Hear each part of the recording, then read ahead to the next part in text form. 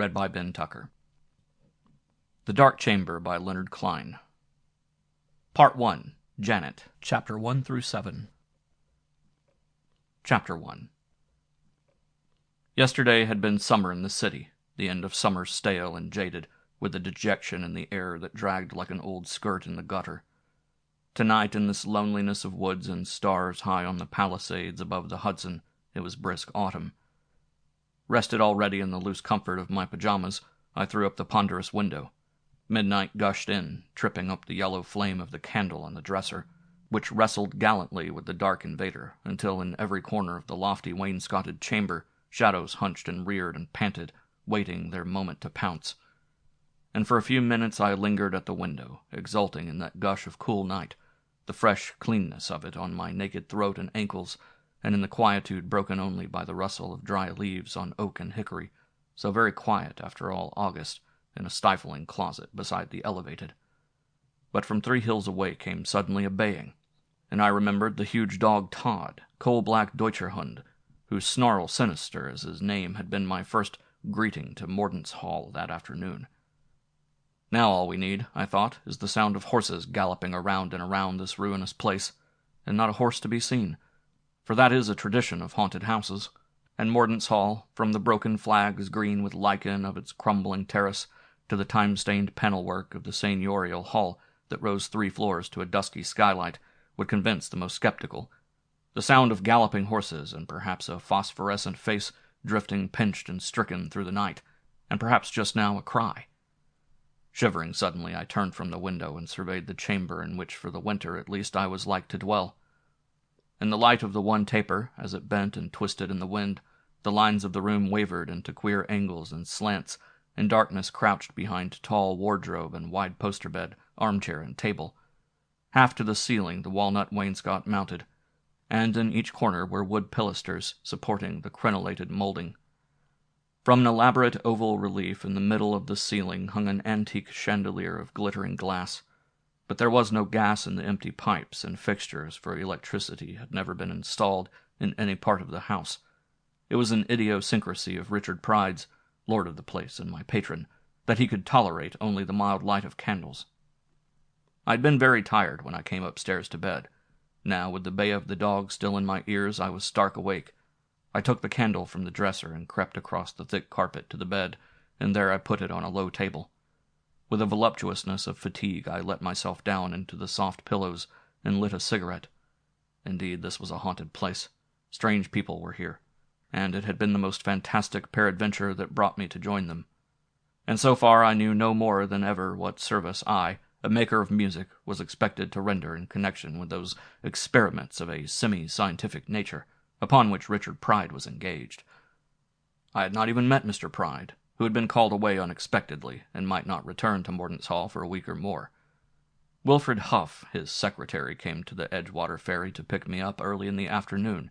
Surely he was no assuring spectacle. He was thin and stooping and soft-chinned, and he spoke with a pathetic squeak. If there were ghosts at Mordaunt's Hall, they would never think to spook at him. They might mistake him in the dark for a distant cousin of theirs, I reflected, trying to remember him lightly. But he was so haggard, so drained, and I could not help remembering a book I'd been reading, a book on vampirism. Damn, I said aloud, and I groped for something less suggestive to fasten my mind upon. 15 miles we had driven north from Edgewater. If it was not a dream, if I was not dreaming, and twice we had turned, plunging into a stretch of forest that was quite virgin, sprawling estates with only a rough stone gate at intervals along the road to indicate, far back behind the trees, a human habitation.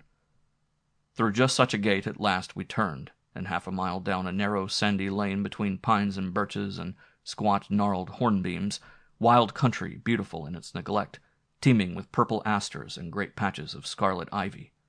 Then we emerged from the fragrant shadow and crossed a small lawn and drew up at the porte cochere of Mordaunt's Hall, neglected as were the woods, and seeming empty until the great dog came challenging across the terrace. "Down, Todd," commanded Huff, and Todd, without a glance at the secretary, as if recognizing the delegation of authority in this meeching famulus, but contemptuous of its representative, did but sniff at my heels when I dismounted, with a little low thunder in his throat and his shoulders half bristling. Todd. Death. What a forbidding name for a dog. And what a Barghest for such a name. There is something grisly lurking always in the smallish eyes of a police dog, something disconcertingly swift and crafty and inimical. One feels it is no canine love or respect that keeps him from molesting one, but cunning. The beast is merely biding his time. There is no dog, too, that gives one such an apprehension of savage strength, and Todd among his kind would stand inches above the mightiest. But Huff pulled open a massive door that creaked rustily on its hinges, and I stepped into the entrance hall, and there on the threshold I halted with amazement. It was an enormous apartment 50 feet from floor to ceiling, with the darkness little more than stained and made apparent by the red glow from a fireplace at the far end, and the yellow of candles in 2 ancient iron girandoles, one at each side of the door. A canvas by some drugged and dream-rid Fleming, pupil of von Stuck, with the fierce superstitions of the 17th century in his blood, hung over the hearth. I discerned the whiteness of a twisted thigh and the stare of serpent's eyes from a deep bituminous background. Octagonal marble tiles fitted together without cement, loosening now after so many years and giving way here and there under heel, floored the room. At second and third story levels were balconies with heavy carved balustrades, and in one corner a door stood ajar.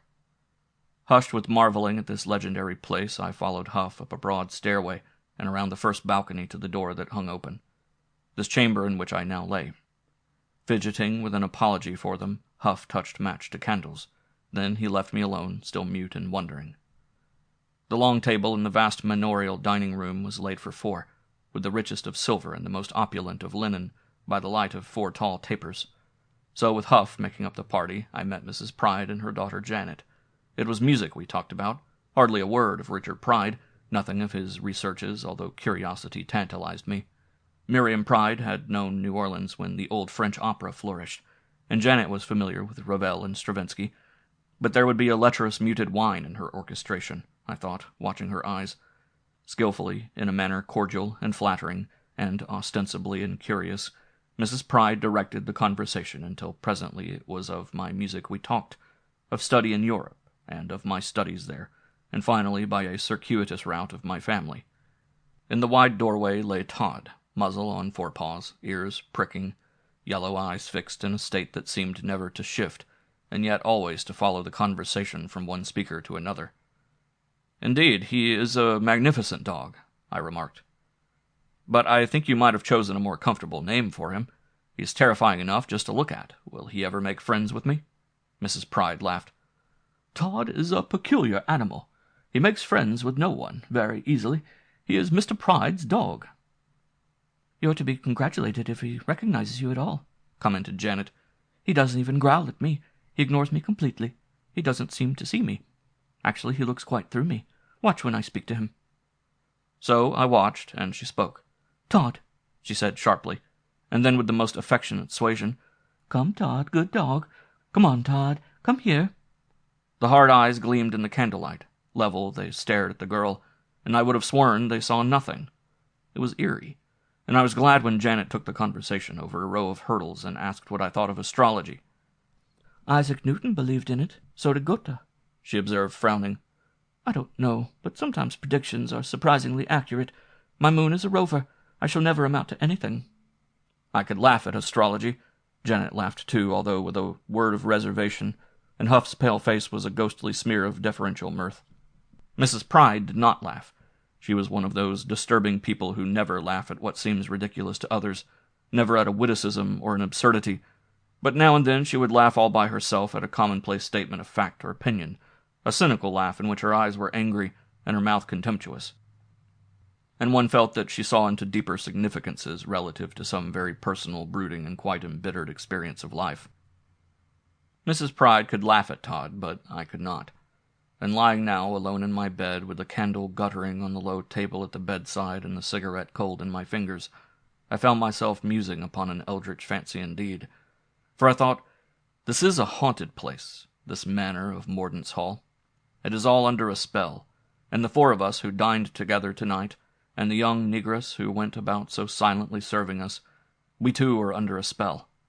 Over woods and ruinous mansion, over lonely day and crawling night, falls the purpose of Richard Pride, who watches us and keeps us for unspeakable, mysterious ends, and when the truth is finally told, I shall never sit down with Richard Pride at dinner, because there is no Richard Pride, for Richard Pride and the great dog Todd are one and the same. It is he who is my master.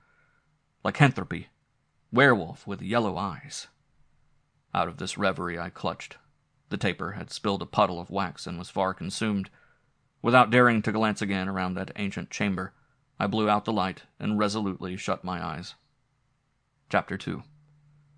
Miriam Mordaunt's pride and her daughter Janet. Something of the mother, more of the girl, I saw during the 3 or 4 days after my coming to Mordaunt's Hall. I found them fascinating, each in her particular quality of passion and of frustration. Physically, they resembled each other in their dark hair and small but delicately modeled stature, just as they did in the tragic intensity that turned sometimes in the depths of their eyes. But Miriam's was a more profound and a controlled torment, which left her at least the manner of composure, festering at heart and saturnine in its bearing, while Janet's fretted and stung and expressed itself in a manic pathognomy of sharp laughter following hard on puzzled frown, and a restlessness that took her dizzily from mood to mood and interest to interest. Yet Miriam was a felled trunk whose core swirled with the coiling glow of phosphorus, but done outside, giving no sign of that fire, and Janet was a hill by a marsh, frantic with the flitting of will-o'-the-wisps. A year or two more than 40 was Miriam Pride, born in New Orleans, child of a Creole mother and a father whose blood mingled elements of Hebrew with strains of French several generations removed from his ancestral Gascony. She had been gently reared and carefully educated, and she had aspired to a career on the stage, and had displayed precocious talent in some minor professional parts before Pride, much older than she, swept her into his arms after a vehement courtship. She never returned to her art.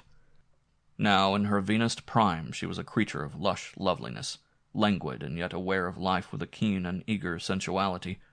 She was a music to which a thwarting hand had written a profound and disturbing bass, and the voluptuous appeal of her was dignified by that patrician refinement, that alert pride which an admixture of Jewish blood so often contributes. It was she who had selected the queer canvas of Van Atter, which hung over the hearth, and another of his that I discovered later, hidden away, a picture of an apocryphal Tyrolean saint of the Middle Ages crucified, with one female breast very seductive, and a beard, and a golden slipper on one spiked foot, the other bare, before whom sat a minstrel playing on his viele. It was she indeed who scrutinized the stars and foretold futures from them. She read Willem Muller and the fantasies of Gustavo Adolfo Becker in the original, and Baudelaire endlessly, and Eliphas Levi, and those innumerable rhapsodies of Aleister Crowley, monstrous alike in erudition and obliquity. She seemed in all her sensitive recognition of life to hang suspended in a trance of horror. Prodigious willfulness was the impression Miriam made on me, and by the light of this her companionship with Wilfred Huff seemed very odd, for almost always when she roused from a reverie or a book and strolled across the terrace toward the cliffs to the east or the woodsy ravines to the west, he would appear and fall into step at her side. In the house one would come upon them at chess, Huff silent and puzzling, Miriam breaking her taciturnity only with an occasional sneer as she moved swiftly through his disconcerted defenses toward an inevitable checkmate. Surely there was some understanding between them, more than merely casual companionship. Miriam might have been expected to seek in this lonely place with the only person available in the absence of Pride. Once bent on detecting them, I could remark many a quick exchange of glances between the two. Not that there was ever in her expression any hint of tenderness or infatuation when she would look at Huff. That would have been preposterous. Miriam and this shill-pit secretary. Conspiratorial, rather, was their meeting of eyes, with a trace of speculation in Miriam's, and a cloud of anxiety in Huff's. And watching them, contrasting the abundant crimson of her moist lips with the sapped pallor of Huff's cheeks, I remembered the gruesome idea my first glimpse of the secretary had evoked. Quite early Miriam retired, and not long afterward Huff took himself off. Yawning with the sleepy warmth of the Ingleside, Janet and I stepped out on the terrace and smoked a cigarette. "Have you ever seen Mrs. Pride on the stage? I think she would be quite wonderful in certain roles. Electra or Salome." "Do you think so, really?" Janet laughed. "You should tell her. She would be flattered and not at all interested. I rather hoped to go on stage myself at one time, when I was in college." "And that gave her a vicarious satisfaction?" "Not in the least. I played Melisande, and she never so much as wrote me a note about it, much less come down to see the performance. But that was just as well, because I met a painter and forgot Melisande and made a terrible idiot of myself. So I relinquished my dreams of a theatrical triumph and decided to paint." Janet glanced at me with a pucker of lips that was not entirely amused. "I painted 7 pictures, and then I met a lawyer. So I read 3 chapters of Blackstone, and then I met a landscape artist. He was really a nice boy and had a lot of talent. I brought him out here. Poor Philip. We got a tree half planted, and then Todd decided he didn't like the improvement." "Your father?" I ventured. "I'm very curious." "So, my dear Oscar, am I, and you are likely to be gratified sooner than I. My father is much like his dog. He can't seem to see me, even when I ask him for tribute. It's chilly. Let's talk of something pleasant. Will you teach me how to write music?" Fire lighted and directed as yet to no end. That was Janet. She was song before it is fashioned, the fugitive suggestion of melodies before, selected and defined, they are woven together in the one conclusive pattern. She was a tingle of sweet flesh, bewildered by the multiple potentialities of life. She was beautiful, and surely she could be tender. She was yet to be composed. Chapter 3. In orpiment and filament, the pageant woods glowed in the luminous golden afternoon. My eyes made glad by so much color, my spirit jocund itself to watch the frolic lustihood of bird and squirrel life in the trees.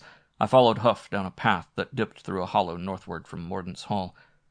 As we went over the farther crest, the hickories thinned away, and presently we emerged in a clearing. This was a superb setting, and for a moment I stood smitten by the glory of it. Sheer to the brink of the palisades the woods were cropped off. There, 200 feet below, swung the broad blue eager of the Hudson, and over past him clustered the standing hills. This was a stage, and it was built for giants. The curving woods were backdrop in that granite-lipped proscenium, and I felt suddenly very small and mean, for the hills were audience. How they must hold their sides and guffaw to see such cockchafer heroes step thus out of the wings! But no, they gave no sign of seeing us at all. "They are regarding," I mused, "the afternoon. He kneels here now in prayer, that young knight, and soon the sunset will slay him, and the evening steal to his side and cover him over. This is that ancient tragedy." But Huff stood looking with his back to the hills, and at last I looked in the direction he indicated. "That is Mr. Pride's study. You'll be working with him there." The study of Richard Pride. I had not noticed it at first. The gray of the stone blended so closely into the gray of the trunks, and the blue-gray mist between them, even in full daylight. It was as if a flattish head thrust out from the trees. Those surely were eyes, not windows, and that a broad snout, not a door. And as I stared I could discern shoulders and a ridged spine behind them partly concealed in the foliage. By no architecture but his own imagination had Richard Pride planned the thing and built it 15 years ago. Now I understood better what it was the hills so intently regarded. This complicated the drama, this peering monster. What part did it play? "It's an extraordinary place, and larger than you would think. The ground drops away, you see. There are 3 stories in the rear. That's what we call the stacks, and there Mr. Pride keeps his records." "But what are the records?" "Let's walk on, then. The afternoon is so fine. I want to try to explain to some extent what Mr. Pride is doing. Then you may glance through this." Huff tapped a thick notebook that he carried under his arm. "And it will explain further. Mr. Pride is very eager not to be misunderstood." So we crossed the clearing and dropped again into the woods, which seemed hushed and purposive and expectant now, more dusky and mysterious. "Mr. Pride," Huff was saying, "is a most remarkable man. You'd hardly take him to be more than 50. I'm not yet quite 40, but he is much stronger than I. His senses and all his faculties are electrically sensitive, and his vigor and endurance nothing less than marvelous. When you consider that for almost a quarter of a century now he has devoted all his energy to the experiments in which he hopes you will assist him, the most confining and exacting work for him at least, his vitality is seen to be all the more astonishing. For Mr. Pride is nearly 70 years old." We paused to light cigarettes, and I observed that it would not argue much for Mr. Pride to point out that his hand was steadier than that of his secretary, for Huff's was trembling badly. He jerked away from my match and puffed for a minute in silence, slicing fretfully at blown weed and drooping bough with his stick as we continued on. Admirable as he is now, it's not hard to imagine that Mr. Pride must have been something of an heroic figure in his young manhood. His family was rich and socially distinguished, and he began life under the most auspicious circumstances. He was more than capable of taking advantage of them. He travelled every part of the world, visited every fine city, and was entertained in many a court. He was much of an adventurer, but much too of a scholar. His explorations in Yucatan laid the foundation for many recent discoveries in the Maya history and culture, and he made important contributions to the study of Peruvian archaeology. Also, he married late, you see, and, well, his contacts with women during these years are to be classed rather with his adventures. Yes, he was Don Juan and Marco Polo made into one. Probably no man ever had such opportunities and was so equipped to enjoy them. At least, I never heard of such a man, never read of one in the most extravagant romance. Yes? And then one day, at the very height of his enjoyment, on the eve of his most abounding happiness, something happened that brought him short with a pang. He became aware suddenly of the actual poverty of existence. It is so fugitive. Of all the fates had lavished on him, there remained nothing. He possessed the moment at hand, the moment just past, no more than these. Carelessly, he had let his days slip from his hands, and they were lost, utterly lost. Beauty and triumph together, days and nights and whole seasons, gone. Do you understand? The pale eyes full of anxiety worried on mine, and I was faintly amused, but I had no heart to mock him. The story of Richard Pride, outlined so cursorily, had impressed me. No doubt what Wilfred Huff said about him was extravagant. Nevertheless, he would be well worth meeting, someone to sit with and talk. Of course I understand. Other men have come to the same realization, haven't they? Isn't that the motive which animated Pepsis and Casanova and countless other diarists? They try to recapture the vanishing past and keep the swift present, embrace the whole scope of a life. We had circled through the woods. We faced south again now, where toward the western ridge the sun was sliding down into the somber flare and quick nightfall of an autumn day's end. Underfoot the dried leaves crackled, and the pungent odor of them was heavy beneath the branches. And so Mr. Pride began a journal. More than that, he began to seek out the old years. Here, in this, you'll find some of the first entries. At last Huff gave me the volume, and I glanced into it, finding the pages yellowed and brittle and the ink fading. But the experiments, I suggested. Just in what way does this compilation of Mr. Pride's autobiography affect me? How does he expect me to help?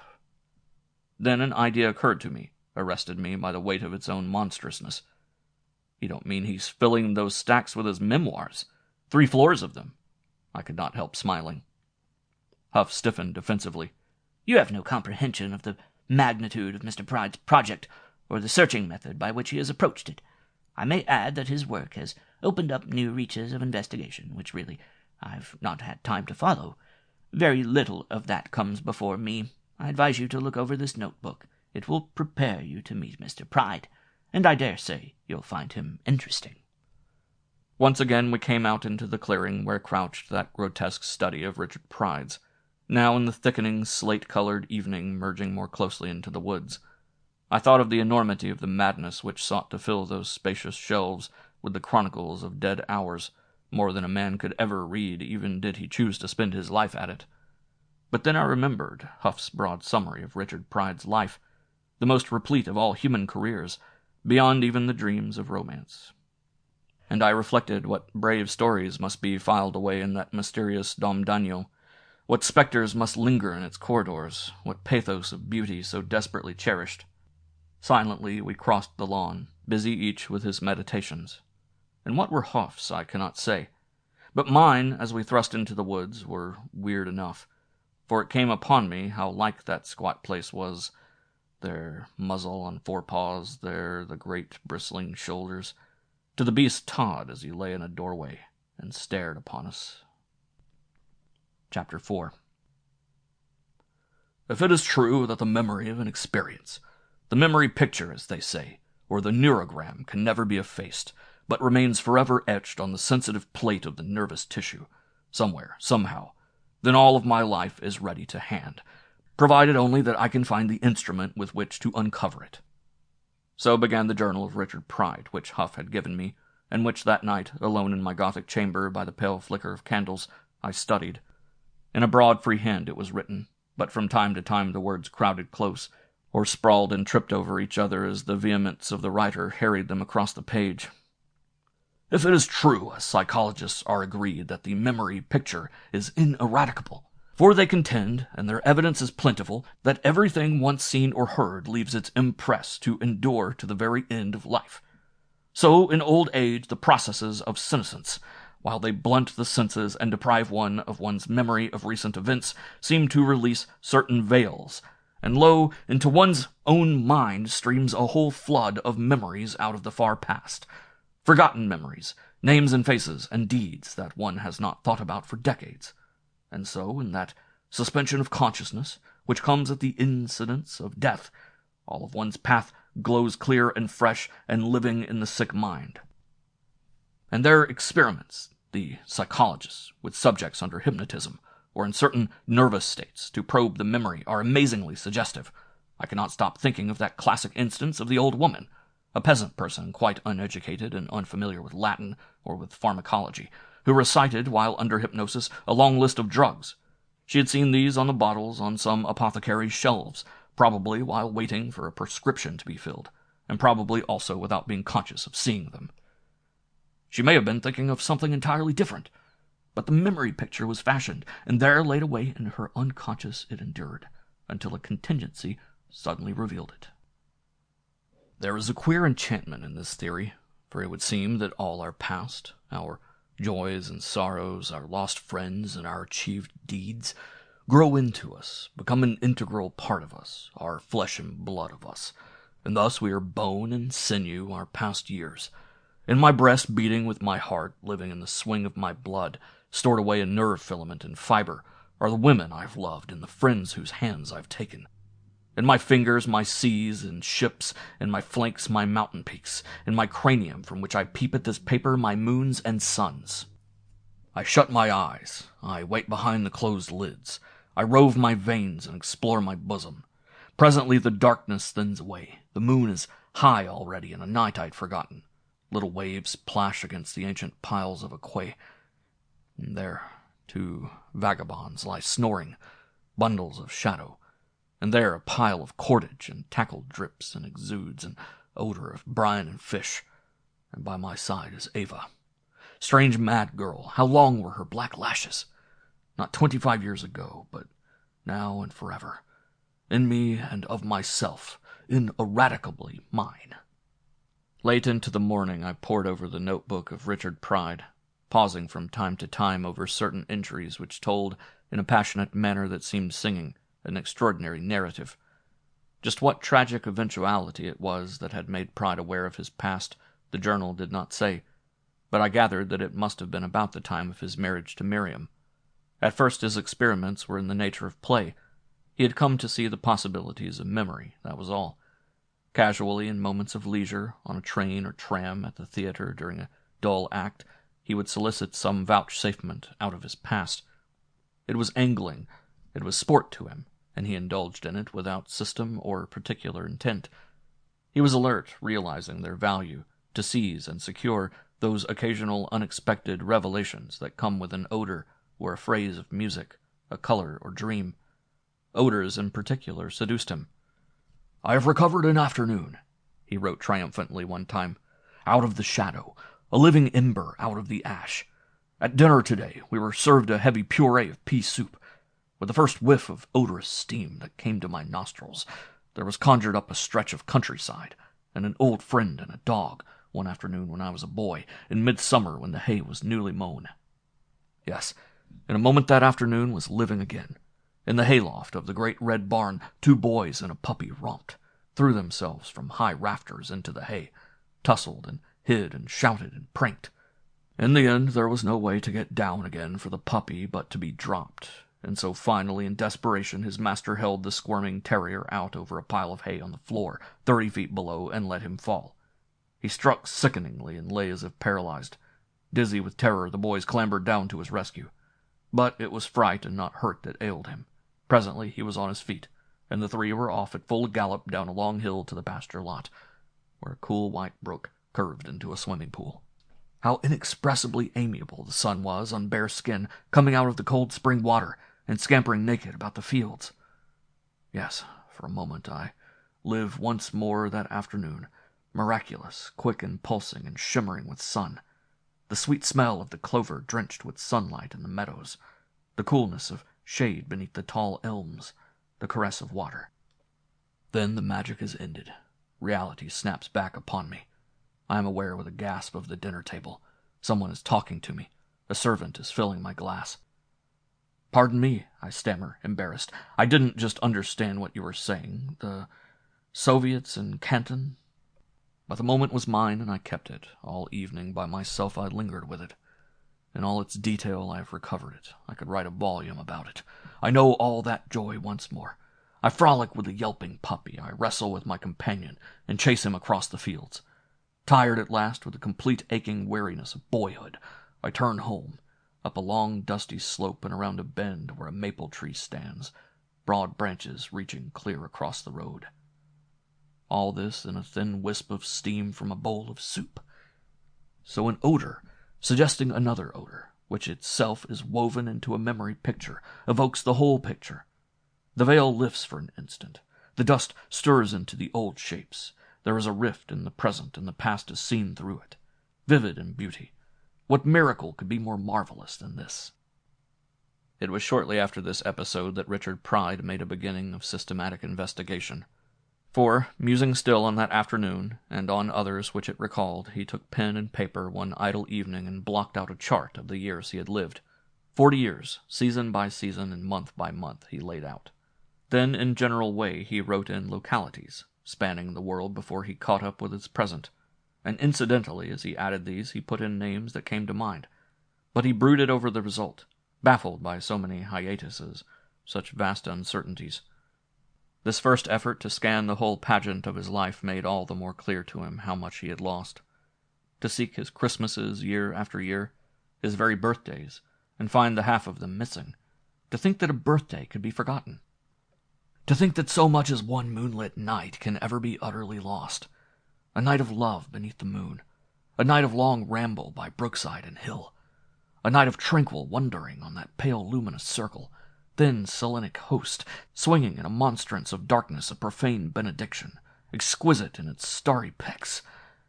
They are ecstasies of life, these moonlit nights.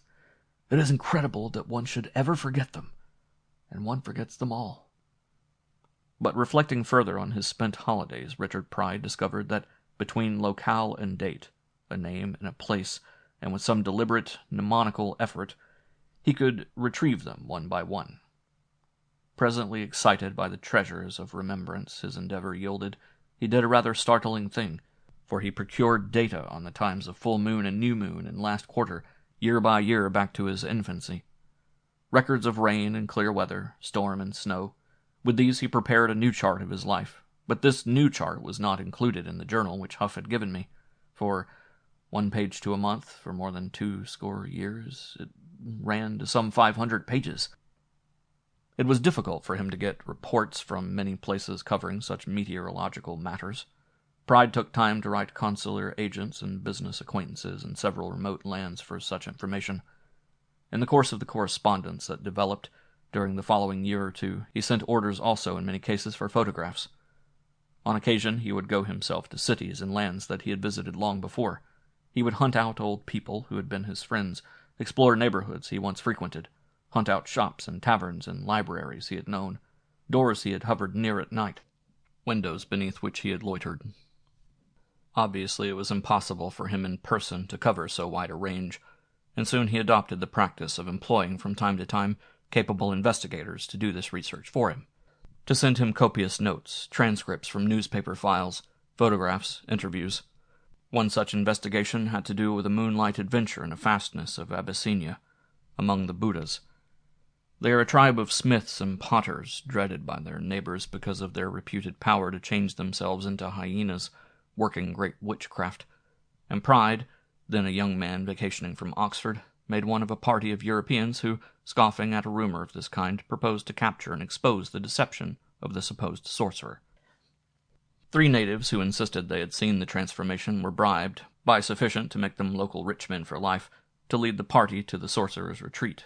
The sorcerer fled. So night after night the chase proceeded, through wilderness creeping with furtive life. Now, the guides would have turned back if the hunters had not compelled them to continue. Every day, as the pursuit led deeper into the lonely hills, the protestations of the terrified guides grew louder and more extravagant, until at last the very scoffers could not help feeling restless and apprehensive, and tense with nervousness. Then finally, down a glade that swirled with moonlight, they saw their quarry dodge away, manlike but fleeing with strange agility. Now quite unnerved, one of the party shouldered his rifle and shot, and there was a deathly scream on the silence. Gathering their shaken courage, the hunters ran up. In the brush, mortally wounded, it was a hyena they found, with gold rings such as the Buddhas wear in his tufted ears. The investigator Pride was fortunate in finding to unearth the records of this eerie adventure, to talk it over with the one native guide surviving, to go himself to the very scene of the shooting, was a vagabond newspaperman. His work was most thorough, precise in its detail, reported with color and enthusiasm. So impressed was Pride that he offered the man a considerable salary to remain permanently in his employ, and thus began the organization of a staff of investigators, detectives, photographers, moving picture operators which multiplied in time to 38, fairly covering the world which Pride had made his past. He walks behind me in my very footprints, very close, his breath on my ear. Oblivion, arch-rogue, thieving my hours from my hands even as I gaze upon them, dropping them silver and gold into his black pocket. But he is less than I, and the bright coins are mine, and he will return them. I solicit him. I flatter and cajole him. Often I threaten, and sometimes I lay my fingers upon his throat. And one by one he restores to me the riches he has stolen. Come, I shall follow him into the dark chamber where he dwells, and ransack his piled chests, and explore his ancient corridors, and kindle a light in the blackness of the caverns of his treasure vaults. I shall recover it all, my riches, mine, my hours minted in yellow and white, the face of each of them my face, in smiles or tears. My life. At the time of this entry, Richard Pride was devoting many hours a day to his researches. The chart of his life, by month and moon, had developed into a vast skeleton system, with more than 3,000 principal categories, and innumerable subdivisions, contrived so that it could be expanded without limit. But it was now merely a scheme of cataloging. The compilation of indexed records already had begun. Chapter 5. To think that one can ever forget a moonlit night. I closed that odd journal of Richard Pride's and mused for a while, staring at my candle. I remembered an incident that gave me pause myself. One day, some years ago, when the shadow of oblivion leaning over me was seen for a moment with startling clarity. A friend of mine, a painter of landscapes who knew with the Chinese how much nearer infinite reality a hill could be than a face, was glancing with me through the pages of a catalogue of an art exhibition a decade previous. Among the illustrations of paintings hung in it, we came across one that caused us both to exclaim, and then we looked for the name of the artist who had done the lovely thing, and it was the name of my friend. "Good God!" he ejaculated with a laugh. "I had forgotten all about it." With an access of interest, he bent over the reproduction, searching it with new understanding, and some doubt, and deep love. "It was rather good, too, wasn't it?" He meditated. "The values are true, and the composition isn't bad at all. Where the devil can the thing be now? Somebody bought it at that very show, and I presume by this time it's stowed away in his attic, or burned, or sold to the junk man." He could not take his eyes from the page. He pored over it, quite grave and quite pathetic, and he recalled the morning he fetched his paint-box into the woods and dreamed and did the picture. Cascade and willows and mouldering dam of mossy stones. How completely he had lost it all, until this coincidence spread a page before his eyes, and there was the record. Scant comfort in an art which must destroy itself in order to endure, I thought, for the sale of a painting is too often destruction of it, so far as the painter is concerned. Poets have the better of painters and composers likewise. Their works exist in multiple editions, and they need never dispose of them. And the work of every artist, not a commercial hack, is essentially the lovingly wrought memoir of a beautiful hour. But one must be quick to seize the hour and carve it, I reflected, and it occurred to me how many of my own hours I had neglected to preserve, like Richard Pride with all of his, like my friend the painter with so many of his. How many years I have lost. Orion with his jeweled buckler was vaulting up out of the east. Mars bore the baleful flare of his torch down into the west, in a sky one glitter of stars when I looked out of the window. It was very late and quite cold, and I found myself shivering. There was a feeling in me, too, that I must not think too much about such things as these, and I conned a scene of the ballet on which I was working, and went to bed, resolutely chanting its chorus. Chapter 6. Janet was driving to the village and invited me to go. Huff waved us farewell, and as we turned the corner in the lane we saw him still where we had left him, leaning on his stick.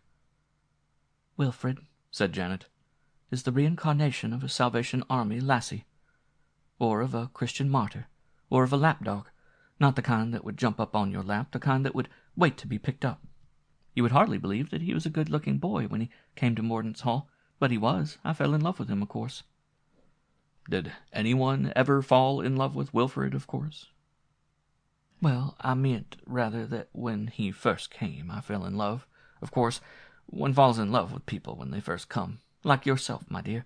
I presume I shall be falling in love with you for a while." That argues little for love. Her boldness was palpably not just bantering. She confused and irritated me, and now without the cynical laugh I expected, she replied quite seriously. "I couldn't argue much for love. Love is the conviction that a certain man offers, without any disagreeable personal traits, the opportunity one has been awaiting to gratify a biological craving. And if one has been waiting very long, one can even overlook a few disagreeable personal traits. When Wilfred arrived, I thought I saw my opportunity." She glanced at me quizzically to see perhaps if I was shocked. "You may be gratified to know that Wilfred did not reciprocate. He saw no opportunity at all. Really, I'm gratified myself now, although it did pique me at the time." Out of the lane we wheeled into the high road, and once on hard gravel Jane slid into a reckless speed.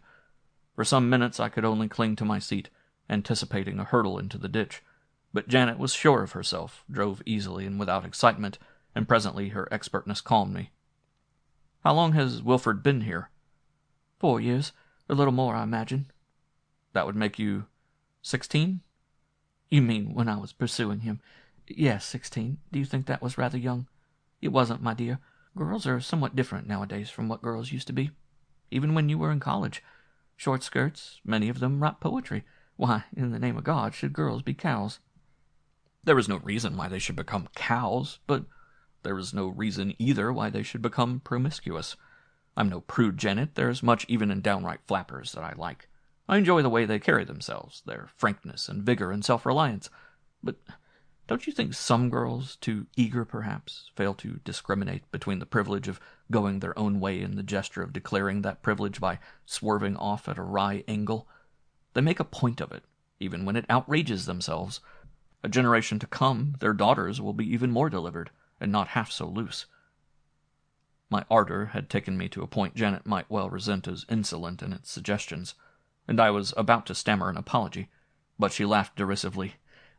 "Well, now, Father Oscar, I believe your text is promiscuity, and I'll grant you that this is something grandmothers generally abhor. Well, and how about George Sand? Didn't she haul window washers off their ladders when the notion struck her? On the other hand, somebody once pointed out that variety is the spice of life. Let's say zest. I don't remember that the observation was limited in its application. Variety in food, variety in love." I found nothing to answer. There was no more arguing with this malapert mood than halting the wild drive of her car. "Variety in love," she repeated. "How are you going to keep love without variety? How many lovers ever remain faithful? Nary a one. Fidelity for a month would bore me to death. I'd rather be chaste." Suddenly in, she thrust the brakes, and skidding in the gravel, we brought up so abruptly that I was thrown forward against the windshield. Janet turned on me, vexed and quivering. "Say something," she flared. "Oscar, why do you let me do all the talking? I'm going mad. Everybody up in this bedlam place is going mad. Father is a maniac. Mother's a witch. Wilfred is turning into a snake. And you'll go mad, too, before the winter's out. But for God's sake, while you're still sane, talk to me." She leaned back, panting at the wheel, and then presently she set her foot on the starter and we proceeded toward town, but now less headlong. "What do you want me to talk to you about?" I said at last quietly, repressing my curiosity over this distracted outburst. "Do you care to tell me more about yourself? You don't seem very happy. What is it, Janet?" "Tell me about your work," she insisted. "However does one decide to write music? Is it very hard to learn?" "No, not hard to learn, the mere writing of music. And I always wanted to compose. But whether one has anything of importance to write, that depends on how one lives and what one thinks, and is for the future to decide. It's quite easy to learn and very, very comforting. Do you mean it when you ask me to teach you?" "Yes, really, I mean it." She smiled. "You'll have a precocious pupil who will never get past the beginning. That's the way with everything I do. Begin, Oscar. I've never finished anything in my life." "I won't insist that you finish this. Most of us never do that. I think Brahms came nearer the end than any of the rest. But we will have many pleasant hours together." "And are you writing music now? What are you writing?" So I told Janet, while we swept on northward through the woods and the sun pontificated from his scarlet chancel, about Helion. I told her how Raymond Laurier, that sensitive poet, became enamored of a girl who called herself Woe, and how he tried to inspire in her his understanding of love. Male and female is all of the history of the universe, but they are one thing, and the sun is its symbol. The sun is the very flame of the embrace. Gazing on the stars, Raymond would wonder over so many suns, and over those cold dead stars invisible to us that go questing through the blank endlessness of ether, until star meets star, and they together become one whirl of fire, one splendor of candescent mist, which cooling contracts and becomes a new sun. He took the sun for his protagonist, Helion, and the figures of male and female for antagonists, and with them Raymond Laurier created a missal of prose poems. These, with solo parts and choir and orchestra, and passages of interpretive dance, I was making into a ballet cantata. She remained silent, absorbed in her driving for a few minutes. We were approaching town and traffic was heavier. Then Janet said, "What about the poet and his lady?" I flushed and hesitated, mindful of Janet's cynicism in my protest. "The poet killed himself," I admitted. "Because of the girl?" "She was faithless to him." "She was promiscuous?" Janet eyed me with sharp and amused insistence. "Yes, she was promiscuous. Does that encourage you? It seems to me that the quality of love Raymond offered her was very beautiful, even if she was too coarse to appreciate it. And the ideal—" "Don't be too harsh on the lady, Oscar. Coarse is a vindictive word. She was hardly to be scolded. She was simply prey to her instincts. She couldn't help herself. Indeed, it would appear that is the very kind of woman poets become infatuated with, to their great distraction. I'm thinking of Ernest Dowson and his barmaid. And there we are. Very little wisdom I get from you. I find myself all the madder. Here's where we get out." In the gloom of a small Syrian restaurant, empty save for two white-haired old men who puffed at a gurgling hookah and sipped corrosive coffee and played ponderously at chess, we sat together an hour and drank arak, tumbles full of that white spirit turning the water into opaline fog. "I was born in the setting sun with Neptune afflicted in the mid-heaven." Janet peered at me with her black eyes. Weird they could be with the erethism of the drug in them. "This year the moon and Mercury are afflicted. I'm going mad. We are all mad, Oscar. Haven't you felt it?" "Perhaps something," I faltered. "Haunted might be better. What a strange old mansion Morden's Hall is." She continued, still staring as if I had not spoken. "Every now and then there is an explosion. It might have come by now if your arrival hadn't caused some diversion. Surely you must feel it all through the place. I don't know, but the tenseness seems to increase slowly all through a year, and then in one frantic eruption it bursts. The servants leave. Lord God, how I hate Morden's Hall." "Then why do you stay?" "I don't. I go away. Then I come back. There's nowhere else to go, nothing to do. Nothing at least for me to do. Morden's Hall gave me birth. It will bury me, no doubt. It compels me. There is more than a fascination about it, a necessity. Like life itself. What good does it do to ask a person why she stays alive? About watching Richard go groping into his cavern, with his face so white and his lips blue.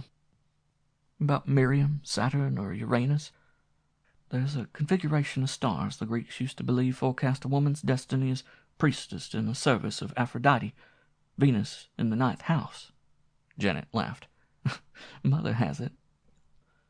I met her gaze directly and was moved to see hers falter.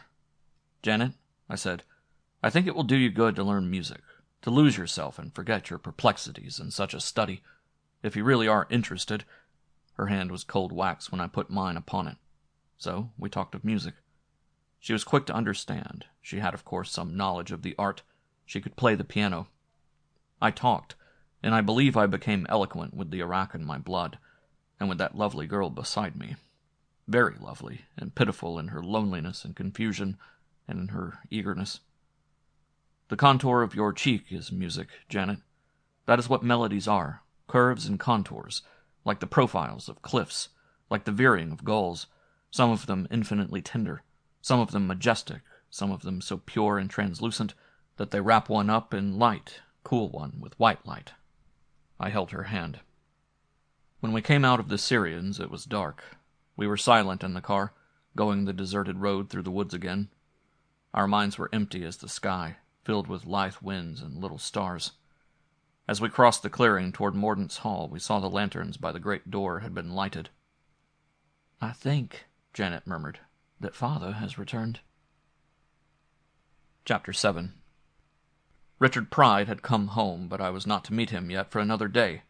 We dined, Mrs. Pride and Janet and I, in a mood of preoccupied taciturnity. Huff was absent, doubtless engaged with his master, although no one volunteered an explanation. Todd, too, was absent, and once or twice I made some comment on the dog, or on the secretary, or guardedly on Pride's arrival. Mrs. Pride responded in evasive monosyllables. Janet was dim in her own thoughts. And so when dinner was over and Mrs. Pride excused herself on the plea of headache, I feigned weariness likewise and took myself upstairs to my chamber to meditate on all that had happened, complicated by Janet's frowardness and distress. On my table lay the score sheets where, day after day, my song was taking shape. I read back through several pages to recover peace of mind and perspective. This was my work. Everything else was fortuitous, a means of securing my existence so that I could give strength and dreams to Helion. Here lay my purpose, and nothing must come between me and the fulfillment of it. So I pondered, and with the loveliness and the purity of that vision in my mind, it was easier to confront what now began to trouble me, the temptation of Janet. Did I love her? In a way, her raw analysis of love was true, and she was flamboyantly desirable with her slim, strong body, her broad, supple hips, her tropic lips and midnight hair, and beneath these visible beauties the unabashed fervency of her. Surely her embrace would be no gross emprise of vulgar flesh, but lyric and enchanted, self-conscious and dancing. She enjoyed Debussy. Her love would be cool as clarinets and warm as oboes, peregrine like his whole-tone harmonies, palely burning, but Melisande? What of the calamities she predicted? I might ignore her lugubrious predictions as the nightmares of an adolescent girl. Did everything at Mordaunt's Hall not seem subtly to confirm them? I looked out of my window, and over to the north, beneath lowering clouds, waved a fetch-candle flicker of light. There, Pride and his familiar took counsel. What did they plot? Indeed, this was an estranged and mysterious household. There well might be truth in Janet's warnings, and if the place were caught up in a whirl of madness and self-preservation, I must keep free of it. I would have need of infinite precaution, and under no circumstance could I allow myself to be tangled in an intimate relationship with any of the household. And besides, I did not love Janet, not as my lovers in Helion loved, with utter commingling of destiny and individuality, and defiance of the sunderer, sworn and increasing in union until the end. I considered a little that ideal love which is Helion, how rarely it has ever been achieved, how poet and singer have sought it like knights, the Grail and all have failed. Let us be cynical when we please. There is much wisdom in doubt. But this vision of perfect union is the heart of all beauty, toward which love ceaselessly strives, and the validity of it is certified by the passionate loyalty with which men have cherished from the beginning their legend of Helios and Abelard, of Isolde and Tristan. I do not love Janet, I told myself. I could enjoy her. There would be a sheaf of songs in her embrace, and were my Helion done, were there no portent of disaster hovering over Mordaunt's Hall, Together we would seize our opportunity and find beauty in it. But my work lies before me. In the morning at breakfast, Janet greeted me clear-eyed and smiling and came with me jubilantly to the piano. Mrs. Pride did not come down for breakfast.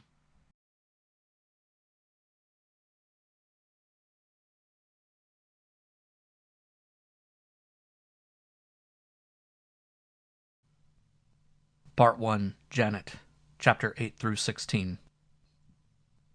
Chapter 8. But in the afternoon I followed Huff through the woods that were dripping with chilly rain and festooned with shreds of dank mist to talk with Richard Pride. He sat at a large desk at one end of the long low room which, with 3 windows from floor to ceiling, gave on the terrace sloping to the Palisades.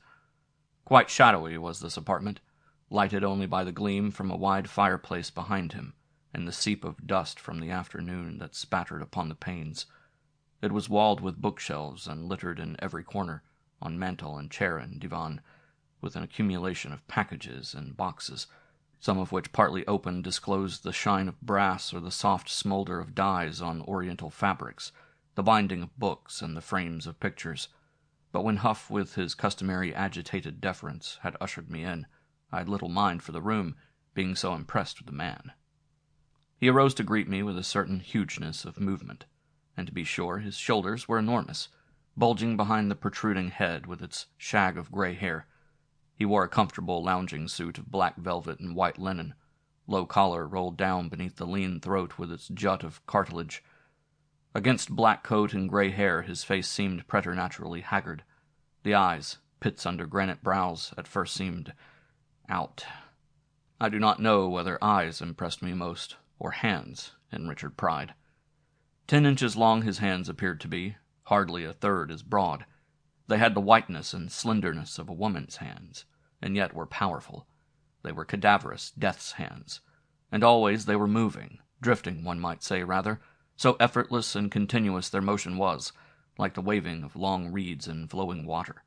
Now one hovered upon the other, now mistily it floated to penrack or inkstand, now to a corner of the desk, now to ashtray or cigarette case.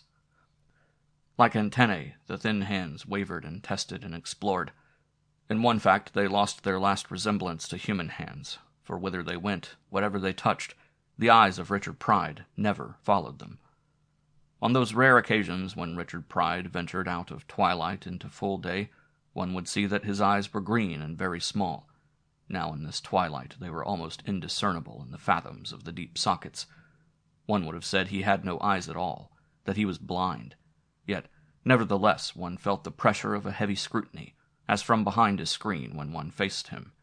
And at the least noise or gesture the blank face slowly would swing and lunge in that direction. From behind his desk the patriarchal bulk of Richard Pride pulled itself erect to greet me. "I am very glad to know you, Mr. Fitzalan, and I must apologize for not having been here to welcome you on your arrival. I trust that Mrs. Pride has made you comfortable, and that Mr. Huff has shown you about. I am looking forward to a most enjoyable association with you, and I hope we can make you quite at home." Huff, I perceived, had quietly withdrawn. It was a roundabout conversation we had, that first interview. I would have liked Richard Pride very much.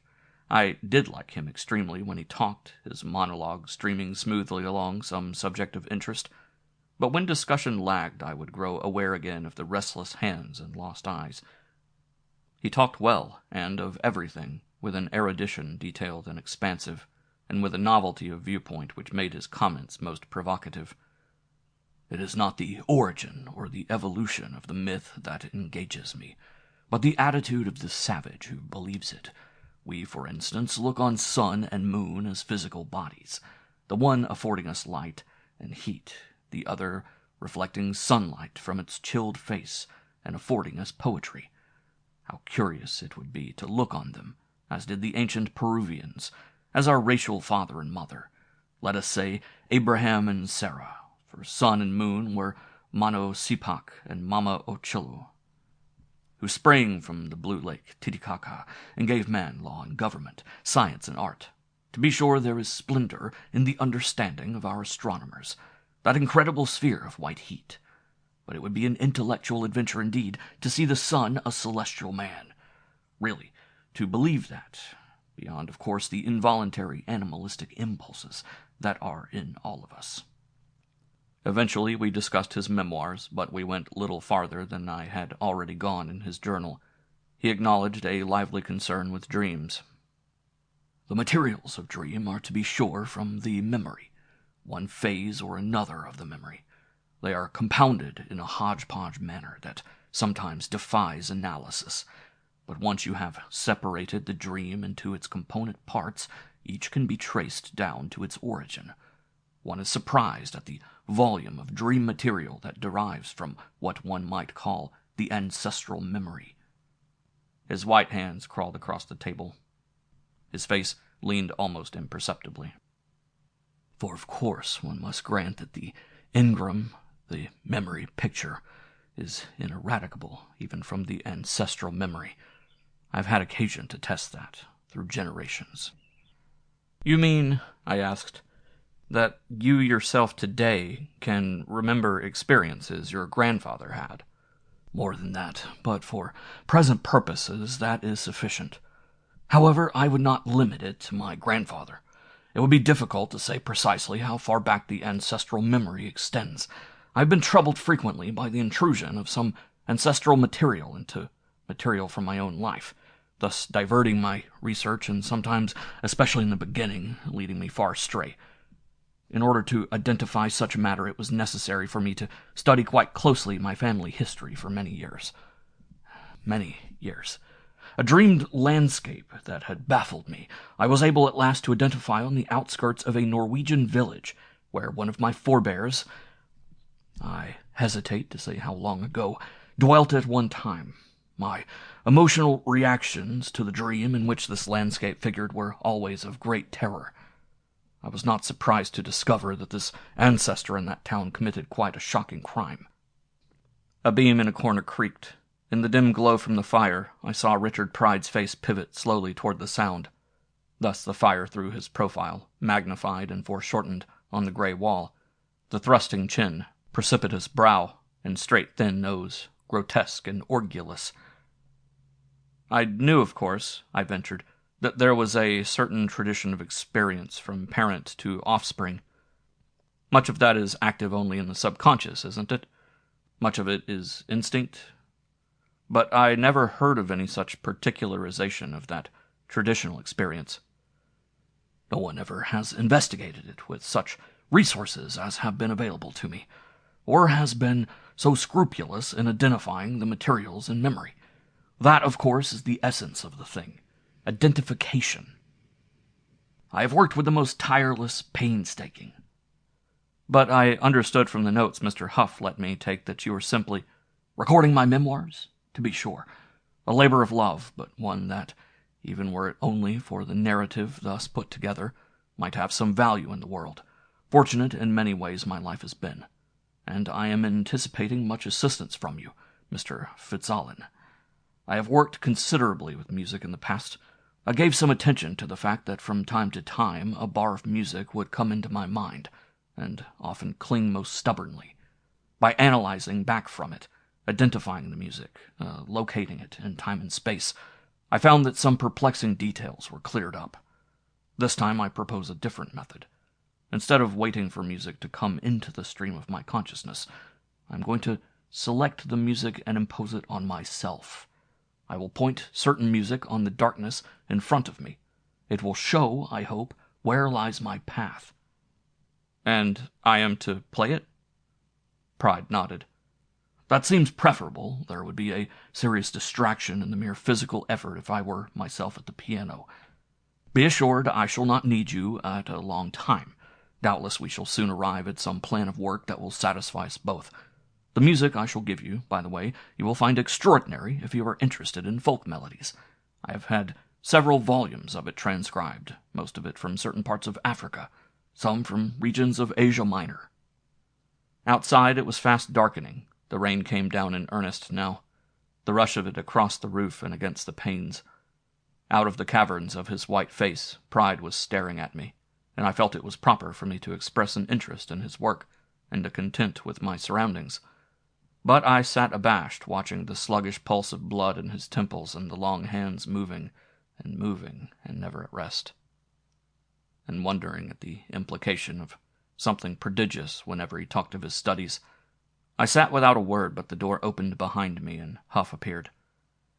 "Mr. Fitzallen might like to take overnight that group of Buddha tribal songs which came from Del Prado," said Pride, "and you may go back to the house with him. I shall be with you presently." The slow throb of his temples, like molten metal in a vat. It was the only sign of excitement, and the only suggestion of emotion, that ever came upon the chalk face of Richard Pride. Chapter 9. In the fortnight after the return of Pride to Mordaunt's Hall, while the doomed year dressed herself in October and stood for a little thoughtful in loveliness, I grew into my work in the new terms of my existence. My work with Richard Pride, and my work with Janet, and finally the exultation of long uninterrupted leisure for my work with Helion. The silences and the shadows, the candlelight and the stealthy tapestries of the manor house harassed me less with spectral fancies, and Todd kept to himself and his master, paying me little attention even when I would be summoned to the study. My work with Richard Pride, it was of course my living and means to the attainment of loftier ends. Nevertheless, it was itself in more than one way challenging. Whither Pride quested I could not say, and he made no confidant of me. But day after day, at odd hours, Huff would come to call me, and going to the study with manuscripts I had had already an opportunity to con, I would seat myself at the piano in the dim room, with a scant greeting to Pride, and play. The music was curious chromatic folk song that wailed or menaced, lusted or raged or grovelled in superstitious terror, and with the stark melody I could do as I pleased, improvise upon it, embellish and develop it, blotch in a bass of grunt and thump and savage cacophony, or weave it through fugue or canon. Only through all these metamorphoses I must preserve the essential quality of the original song. Did I lose that, my auditor would stir uneasily and ask for another piece. His quickness of response was amazing, and sometimes I was very happy working thus with him, feeling as not for years the increase of knowledge in me, learning again what could be done. Silently he would listen. Yet, much of the time when my improvisations did not disturb him, I would think he was not hearing me, hunched there over his table, his hands wandering. It seemed that this music strove like wind and fog until, through some sudden luminous rift, he would be gone in swift flight, into what distant spaces I could not know. From the taut trunk and plaster brow, in spite of the surviving hands that prowled in tether, the man had departed. There was no one in the room with me. The sense of another presence was remote, like the sense of fire on a hearth, long cold. At first the circumstances of my playing made me self-conscious, and I am afraid that I gave but wretched collaboration in the experiments in which thus blindly I was assisting. Then I was inclined from time to time to burst into laughter at the insanity of them, an inclination one glance at my auditor was well enough to quell. Finally, one evening, Huff took me into the sacks, and therefore I had no impulse to laugh.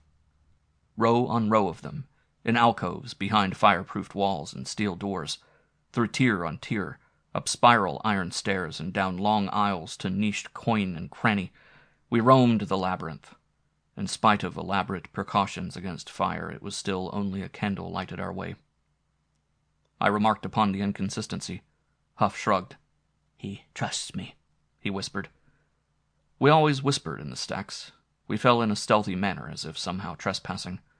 We would remember Richard Pride in his study, brooding, inscrutable, and at every slightest noise we would imagine how his monolith face would swing vigilant in our direction, not as if he heard, but as if we hurt him. "He trusts me," Huff explained. "I am the only person in the world besides himself who has keys to these rooms, but I don't come in here very often. He finds out about it. It makes him nervous, and he questions me."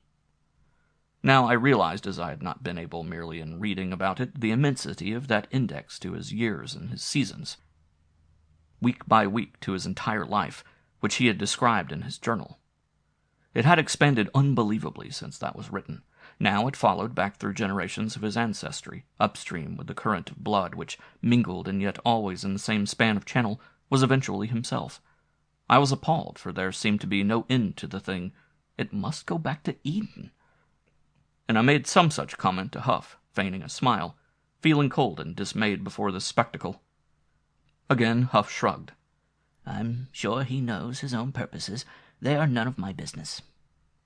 After that, when I sat at the piano in Richard Pride's study and played, I had no inclination to laugh. If my mind strayed from the music, it would be dread I had to struggle against, a dread of Pride and of things vast and enigmatic of which he was emblem and personification. I felt there would be no air to breathe where Pride had gone.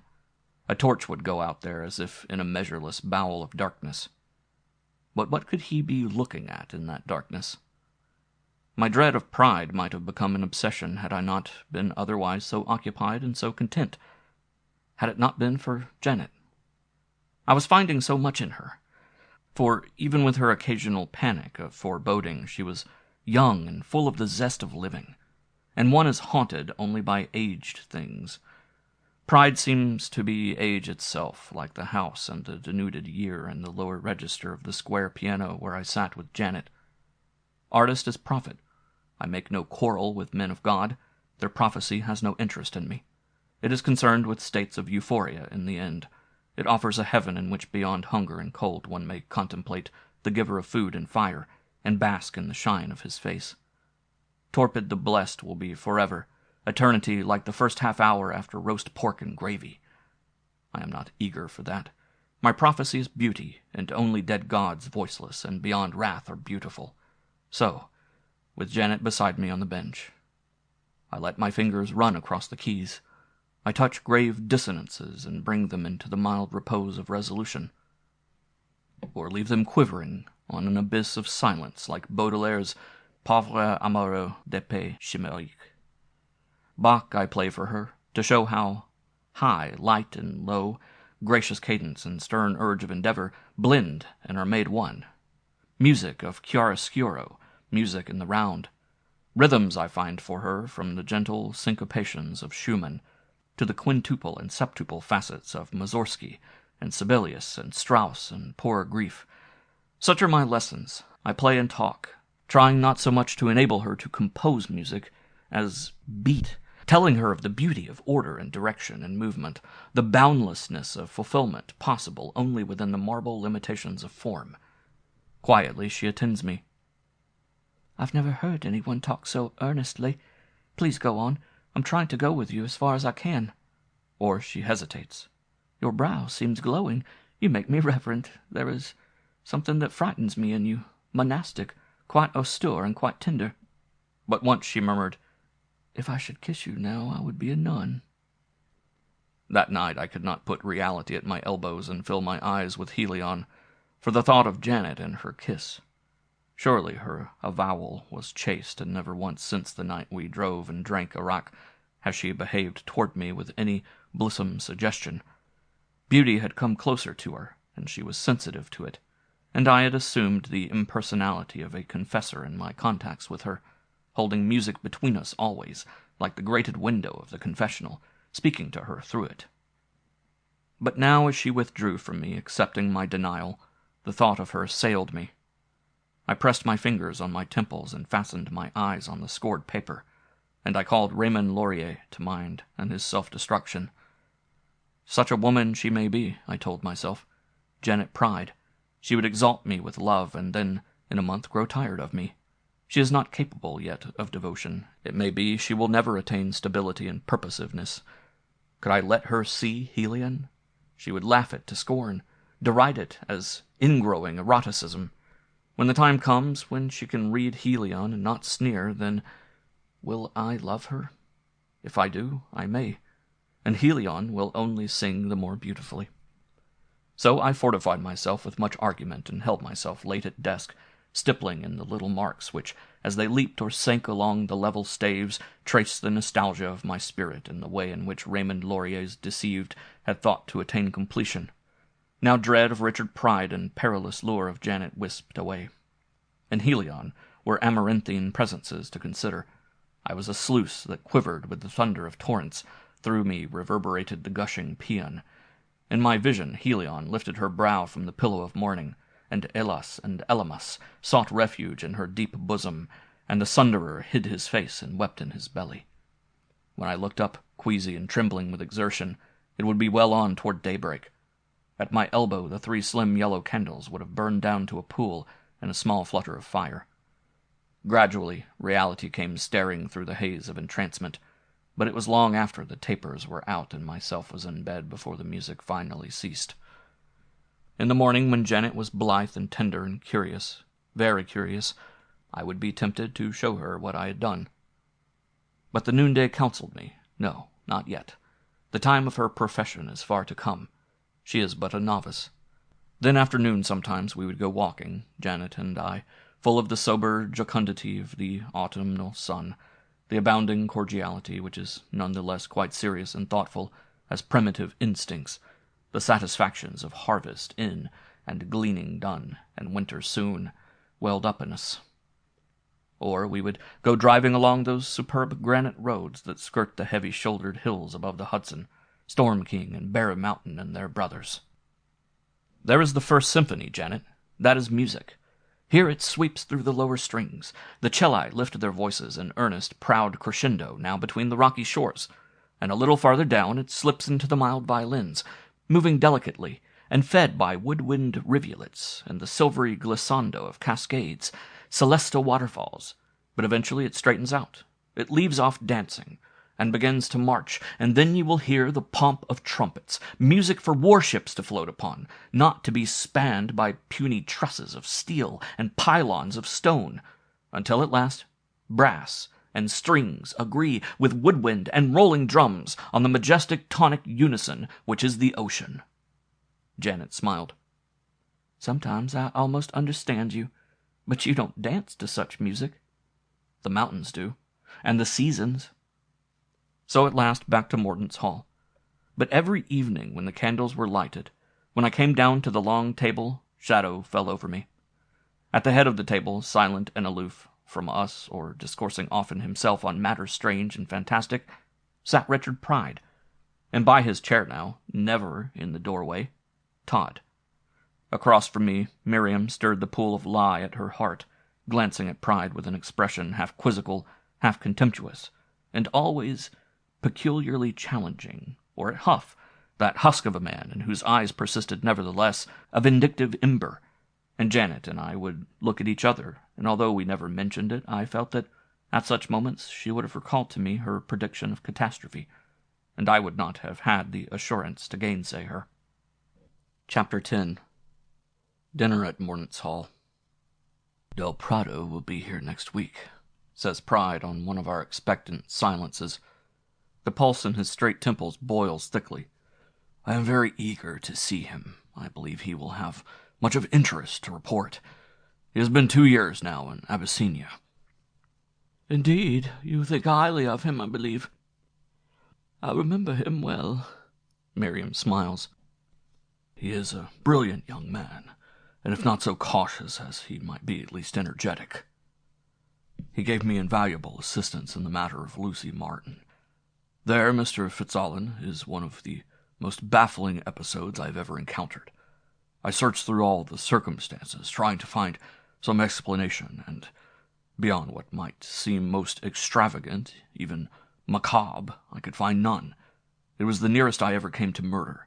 I was 6 years old.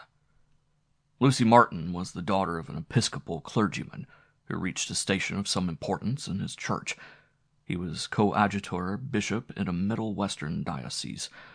There was a vein of madness in his family. One of Lucy Martin's brothers became a drug addict and disappeared. Another was a kleptomaniac and was arrested several times. Lucy Martin was the brightest and healthiest of the children. My own memory of her is that of a charming, amiable maiden lady of perhaps 40, a woman children went to at first sight. She attended college in the East. Home after graduation, she was much courted, and eventually she became engaged to a young man prominent socially and well-to-do. The match was regarded as most fortunate. The boy and girl were devoted to each other, and the wedding was announced as an event of the season. In the cathedral the service was to be performed. It was crowded with guests. Dr. Martin fretted in the sacristy in his vestments. The groom's party was late. When Lucy Martin had waited 20 minutes, word was brought to her. The groom had shot himself. No one suspected that Lucy Martin could have been in any way to blame. It was agreed that the young man was worrying over some secret misdeed and dared not face confession of it or exposure. Lucy Martin collapsed. Convalescent after a month, she went to Europe and spent some years in Paris, engaged in various studies. I have remarkable data concerning her activities during this period. Before she returned to America, 2 episodes brought on a nervous breakdown, which kept her long in a sanitarium. Not, mind you, that any hint of insanity was ever breathed against her. It was a case of psychasthenia, following shock, and there was ample reason for it. First, a girl with whom she had been living and to whom she was extremely attached took poison one night when Lucy was out, leaving no more explanation than had Lucy's fiancé. In this case, a possible motive was found in an unhappy love affair, which the girl had suffered a few years previous, and from which her companionship with Lucy had been apparently her chief refuge. And then Lucy herself was the victim of an attack on the street, in broad day, by a man of her acquaintance, a writer and antiquary with whom she had been working. They were walking together just before noon without the least quarrel or disagreement. He drew a knife and slashed at her. She struggled away, and passerby overpowered him. He was held and adjudged insane, and possibly he died long since in an asylum cell. The face of Richard Pride inclined slightly as he raised his cup to his lips. He had fallen into the habit of addressing himself to me at dinner. He had deferred to me in a gesture of hospitality at first, and now he directed his thought to me often by name, always by the protrusion of his chin. The beaded deep sockets would veer and confront me, and I never grew used to them. It was not being stared at, yet it was being faced, by blind intelligence. The impression is hard to define, and now as Pride sipped I could not take my own gaze from him, but I was sensible of the usual fixations about our obsessed table in the candlelight. Janet, I knew, was regarding me, and Miriam's scrutiny was upon Huff, and the secretary panted in his confusion. Meanwhile, Dr. Martin, scandalized by the misfortunes that afflicted his family, retired from the active ministry. Eventually, Lucy Martin came to New York, and being compelled now to support herself, undertook to conduct a day and boarding school for very young children of the better class. I have mentioned the assuring manner she had with children, and she seems always to have loved them, and far in advance of the time she organized classes in which play and instruction were skillfully combined. With her social connections, and commended not only by her remarkable education, but also by her acknowledged graciousness and charm, she made an effective appeal. Her school was soon filled to its capacity. I was one of the pupils. Now, you have probably made your own conclusions as to what led to the suicide of her fiancé and her dear friend, and the impulsive attack on her by another companion. Some sadism in her nature which tormented her victims to the point of homicidal frenzy. But what happened one April morning, perhaps 3 years after she opened her school, discounts such an easy explanation. Remember, she was at this time a thin, slightly graying, gentle woman of nearly 20 years, quite virginal and quieting, keeping much to her own company in her leisure and apparently most interested in the 100 youngsters who were her charges. In turn, we were devoted to her. We competed with each other in bringing her childish gifts, flowers and candy. We obeyed her for love and not fear, because no child was ever punished in her school. None of us was more than 10, and there were more girls than boys among us. That morning, Lucy Martin was giving us the usual story talk with which our day began. It was a blithe, sunny day filled with the singing of birds in Central Park beyond our windows, fragrant with young buds and sprouting leaves. I remember growing restless in my seat, inattentive to the story, fidgeting with hands and feet. A little girl across the room began to whimper. One of the teachers who was standing in the rear tried in vain to quiet her, and at last led her out into the hall. My blood seemed rebellious somehow. I felt as if I had a fever, and, recalling the coming of mumps the winter previous, I felt of my cheeks. Dots swarmed in my vision. I was growing aware, in the gradual, uncomprehending way of childhood, that something was the matter with me. The air was thick and hard to breathe. The voice of Lucy Martin lay across it like brass rods. The windows were aching blurs. Toward the front a boy stood up, his chair scraped back on the floor. I saw him making his way toward the aisle. Something beat like a vast laboring heart. Now other boys were getting to their feet, and girls too. I could hear them all through the room, and an impulse seized me to follow, and all I could see was Miss Martin. Pride sighed. What I saw, rather, was beyond description. I think no nightmare was ever quite like that. In an obscure and musty manuscript of the necromancer Borsini's in the early 12th century, there is a fleck of the same color. It filled me not with terror, but with hatred. The rest of the story is, practically at least, beyond my memory. What I remember is odd enough, but relevant only in the most fantastic way. What actually happened is that every child in the room, that mild, peaceable morning, arose and thronged as if by signal against the platform. They were at Miss Martin before the other teachers could intervene. Men came running in from the streets and helped wrench the little beasts from her, beating and kicking them back. Miss Martin had fainted. She was seriously injured, too. She had been bitten at the throat and on her arms and shoulders and legs as she tried to ward us from her. But I remember awaking again into the brightness of the April morning, much confused by the horrified running and calling and sobbing with which the school was filled, and by my own bruises and cuts and rent clothes. We were hurried home to our parents, of course. Miss Martin was taken to hospital. The whole affair was kept out of the newspapers, but Miss Martin never attempted to reopen her school. Word came that she had gone back to Europe. My efforts to trace her there, however, were quite unsuccessful, even with so acute an investigator as Del Prato. And what do you make of that, Mr. Fitzalan? I had nothing to say, and could not force a comment. But Miriam was talking in her even-leashed voice, inquiring about Del Prato's arrival and the probable length of his visit. Huff's cup rattled nervously in the saucer when he put it down, and he laid his napkin on the table. Presently we arose, and I went to my room and sat there alone for hours, unable to rid myself of the cold diabolism of that story of Lucy Martin, trying to convince myself that it was a fiction of Richard Pride's sick fancy, but too impressed by that matter of literal veracity which lent weight to whatever he said, wondering too at Pride's hint of a meaning too incredible to declare. Chapter 11. The house was quiet. It was nearly 1 o'clock. I found myself craving the companionship of sound. And although I felt watched, I made bold at last to steal downstairs to the music room. A few charred logs were still smoldering in the fireplace. I put a stick of maple on them and watched the new fire leap, holding my chilled fingers to it. Then I went to the piano and played, very softly and for myself alone. I played Schumann's Warum, which is the quietest and most lonely questioning ever a spirit breathed, knowing there is no answer and there never will be escape, the most nostalgic even in its bound and necessary compliance.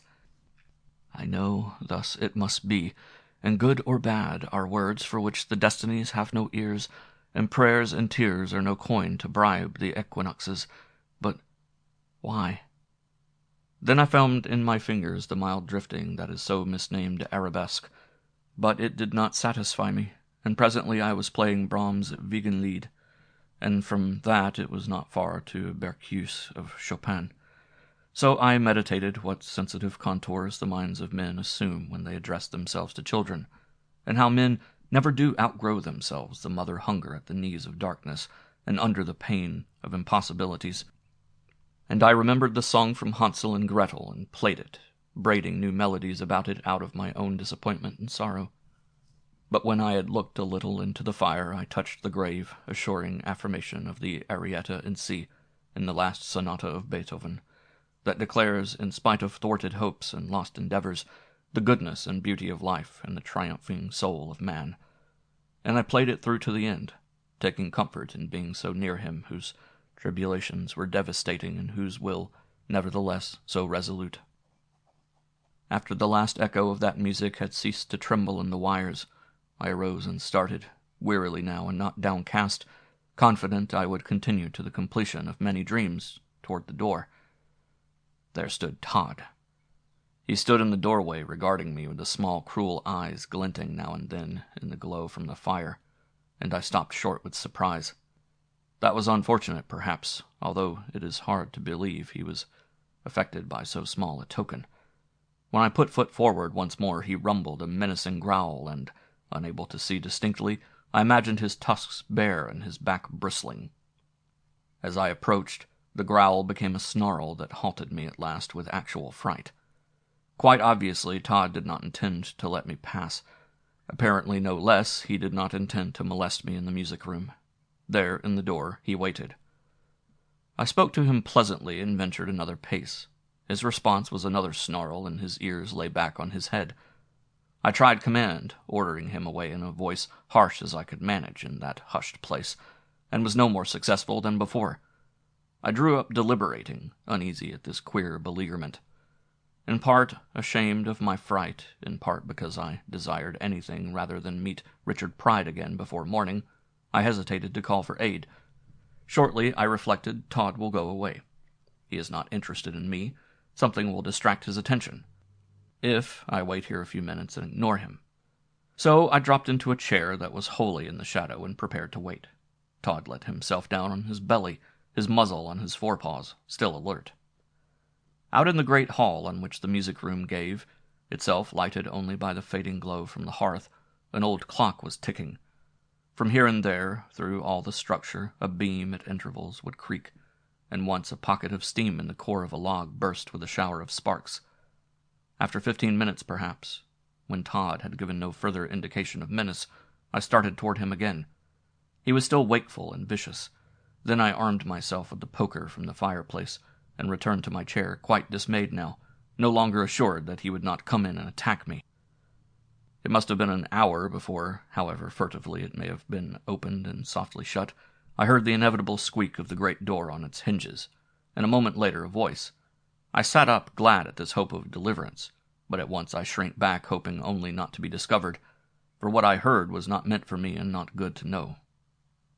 "Kill him? Do you really think, Wilfred, you would have courage enough for that? You're getting too many ideas of your own. That's dangerous, Wilfred."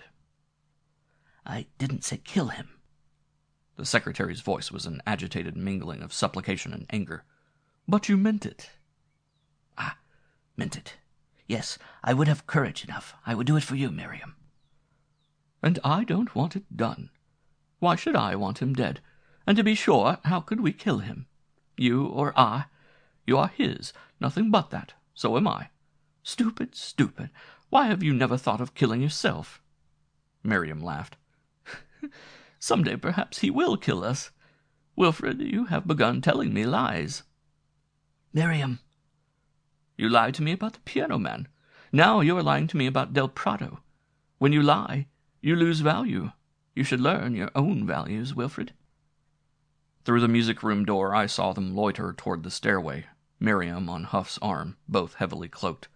They did not perceive the shadow of Todd in the door. They could not see me, and I pressed into my chair, and Todd lay facing me, ceaselessly vigilant, without turning his head once toward the belated homecomers. "Yes, I lied to you." Huff was calm and strangely vigorous in his desperation. "Haven't you lied to me?" "Not in the least. About the piano man." And that, I mused, must be I, a rather sarcastic commentary on my artistry. "How do I know?"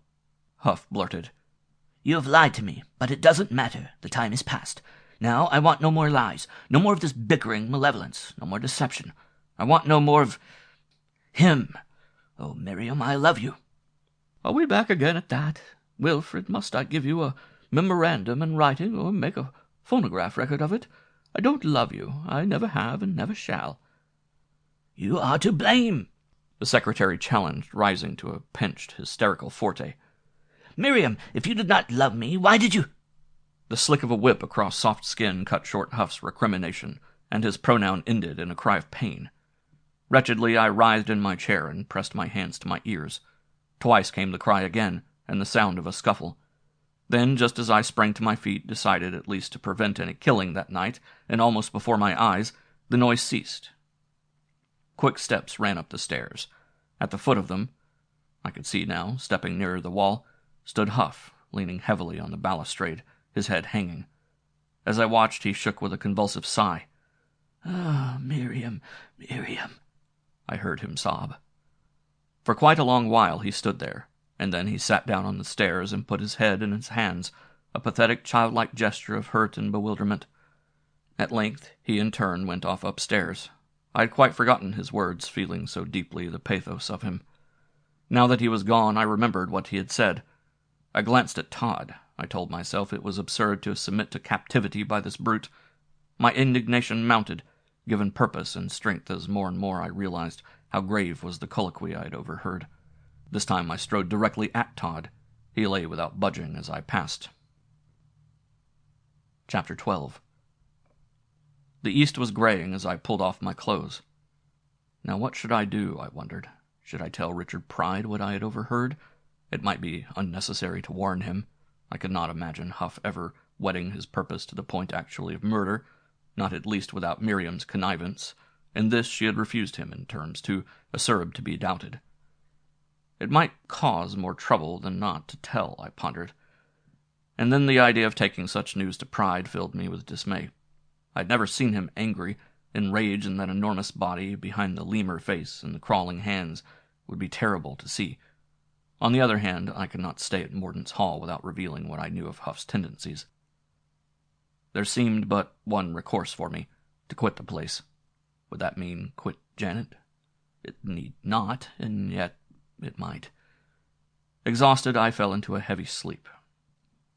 When I awoke at noon, it was with my resolution taken, so that I put a few manuscripts into my bag before I went downstairs to a late breakfast. Janet was at the table. How white were her cheeks and gray her eyes. How worn with anxiety she seemed. She was the image of suffering, and I put aside my own forebodings and inquired about herself. "Good morning." She gazed at me earnestly with the singular sweetness of expression that now and then came near shining on her face. "Last night I dreamed Beethoven. I dreamed I heard Beethoven himself playing, and even when I woke it seemed I could hear him. That's better than nightmares. I'm glad you came here, Oscar Fitzallen." I busied myself with coffee and toast and sought for words to tell her how soon I hoped to leave, and I believe that guiltily I muttered something about music and beauty and being glad myself to have come to know her. "But before the Beethoven," she continued, "I had a nightmare. It was very hideous, and the stars are ominous this winter. Mars is in Aries like a bloody sword. He threatens my moon." She rested her chin on her interlaced fingers, infinitely tired. "Oh, I wish, Oscar, that I knew you were going to stay with us all winter long. I feel safer knowing that you are here." Chapter 13. So I remained at Mordaunt's Hall, and I said nothing, not even to Janet, of what had passed that night between Miriam and Huff. As for Huff, when I encountered him next day at the study, he was nervously voluble with explanations for a red sliced cut that ran from temple to chin. A thorned branch had lashed back at him as he came through the woods, he declared. Miriam was amused behind her pretense of sympathy. Incredibly, their walks and companionings went on as if nothing had happened. They hung over the chessboard, or Huff would read to her.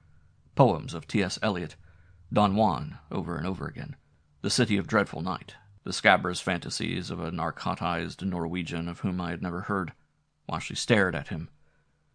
Del Prado came one afternoon as I had come, and we met him at dinner.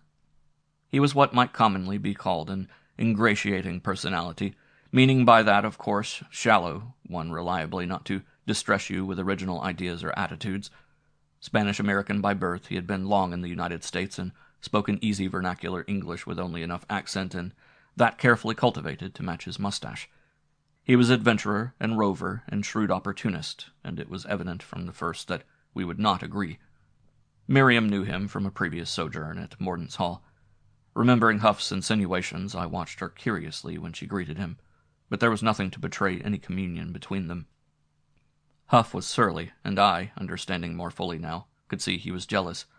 But then apparently Huff had been jealous of me, the piano man, and surely Miriam and I had never had more than 3 words alone together. Janet was excited over the new arrival. She dressed for the occasion and was radiant, in a buoyant mood, responding to the Spaniard with a sophisticated flippancy. Our dinner table, for once, became almost gay as Del Prado redoubled his compliments to the women, catching kisses at his pursed lips and tossing them ravished into the air. He was overflowing with anecdotes of travel in foreign places, such as Pride, I felt, would have given little heed. The eccentricities and oddities which seem ludicrous to a man who thinks everything alien is, simply by reason of its difference. Pride listened. Perhaps he was amused, not at the anecdotes, but at the man. One could never say. We clashed, Del Prado and I, soon enough over jazz. "If you'd play something light, we might dance," he proposed. "You'd never believe how hungry I got among those niggers for some good, snappy jazz." There was a jazz band on the boat, and I couldn't tear myself away from it. Valgame Dios. I danced from Cherbourg clear into the customs house at Pier 49. He glanced at Janet with an invitational smile. "Oscar," she began, but then she hesitated. "I don't suppose you know any jazz?" They vexed me, both of them, but I tried not to be rude. "Unfortunately, I don't. Perhaps I'm rather pedantic, but I don't like jazz." A phrase of a black-bottom melody that I could have played blindfold came through my head from the reeking years of my drudgery in a cafe orchestra. I could almost smell the food, nauseous and steaming. I thumbed the melody on the piano, drew my fingers down the keys in a shrill glissando, slammed shut the keyboard, and swung around. "Really, you must excuse me." Del Prado laughed, his good spirits tinged with sarcasm. "There is art. We must apologize." He laid his finger mockingly along his nose. "Pardon me. I didn't mean to offend you, Fitzallen. But abroad you know they consider jazz the great achievement of American music. It makes me laugh sometimes to see our highbrow sneer at it, and the French, who possibly know a little more than we, admire it." "Of course, not all Americans do sneer at it." Janet looked at me sharply, annoyed, it would seem, at my refusal to play. "There is Gershwin, I believe, Oscar, that he's considered an excellent musician. Why, jazz is even getting into opera." "I don't think American music will reach great altitudes by way of jazz." I spoke quite indifferently, although Janet's championing of Del Prado surprised me. "In the first place, jazz is not a particular kind of music. You get jazz when you play any score with saxophones, muted brass, and a banjo or two. Jazz is simply a burlesque manner of playing, and the music jazz orchestras select will usually be found beneath contempt." "Well, I wouldn't mind having some of Irving Berlin's money," Del Prado observed. "I'd just as soon be beneath some people's contempt. I don't think the American public believes him very contemptible." I addressed myself to Janet, rather. "Yes, perhaps you're right, but all you prove is the superficiality of the American public, not the nobility of Irving Berlin's music. I'll grant that jazz is the most original contribution we have made in music. Likewise, the comic strip is our contribution to art, and the leg show our contribution to drama. These are hardly things to boast of." "There's fun in them. Why, for heaven's sake, object to fun? Why is it so sinful to laugh?" Del Prado, more and more hilarious as I grew serious, sinned at my expense. "You artists are Puritans of the rank kind. You like aesthetic witch-burnings and inquisition. You never laugh." "On the contrary," I snapped, "the best of art is capable of laughter. Doubtless not the maudlin belly laughs of a Harlem black and tan cabaret, no smutty guffaws in it, but a laughter no less blithe. There's humor in Till Eulenspiegel, and in L'Apprenti Sorcier, and in Ravel's Ma Mère L'Oie." Then as Del Prado smiled and winked, I lost myself and was off in a torrent. There is no reverence in jazz. One never feels any compulsion to leave off chatter, to refrain from a cough when jazz is being played. It is so much a commercial product that it impresses one no more than the presence of a new flivver or a carton of highly advertised soap. It is to Strauss and Sibelius and Brahms as the comic strip to Goya or Daumier. But when one listens to Strauss or looks at the drawing of Daumier's, one is quieted and exalted. To be sure, one may smile or even laugh, but it is a different and a chastened laugh. In any artistic effort that is earnestly conceived and skillfully wrought, there is reverence. But in American music— "Jazz, Father Fitzallen," Del Prado interrupted with a clowning sign of the cross, "is how you feel after a confession. It's like a cocktail and Sunday dinner after Mass and a sermon, and people are rather tired of sermons. People like to shake a leg now and then. More tinkle and less blah. The only sacred relics left are bottles. God give us a laugh." He, too, addressed Janet, and she was pleased to smile at him. Like a lonely crow, I hung that evening on the edge of my chair, my nerves frayed with vexation and embarrassment and doubt, longing to be away and yet hesitating to brave all glances should I leave too soon, trying not to watch the gay reciprocation of Del Prado and Janet, aware that spitefully she was ignoring me, and yet unable to keep my eyes from her. But at last, when Richard Pride made his excuses, I took my departure under cover of his. Halfway upstairs I heard a burst of merriment from the music-room, and I knew it was a quip of the Spaniards about my earnestness they laughed at. And I had a wild impulse to return, to be rude and insolent and provoke Del Prado into a quarrel, and then get satisfaction with my fists. But I went to my room and closed the door, and threw myself into the chair at my table. Chapter 14. Reverence in art, and reverence, too, no less in love. It is not possible to argue against the cynic. There is nothing in the world more devastating and unanswerable than a sneer. It provokes one into the assertion of creeds, and then one is undone, for creeds are founded on aspirations and ideals, and can be sustained only by faith. The interlocutor, smiling, urges questions of ultimate material gain, which have nothing to do with creeds, and one is more and more embarrassed, having no refuge but iteration of the same "I believe," until the dispute becomes a mockery. But when the cynic has left and the lamp is extinguished, peace abides with the true believer, knowing that in spite of all material wisdom and pragmatic reason, he is right. He knows, by God, he is right. Has the cynic in his triumph any such content as this? To dismiss from my mind Del Prado and recover my calm after the fury into which his jibes had stung me was not difficult, but it was not possible to dismiss Janet. No, she would not be capable of reverence, and I wondered for a time whether any woman is. In my own life there have been several women, from time to time, and 2 or 3 of them have aroused in me the feeling of reverence, but it has not endured. The woman has gone her way, one smiling, another treasonable. And I have been once more alone. In Raymond Laurier's life there were many women, and in the end but one, Woe, who had inspired him to his vision of Helion. I mused on my last meeting with her. From one trivial romance to another she had gone, while he adored her. She would return, a draggled, used, blasphemous thing.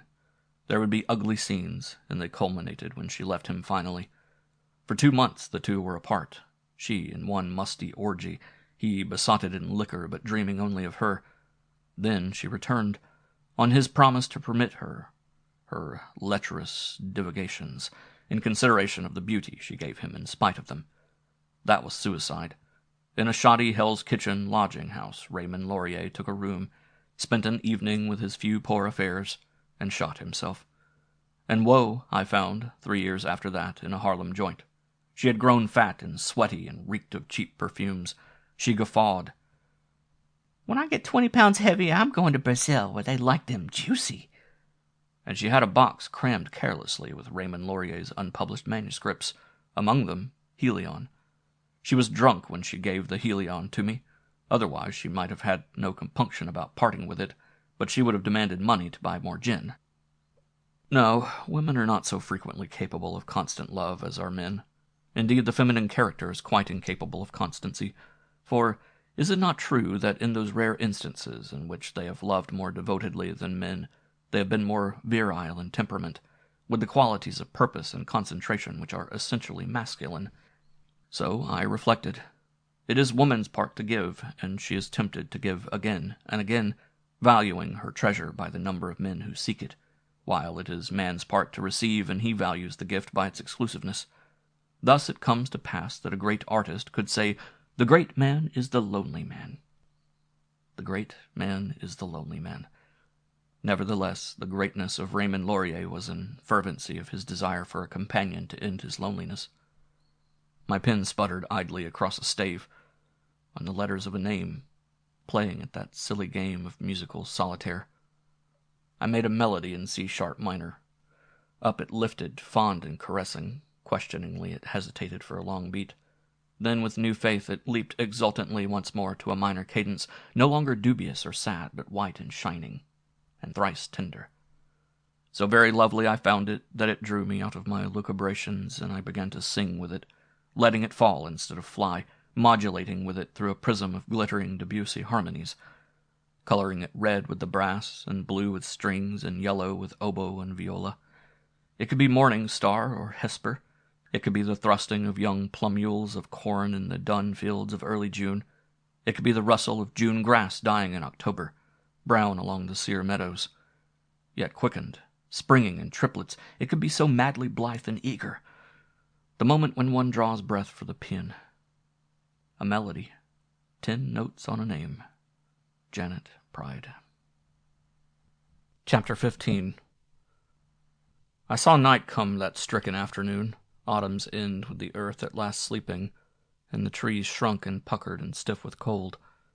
Night with a turban of vengeful black knotted across her brow, night with her slow hangman's stride, began not long after noon to lift out of the north, and what was in her eyes I could only imagine, for I could not see them.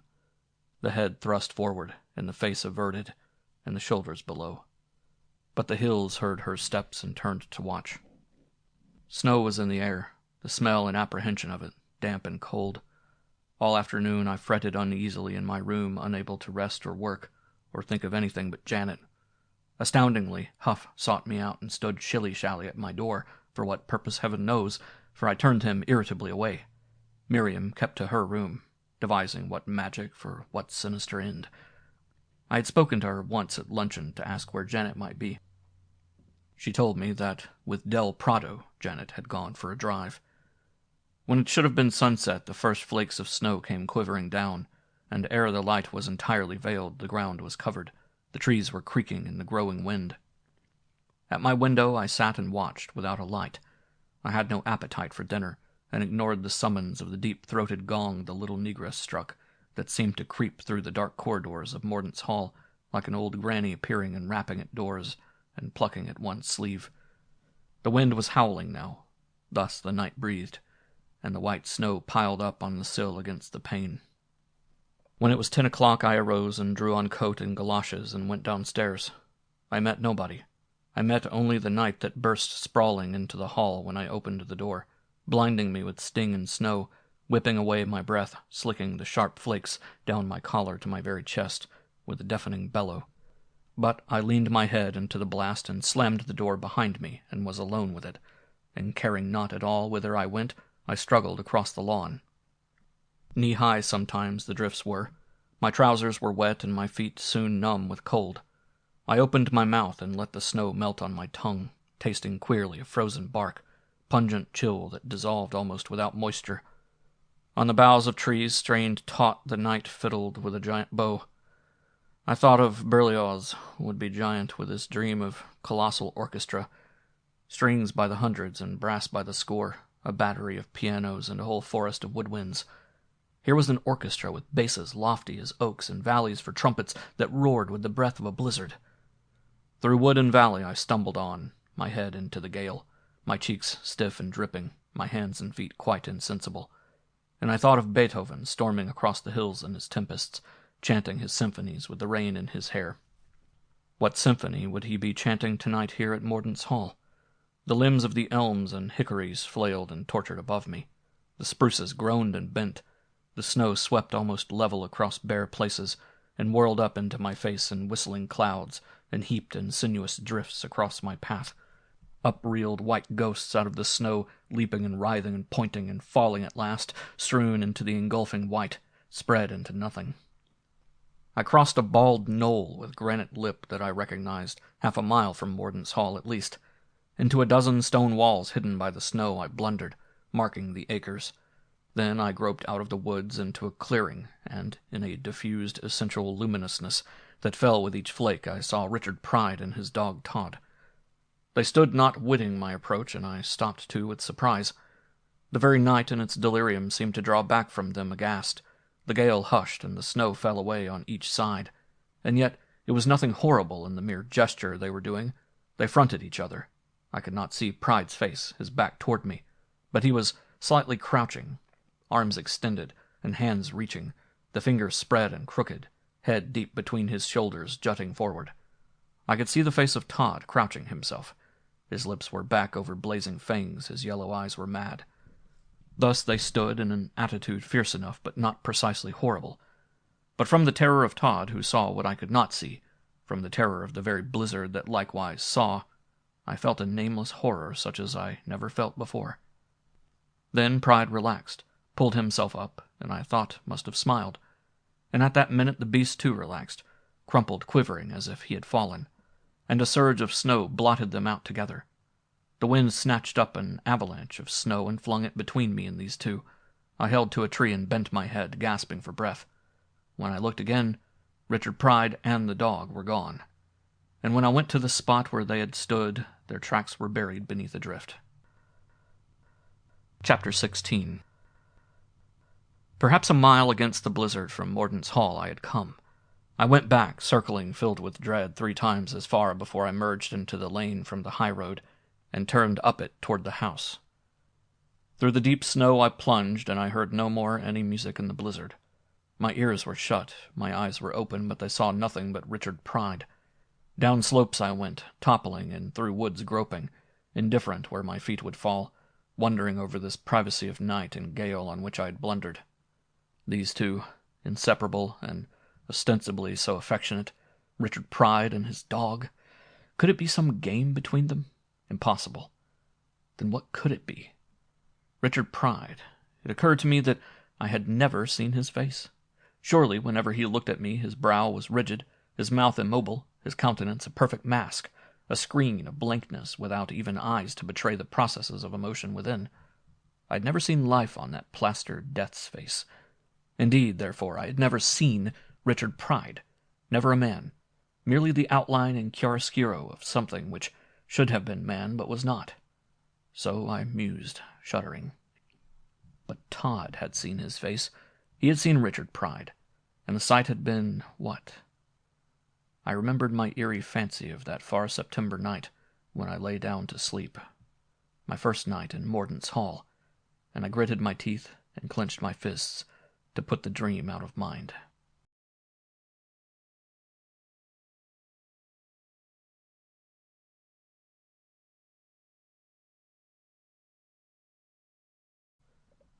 Part 2. Miriam. Chapter 17. Now Helion leaned her arm on the couch of the morning and lifted her gold brow from the pillow of blue and smiled. And Helion said, I am fulfilled which am that alas which is the eye and the hand, and that elemus which is the ear and the mouth, and vision is upon me. For I see the worlds that are of myself caught up in the hair of the winds, and the empurpled waters that are of myself coiling upon the yellow shores of the lands, and the green lands that are of myself cradling the waters. The winds that are my breath I hear, how they envelop the lands and the waters in my breath, and the men that are of myself lift their eyes to the white winds, and tree and flower and beast and bird, how they inhale my breath and give it forth in song and color. Themselves myself all things and purposes, and I within their spirit, and I without their comfort and delight, exuberance and lustihood, the flame of the flame, the mingling from everlasting to everlasting. But out of the heart of Helion murmured the voice of Elas, which is seeing and touching, and Elas wondered and said, I have regarded the turning worlds and tossed them in my hands aside, not understanding. How can it be that now I understand? And out of the heart of Helion murmured the voice of Elymas, which is hearing and saying, and Elymas said, I have listened to sough of wind and wash of water, and I have scorned them, doubting, but they were perjured, not understanding. How can it be that now I understand? Then Helion gathered into her glowing bosom the mists and the stars, and into her bosom of flame the noons and the nights, and into her hands the years and the seasons, and fashioned them into the face which is her face.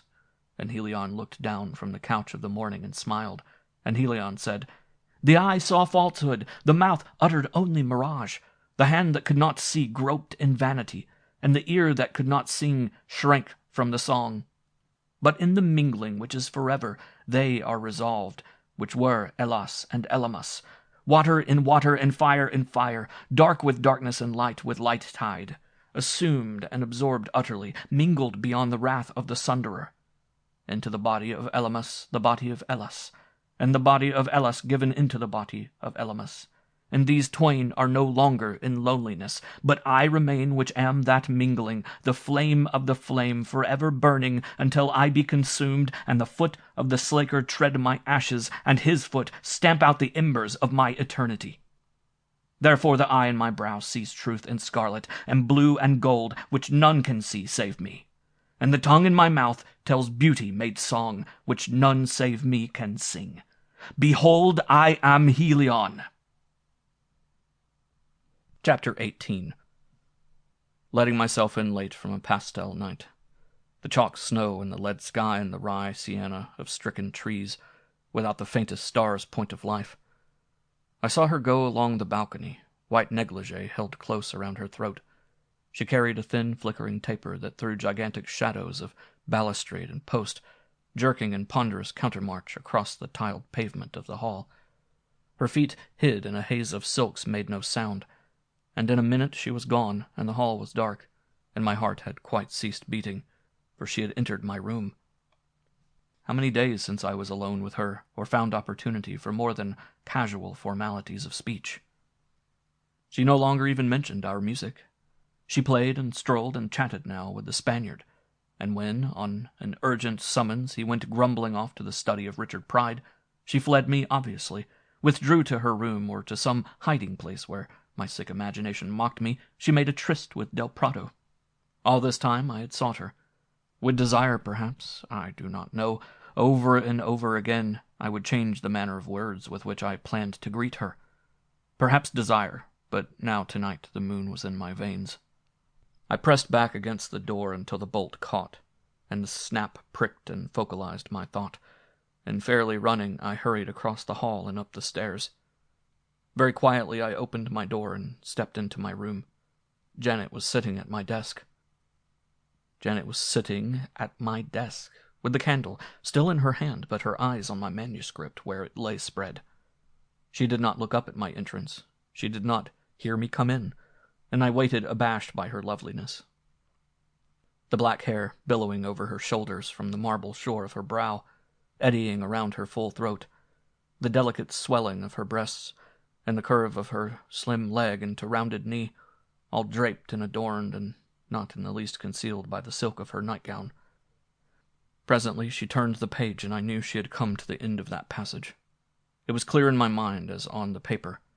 It would have told her what was in my mind to say, and I felt all of me pleading toward her, and it was the earnestness of my gaze that aroused her at length. She glanced around swiftly, startled, and drew the careless folds of her gown more closely about her, and made as if to rise. "Janet!" I walked over to the table and moved a chair up so that, sitting there, I could study her eyes. "How beautiful you are! I've been seeking you so long to tell you that, and here at last you are, and you are beautiful. It was good of you to come." She appeared to be collecting herself like a sleepwalker jogged awake. "The coincidence was fortunate, you might better say. My dear Oscar, I can't recognize any act of goodness that prompted me to slip in here. I wanted to for my own selfish reasons. You, for your own selfish reasons, wanted me to come. Therefore, I'm good." "That may be one way of putting it," I agreed slowly, taken aback and yet so enchanted by her venacity, intimate and appetent. "But I think you are good. I've seen you with music and watched it cling about you. Beauty abhors ugliness, and it loves you. Melodies hover in your hair like sunlight, lie across your bosom like flowers." Her fingers fretted on the table. "What a queer man you are." She nodded toward my manuscript with a twitch of I know not what malice on her mouth. "Like your friend there. Was I wrong to read his stuff? I presume to the popping end he protested that his lady was good. She must have been. Good to make love to." Janet smiled. "Yet I dare say it makes fine music." It was a dream, but if a man can dwell with such a dream, I imagine the little duration of it is enough more than to compensate for the disillusion. Don't you understand? Oscar, I must tell you that it's joy enough to live for a year under the very wings of an ideal. Better than live 80, a bleak, bald, grubbing, incredulous life. Beneath your glib cynicism and your show of sophistication, you know that. All men know it, and if they don't admit it, they admit at least their own frustration. Oscar. But I flung on without giving her leave, putting my hand on hers and seizing her attention with my gaze. "Do you remember our driving that first time to town? You disconcerted me, Janet, with your candor and impetuousness. I was too dull and heavy to fly with you. But I loved you then, and I have loved you more and more every day since.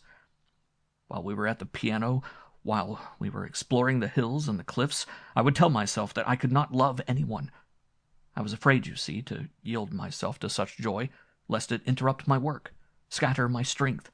That was the artist in me reacting, for the artist thinks always first of his work and of other people, lovers and friends, only when they become so much to him that his work can't continue without them. I lifted her hand, cool but unresisting, to my lips and leaned toward her. And you have become so much to me that my work can't continue without you, Janet. You are a melody. You stand in the midst of my weaving melodies. They are the curve of your body and the profile of your spirit. They are scarves that droop from your shoulders and girdles that bind your waist and the snood for your hair. I have written you into my music, Janet, beloved. Helion is you. Believe me, your name spells it. I have found the song in your name and put it down. And horn and clarinet and violin and trumpet will tell your name only that. Let me show you. She stiffened as I bent over her. Oscar, sit down, please. You annoy me tonight. Really, I must warn you that when I broke in here, I had no expectation of seeing you, and no desire to see you. I like to pry. I happened to be passing your door, and the impulse seized me, knowing you were away, to see what was behind it. Her hardness crushed out my burning. There was such deliberation and intention in her manner. Janet, you've always acted on impulse.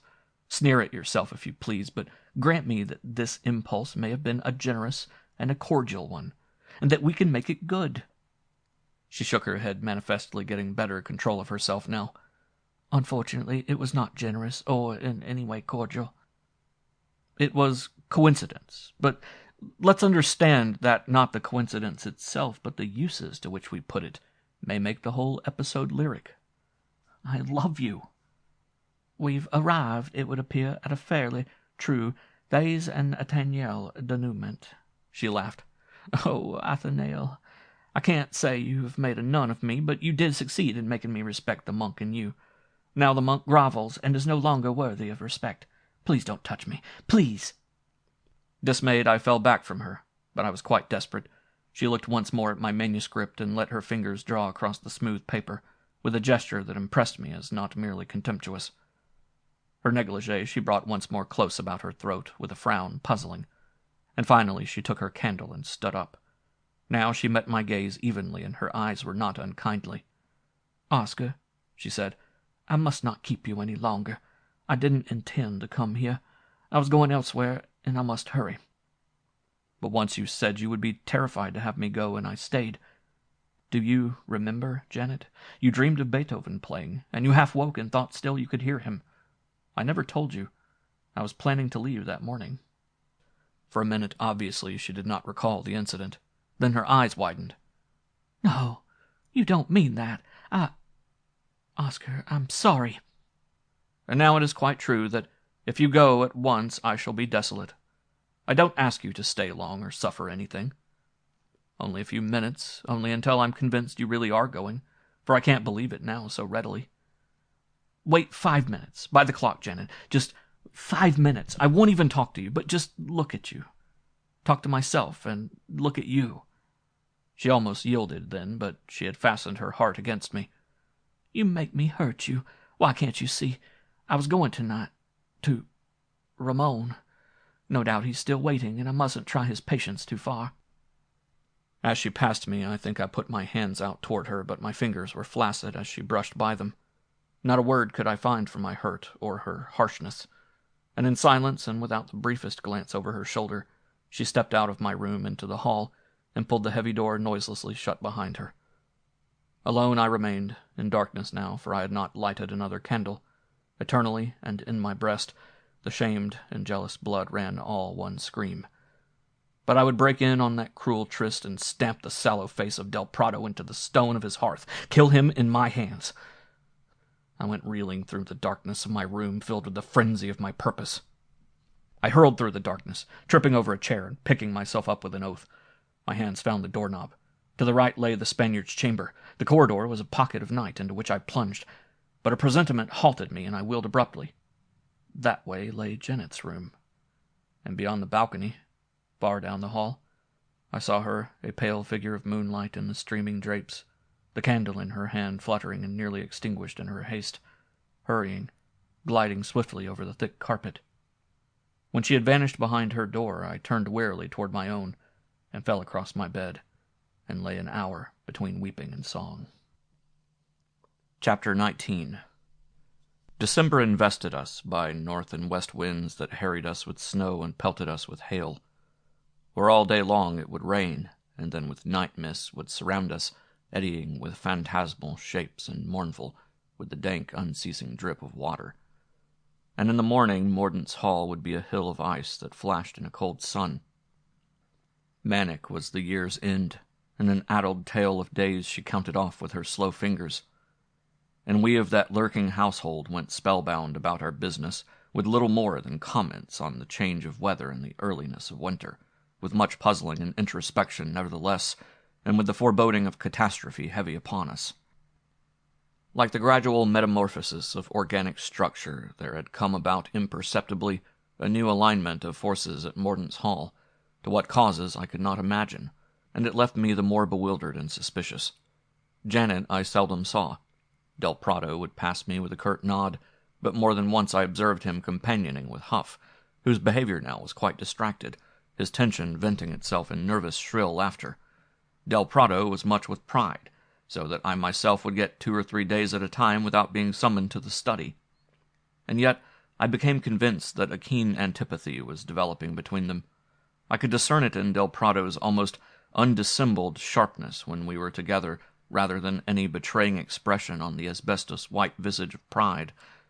Then I would recall Huff's plotting, and I would be tempted anew to tell Richard Pride about it, forewarn him against his secretary, but that would so involve us all, and indeed at the bottom I had no great fear of either Huff or the Spaniard.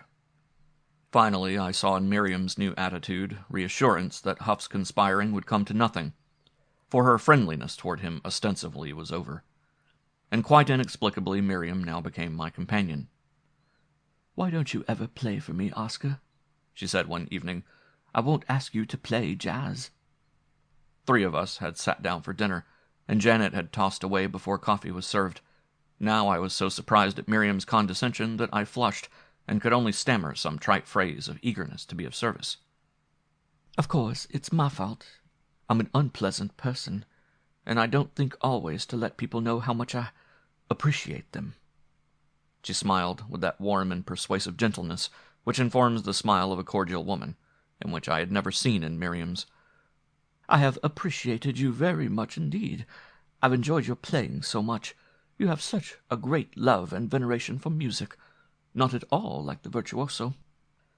"But virtuosi are bored, and when they appear in recital, it's themselves they are thinking of, not the music. I'm not a virtuoso, and I don't play well, but—" "You play beautifully," Miriam interrupted. "Mr. Pride admires you, too, very much. He is quite fond of you. He was a very sensitive musician himself at one time." "Indeed.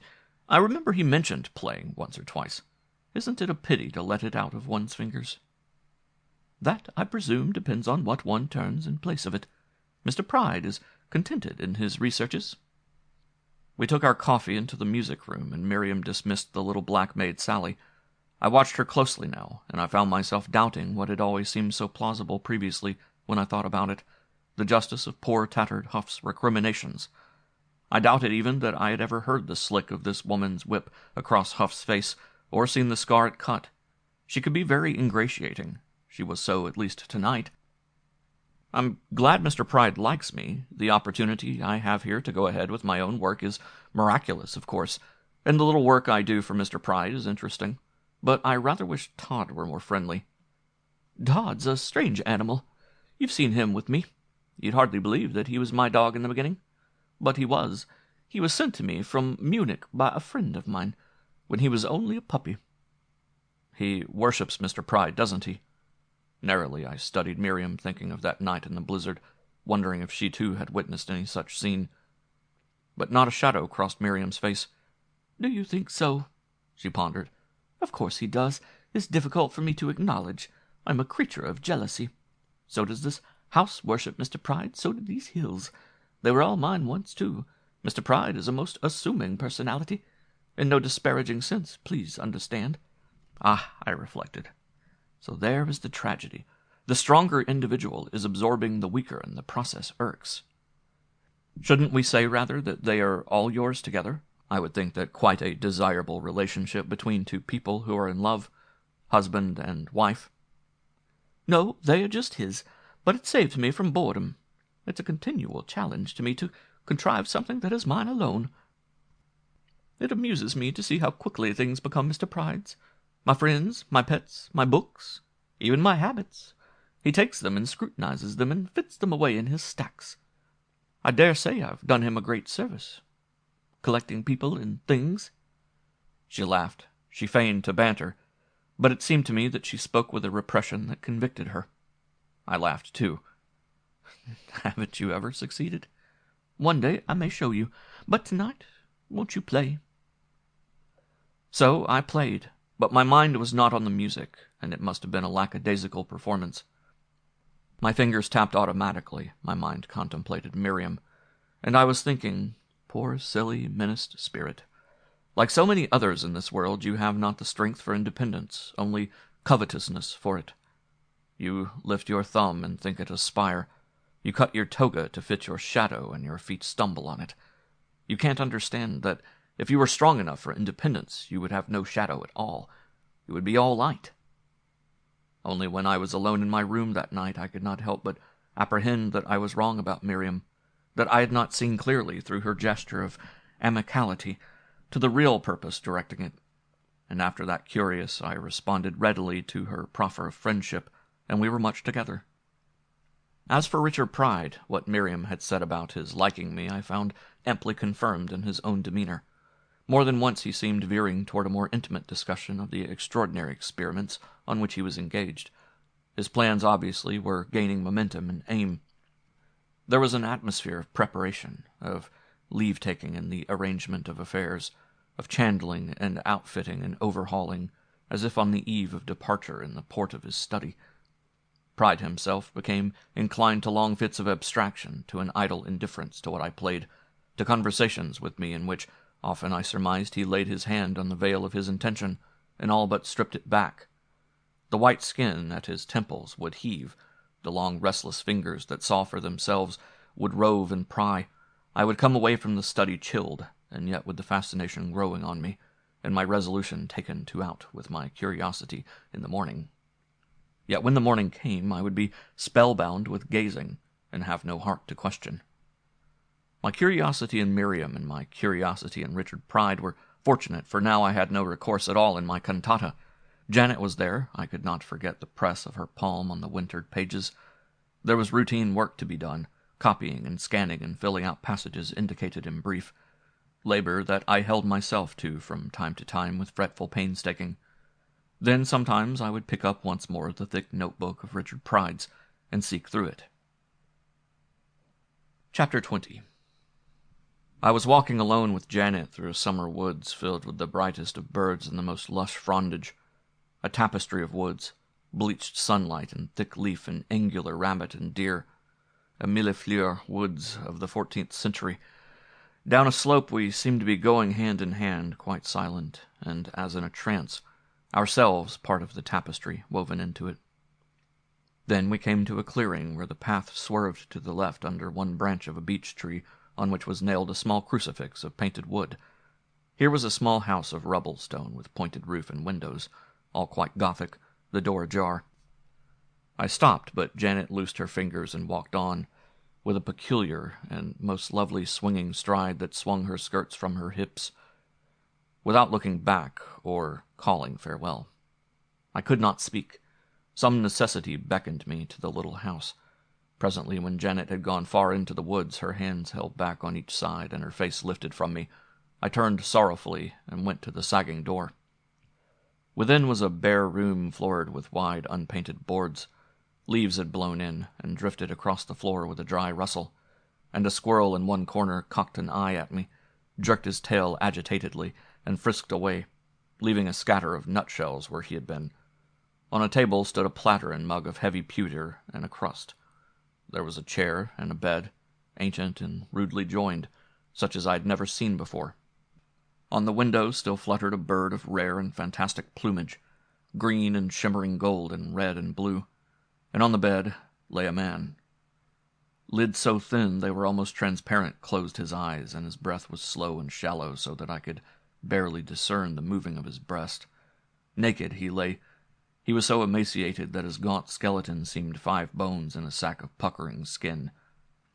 Adown his bosom streamed a tangle of gray beard, and sparse gray locks fell back from his cold brow on the straw matting. He was on his back, arms and legs stretched, and leathern thongs knotted on each finger and toe held him to the 4 posts of the bed. Over him a rude netting had been drawn, and I knew that this was to keep the bird from him, for while I looked, it flew over from the window and circled above the smitten figure. Now I understood that this was a hermit, bound thus of his own volition to mortify himself. But it seemed unnatural and evil to me, and I leaned over the pallet and unknotted the thongs and threw back the mesh. The old man opened his eyes and stared at me a moment with his purple eyes, and slowly then he smiled. With my arm under his back I helped him to sit up, and finally, with great pain and misgiving, he essayed to stand. All this time a most extraordinary sensation was upon me, for it seemed that this forest, without a leaf stirring and yet alive, and all this prescient quietude and frozen ardience of the sun, and the old eremite himself wavering on his feet, and the bright bird that swerved around his head and perched on his shoulder and danced away again, and I myself watching, all this was music, without a sound. It was the prelude to Die Meistersinger, or rather, it was the informing essence out of which the music proceeded. We were the music. We were living it. We were in an actuality of tone, surging themes and opulent polyphony, and crescendos of magnificence. Feebly reaching from bedpost to table to support himself, the hermit made his way to the door, and he looked out for a moment on the lavish woodland, the free skies and the sweet dreaming paths beneath the trees. But the light hurt his eyes. Wincing, he turned away, and back to his pallet he crept. He seemed to have aged a century above his age before. His strength could carry him no farther. And he lay down once more as he had been, and I, compelled and hushed, knotted once more the thongs on his fingers and toes, and pulled the rough net over him. With a wail, the bright bird flew back to the window, and I ran out into the woods and down the gentle declivity after Janet, calling at last, but there was no sign of her anywhere and no answer to my call. Here I awoke from the dream, and on the instant of awaking it seemed the whole moment was presented to me, was in my hands, in a few printed sheets. At the top was a name. It seemed to be a French name, and in French it would be spelled Alien, but in my dream it was spelled Alien. Chapter 21. One afternoon, when this new mood of idleness was on him, I told the dream to Richard Pride. Gravely he listened, and did not even smile when I laughed. "Yes, to be sure, it may have originated in some story or poem," he assented, "but I can't recall any fiction with just such elements. Wherever it originated, the interesting thing is that it is true. Dreams cannot lie. Consider the name, for instance, a very challenging and yet elusive name. Investigation, if you took pains to look far enough, would disclose unquestionably a real place or a real person who bore it. Historic. Perhaps the spelling is altered, perhaps your pronunciation is wrong. It suggests a corrupt Latin. I've never encountered any name like it, so far as I can remember now, but on the evidence of a dream I would accept it as real." I thought of his speaking of an ancestral memory. "Then your explanation would be that some ancestor of mine went through some such experience." "That would be one way of putting it, but we are too circumscribed by habitual formulas of thought. We identify ourselves by the girth of our belts and the color of our hair, and the craniums that go under our hats. Psychology someday will rid itself of this primitive conception and define a new identity. Not metaphoric and not general, but actual and specific and precise. It will be an identity based on subconscious and not on any physiological constructure in time with a street address. In this sense, I would say that you yourself went through some such experience as this of your dream." It was hard for me not to smile. "At least the idea is original, but no experience of the kind can be quite so real as an experience in this present parcel of flesh. On the contrary, an experience of the kind, historically ancestral, can be just as real as any. You're arguing from the chronological view of reality, or perhaps better, the consequential view. Certainly you will not be indicted for any misdeed already committed and expiated by your great-grandfather. The deed was atoned for 100 years before your birth, and the New York courts on the present calendar will not be bothered with it. If you consider reality, however, from an emotional standpoint, you must admit that an ancestral experience, thus recalled in a dream, may be real enough to give you a psychic trauma or a symphony. Yes, I agreed, but when you consider reality from a mnemonic standpoint, you will admit that all ancestral experience endures and is real in your being today, from its inception to its completion, rounded out and perfect. The generations are in you. The present parcel of flesh, I like your phrase, and the 20 years in which it will serve you are but the meager contribution you may make, this chronological you, to the vast biochemical you, the rainbow individuality which is in the last analysis oneself.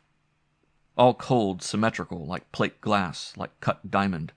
The long hands crept onward in their endless pursuit, as if now and then they would have got loose from him, broken their tether. The pit sockets under the craggy brows fronted me with uncanny blind vision. But, Mr. Pride, even if the theory is logically sound, how does it work? To what use can it be put? Who is going to don the rainbow? Ah, the utility. Richard Pride cleared his throat. His face lunged toward the window. He meditated a moment. All of us learn one time to walk. I assure you I've had occasion to try the stilts of this rainbow. I have been able specifically to become for a limited period a figure of especial interest to me among my forebears. I'm reluctant to tell you the historical dates of his life. I was able to do this, of course, only by concentration of energy, quite enormous, on the one purpose, a stemming and diverting of vital forces into a particular channel, or, as some might say, a fine stretch of the imagination. Imagination. How we misunderstand it! It has come to mean a flight and a refuge from reality. Duristic thinking, Bleuler's called it. And actually it is, and in no poetic sense, a return to the abiding reality. It is affirmation instead of negation. It moves not in the mist, but in the overlight. Chapter 22. So with some work and much brooding, with existence at Mordaunt's Hall caught up and tense with foreboding, we drew on toward Christmas. Christmas, dies natalis invicti, of the sun, God wot, and no Messiah. The time of the Saturnalia was at hand, that 7-day carousal when master and slave sat equal at table, and nothing must be written or said that was not merry. Out of these pagan sources came Tomte Grub and Hans Trapp, St. Nicholas and Bonhomme Noel, Kris Kringle and Santa Claus, I reflected. And here this Christmas I would await them at Mordaunt's Hall, in the midst of my nightmare. What mirth would we have here! The parched skull of Richard Pride in his drifting hands, the sullenness of Miriam, the hysteric audacities of Janet and Del Prado. What a dismal prospect! Last year had not been so dreary, and yet every physical circumstance was so much poorer. I remembered the basement lodging in Chicago's gray north side, threadbare and ingrained with soot, but with a hearth of my own and a few friends around it. And all evening long the coming and going of George, the black janitor, emissary to a Wells Street bootlegger, and the grateful geniality of intoxication, and the songs presently. And then on that crisp night, with the dry snow creaking underfoot, the blithe procession to the cathedral for Mass. One girl came home with me, light of love indeed, neither intelligent nor steadfast in any purpose, idling, going with tides, but very pretty and quite gracious, aware of her sex and holding the gift of it as it was, little animal, her finest contribution and her only utter joy. Such tentative, mild love-making, and better than that, such confidences and small lonely avowals as we lay quietly close together and watched the hearth-fire flicker low. And the Christmas before that? With half a smile I took a sheet of paper and jotted down the numbers of the years, 30 of them since my birth. and then for a moment I stared at the page, confounded by its emptiness. Where indeed had I been those Christmases, each one so rich with joy or sorrow, with loneliness intensified 1,000-fold by the careless companioning of other people by 2s and 4s, couples and whole companies, or with the selfish joy of friendship made infinitely more keen by the spectacle of others alone and dejected? Where had I been? I counted them back from Chicago. I had been in Detroit the year before that. There I had gone to join the faculty of a conservatory, always hoping for that leisure to work out my own dreams, which somehow I never found. And Christmas I had spent alone, seizing the respite of this one day for my own work. But I had been unable to work, I remembered, and eventually I strolled out of doors and roamed the streets until, bitter with loneliness and frustration, I ended in a barroom, getting drunk surlily, chafing with impatience. And the year before that, New York and Margaret. She had light hair, I think the most delicate hair my fingers ever touched, or my breath warmed, and she was a musician too, with a facility that shamed my slow, arduous toil in creation, so that I was always jealous of her. I think I loved her, but I was jealous of her. I admired her, and she made me conscious of my sluggish wit, and I could accomplish nothing. This night we dined hilariously and planned to separate, and when our plans were resolved, we embraced each other frantically and abjured our cruel plans, protested anew our devotion for all time, knowing in our hearts that we had come, nevertheless, to the end of our way together. She married, I heard since, and has children. Tonight, staring at my schedule of lost years, I felt suddenly very lonely for Margaret, very sad for the loss of what we had, and I sent her good wishes and love from my room beneath the eaves of Mordaunt's Hall. And then preceding that were 3 Noëls in Paris, and preceding them 4 in New York, my student years when all the grandissonant city was music to me. Oh, that first winter revelation when it became mine, and I could not stay indoors, could never study for joy of it. From end to end I explored it, from the cul-de-sac of Cherry Hill, a pit of turbid night in which deep one lantern sullenly flared, to the Spaniard shops of Chelsea, to Tompkins Square and the gypsy women, Stuyvesant Square and the rolling of chant and organ music from the wide doors of St. George's. And before that, back into my childhood, I pressed my examination of the years, and I myself found, as had Richard Pride, how strangely tenacious memory is of even such precise things as numbers and names. I recalled the street address of a house where we had lived when I was 4 years old, and which I had not seen since. And as I wrote that down, surprised at the recovery, there came to my mind the face and the name of a little girl I had played with, and then, on a moment's notice, thought another name. So I discovered that, as long as I cared to dwell on a point in time, details of place and person would fill in the picture, one after another, and the thing presently would take on depth and stir and voice and color, and I would be almost there again, living my life as I had lived it. Now, what has become of these boys and girls once so familiar to me, puzzling out with me the explanations and significances of life as it manifested itself more and more broadly to our wondering eyes, exchanging confidences, believing and losing faith? They are somewhere, prosperous and contented perhaps, I reflected. They are wondering no longer, or perhaps they are poor and wed to dismay, knowing that something they loved has been lost beyond retrieving forever. Or maybe they are dead, and I remembered the shock when death first came close to me, taking my friend, drowned while swimming on a holiday. Others of my friends are dead, I mused, and the names of them came back to me one by one. But I halted, fairly appalled. For I remembered that when I put down the numbers of the years and looked at the waiting sheet of paper, it had seemed so tragically vain, so impossible to fill in, beyond perhaps the mere listing of places. The dark chamber of Richard Pride. To be sure, this is where he has gone, and whither he is waiting for me to follow. It is the little door into a small closet, but when one enters the closet is found to be enormous. Or is it endless? Where is one to say it ends? This is what Richard Pride means when he speaks of an ancestral memory, going on into the dark chamber now, striding forward through the murk of it. Tirelessly with his little torch, seeking resolutely, he avers he has not yet come to the end. Why, then? There may be indeed no end. One can at will step into the shadow and be 1,000 years ago, or 10,000? Where would one be, I marveled, if one had ventured back as far as one could? Then 1,000 mocking voices, poltergeist and douster swivel, mocked me with fantastic answers that I dare not hear. Chapter 23. We were all expectant of something. We were nervous enough to startle at a sound in Mordaunt's hall and curse at a silence, but I think none of us would have been so bold as to try to explain what it was we expected.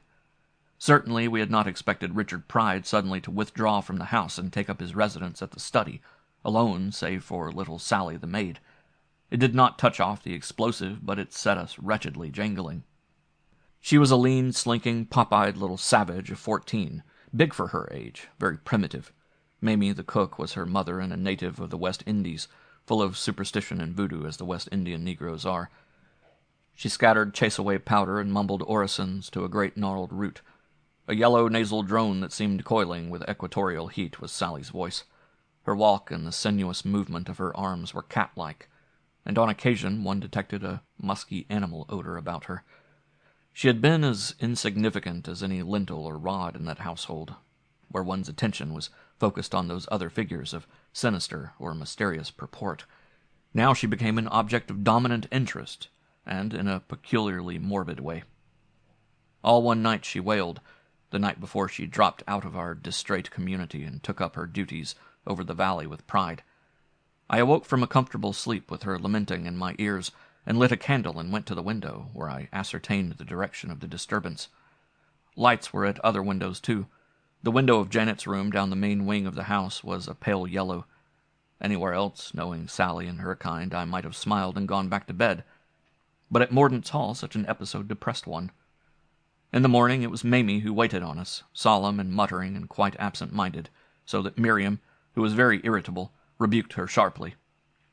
Meanwhile a bundle was made of Sally's few necessary things, and before noon off she went following Huff through the woods, snuffling and scared. I did not care to watch the sorry spectacle. I was annoyed with myself for my perverse suspicions, my odd notion that the girl was being taken away for some inexplicable and scientific torture. I saw clearly enough that nothing unusual was indicated by Pride's wish to have a servant with him, and knowing how engrossed he was in his researches, I could not reasonably seek another motive behind his expressed desire for seclusion with them in his study. Yet the doubt persisted. Miriam accosted me on my way upstairs. "Oscar, be generous. Come and play chess with me." She held out her closed fists, and I tapped one indifferently. It held the black pawn. "Let us have a crazy game," she said, distributing her pieces swiftly. "Perhaps thus we will make some notable discovery." And she opened with a preposterous advance of a knight. "Meanwhile, please tell me something silly. I have the megrims." It was difficult for me to respond to her gesture. I played my first piece as blindly as she. "But I have the megrims myself. I've been having bad dreams. Is it always going to rain like this?" "Always, between here and the study. Mr. Pride has retired to his hermitage, and we will see no more of him here for some time." I knew that. I did not mean to be surly. The words slipped from my mouth.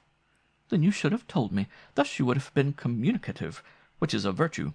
Mr. Pride, moreover, is much absorbed in some studies, the nature of which I'm sorry to say I can't explain to you. He prefers always to do his work first, and then, when he is through, let me find out about it as best I can. There goes my bishop." I was not proud of the capture. Miriam too obviously employed the game to keep me with her, and even, I thought, would have flattered me by allowing me to win. "They must be interesting studies. Aren't you curious?" "No, neither is Sally, the little slave girl, who is, I am able to inform you, taking up her abode similarly in the study. Mr. Pride now has Todd and Sally. It's almost a menagerie." I played, fuming. Nothing in the world is so unpleasant as to be permitted to win a game. With a man I would have damned. With Miriam there was nothing to do but strive my hardest. Ignoring the impatient tattoo of her fingers on the board, I deliberated each move. I sent my pawns pressing forward with the knights free in front of them, and queen and bishops in close coordination. I ignored those casual openings that her scheme or her carelessness gave me, and that would have disordered my steady invasion. I became aware that every time she moved a piece she would knock over her king's rook. The thing fixed my attention, and exasperated me like the shrill of a whistle. Presently I put her queen in check. She extricated the piece cleverly, and toppled her rook as she drew her hand from the board. Then I stopped. I thrust my hands in my pockets and leaned back in my chair and stared at Miriam full in the eyes. "Why are you doing that? You're letting me win. The implication is at least that I'm so stupid a player you can mock me. Is that what you mean?" Miriam swept the board clean, swept the 30 pieces into her lap, and then began to arrange them anew, the white to me this time, herself defending. "I rather hoped you would swear," she remarked after a moment. "Come, this time I shall beat you, and then I expect you to swear. Something more than profane, something that withers and blights. Then I shall scream, and it will draw blood. Give me a cigarette." There was no quitting for me, and I hardly think I would have abandoned the game now even had I seen my way to do it. Miriam excited me. Cautiously I opened, and, as I apprehended, Miriam laughed. Reckless, she brought her queen alone out on the board. "That is I. You observe the king shuts himself up in his study. So much for the king. The queen is a wanton, and is something of a Lucretia, moreover. She goes about seducing bishops and slaying knights. Or slaying bishops and seducing knights. She is very informal." "She is at present in very grave danger," I commented, threatening the mad piece with my own prudent lady. "She would rather enjoy being captured. The whirlwind bridled. What a joy there must be in imprisonment, to beat oneself against stone walls!" Her queen was out of my clutch in a moment, guarded, and in her turn menacing me. "She consults with her sorcerers and concocts potions. She weeps for her triumph. What a pity that there is no one in the world who will conquer her, and can. She will never love anybody but her executioner. Do you know any hangman?" Her rant disconcerted me in the swift impulsiveness of her moves, so that I had to force myself again to be calm. And then, becoming silent, she played for 15 minutes such a game of chess as I have never seen. I am far from expert, but clear-sightedness means much in chess. Some of her intentions I could foresee and without much difficulty obstruct.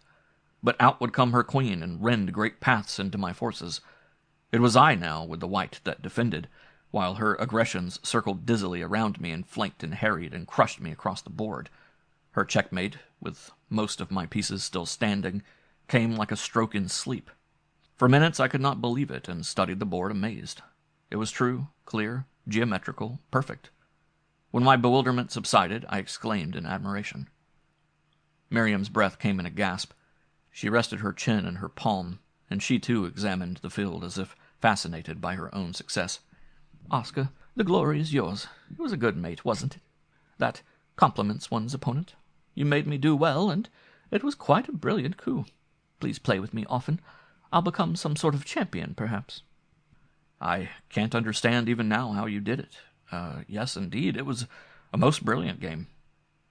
She was putting the heavy, handsome chessmen into their box. "But, Oscar," she said, her whole manner suddenly changing, "I wish you would do something for me.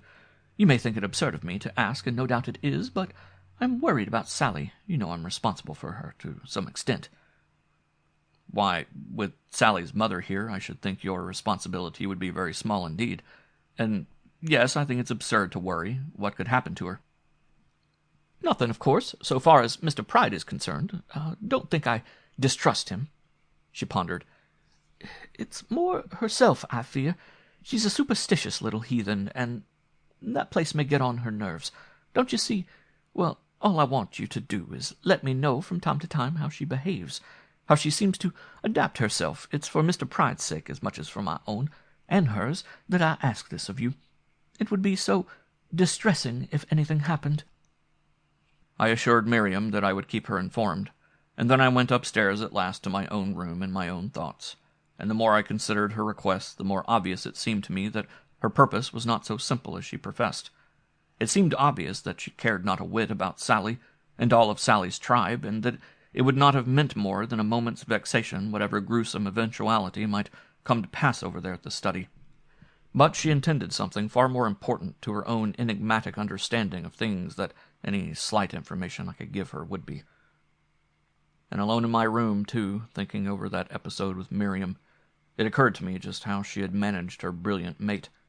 She had moved her queen unfairly from one file to another, and I had been too bemused by the glint of her swift fingers and the extravagance of her apostrophe, and the proximity of her amazing self to perceive the treachery. Chapter 24. 2 rods off the high road I came one day, prowling through fog and mud with my thoughts of Janet, on the small silent ruins of a house, a loose foundation of heavy field stones beneath 2 gigantic spruces, and the mouth of a well gaping at one side. I gazed down over the crumpling coping, and a fathom below the ground level was a surface of brown-green water beneath which the depths of the well were hid. How still it was! I dropped a pebble, and the little plop as it struck the water echoed cavernously from stone to stone. Envenomed the water was, no doubt, that purulent green filled with slow, malevolent thought, memory of tragedy, undercurrent of sighs and terrors and hauntings, tryst and inflamed. Here lies buried the rye stone. It is tended here by maidens with hair gray as Spanish moss and breasts moss green. Preyed upon by my reverie, I turned away from those ruins and set off once more into the clinging fog. I walked an aimless distance that passed a black trunk twisted in grotesque gnarled shapes, and turning with the path I saw Miriam. Only for a moment I saw her. She was very tall and attenuated, and waved slowly back and forth in the fog like a rush in moving water. On her face was a faint, mirthless smile. Her hands were folded on her bosom. Then the apparition dissolved in the mist. Feeling feverish and uneasy, I hurried back to Mordaunt's Hall and went to my room. There I threw myself on my bed and tried to sleep, but my heart pounded, my fingers were dry and rubbed together like silk, my lips were parching. When it came time for dinner, I sent word by Huff, who stopped at my door, that I was indisposed. An hour later Miriam came.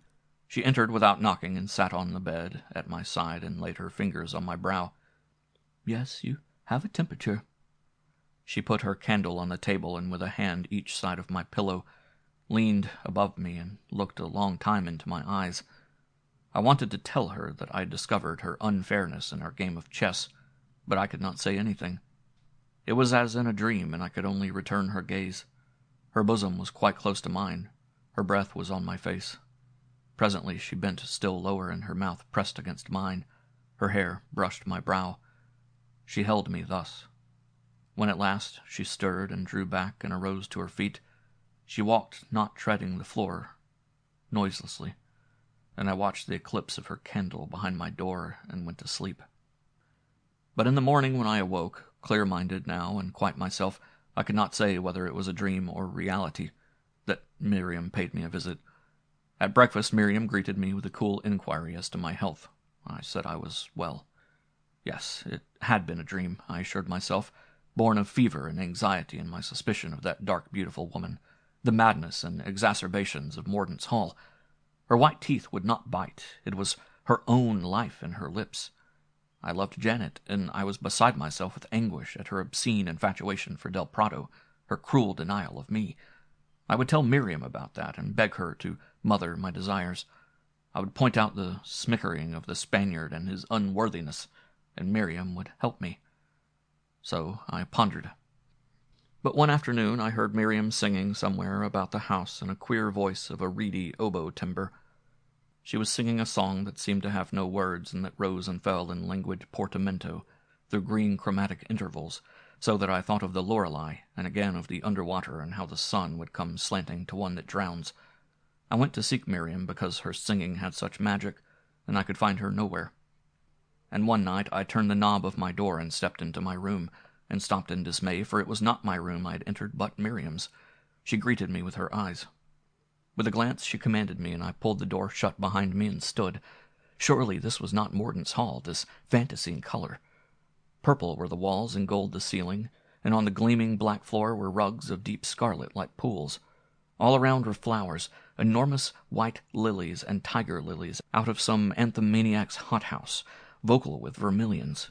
Over the fireplace hung the Tyrolean saint, stark, beard draggling over one swelling breast, and the golden slipper, and the minstrel at the foot of the cross. And a single candle burned at each side of the painting. On the hearth was a fire of black logs. Incense had been sprinkled on them and drifted into the room in swirls of narcotic smoke. On the rug before this fire knelt Miriam, clad in a shift of black silk through which breast and flank were apparent in subtle glow and luminousness, and her fingers wove sinuous patterns like those of Burmese hierophants. Was it an hour I watched? When I awoke again in my own room in the morning, I could not tell. Again, I could not make certain if I had dreamed or really had blundered into that room and watched Miriam do her magic and fallen asleep with drugged odors.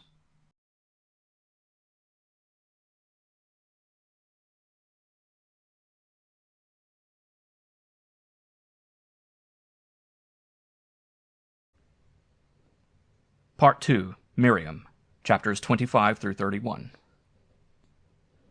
Chapter 25.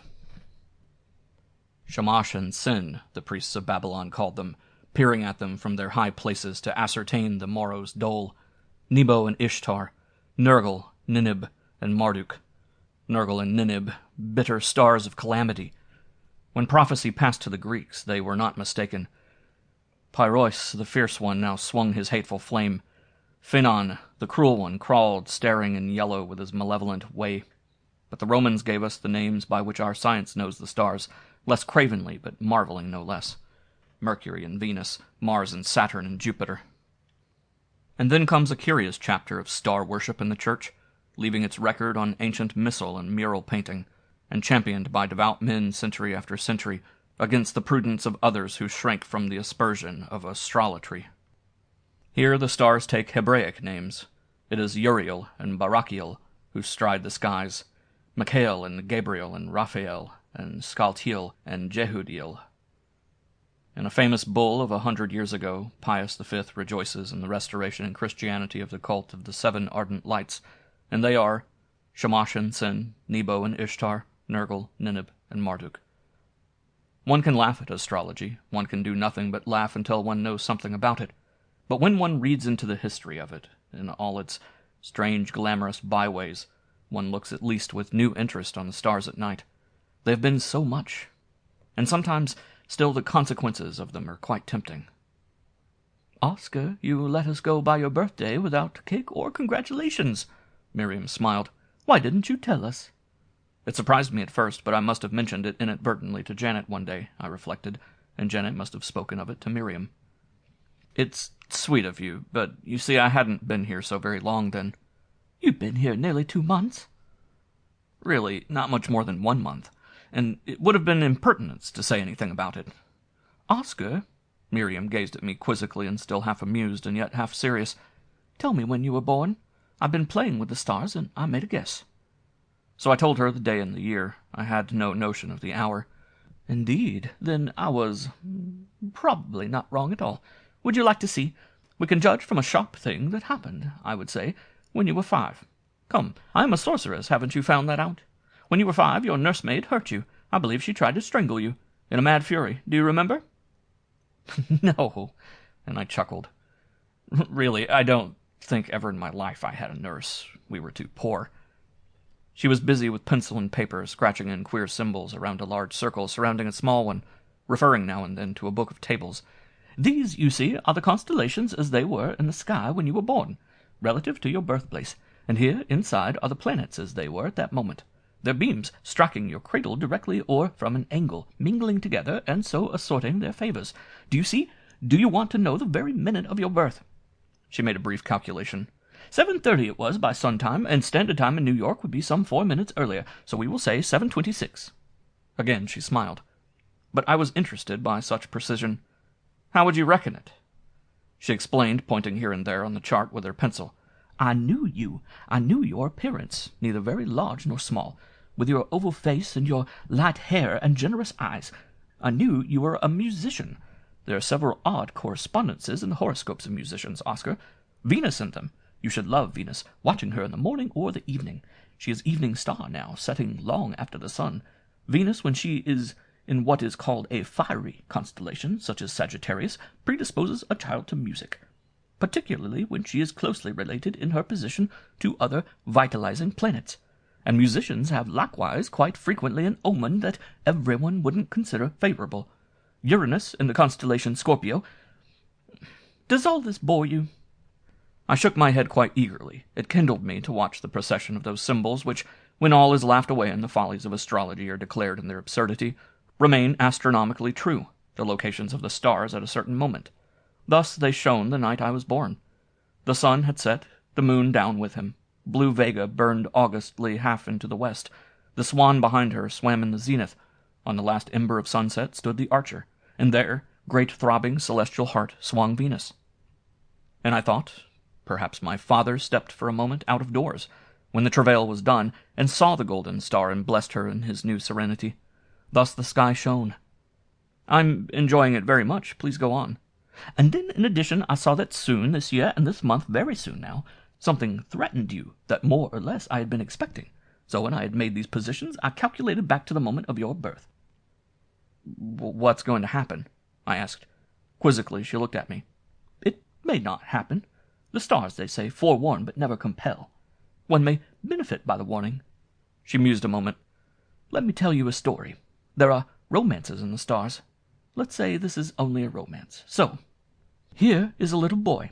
He is the child of a dutiful, chaste, God-fearing woman of the old fashion, good wife and mother, bringing fidelity and tact as contribution to her marriage with a man of liberal heart and sound, if vulgar virtues. He might have made a respectable magistrate. His ardor soon subsided. Hers, beneath her apparent acceptance of the role of mother and rather frustrate bride, persisted in a passion for music. This she gave her son. She found him most responsive. She would even discipline him with music. It would be enough to play some tender piece on the piano to bring him, weeping and penitent, out of one of those fits of stubbornness and mischief into which he would fall, for he was very restless and nervous, afraid of the dark, imaginative, lonely, sweet little boy. I laughed with embarrassment. You have a wild imagination, but you do come as near the truth as tea leaves. I'm reading a story. And the next chapter is about our little boy growing into his youth and having a hard struggle against poverty and lack of appreciation. See how all the prosperous planets are low? Yet Neptune, when he was born, was in the constellation Gemini, and Neptune means genius, and Gemini means the equipment to express genius. Pianists have Gemini prominent in their horoscopes. It would excite you, Oscar. Chopin had. So did Schumann. But Schumann's horoscope is startling, it really is. For Mars forecasts to the day the injury in his hand, which ruined his career as a virtuoso. Yes, there are some very challenging coincidences in the stars. But Neptune, look, Oscar, here is the moon, a third of the way around the heavens from him, and here, 60 degrees from the moon, are Venus and Uranus close together. So in a vast triangle their rays were blended upon the little boy's birth, and the glory of the sun himself confirmed them, and some day he will be very great. Also, here is Uranus in Scorpio, as in the horoscope of Schumann, too, and Wagner, and some other musicians. It isn't very benign, that hysterical planet in so fleshly a sign. I wonder, was Schumann ever unhappy in love? Wagner, of course, was not. The pother with Minna could not have been love. I think Wagner understood women as Liszt did, and took them for what they are, springboard from which to leap.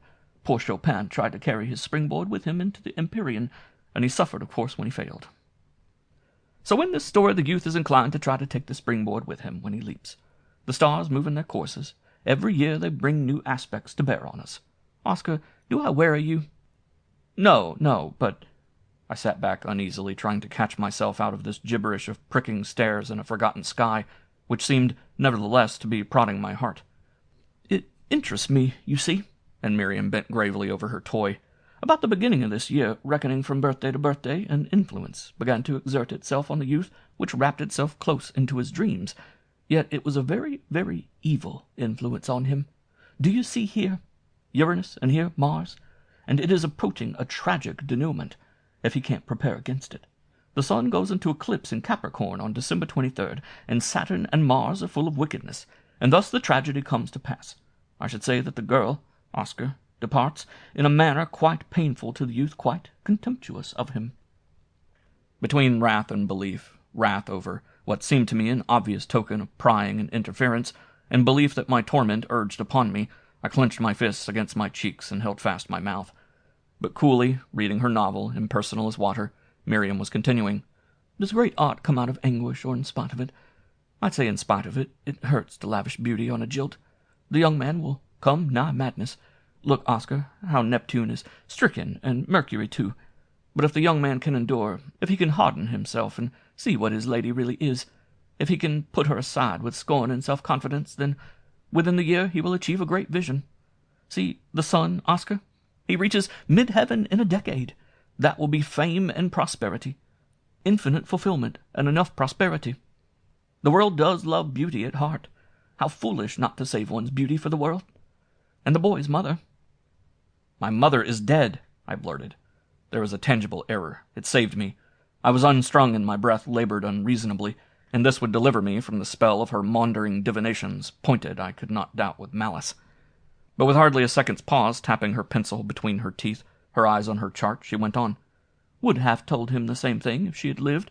She died when he was 17, I should say quite suddenly, in an accident while traveling. Mars here, do you see? Afflicting. Chapter 26.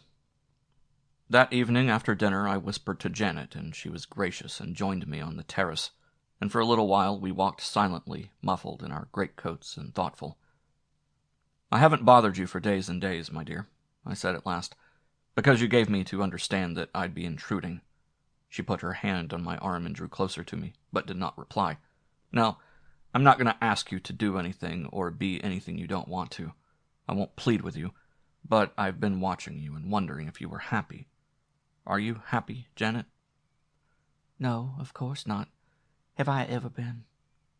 You seemed unhappy to me. Oh, nothing in particular, but just the confusion and raving of this place.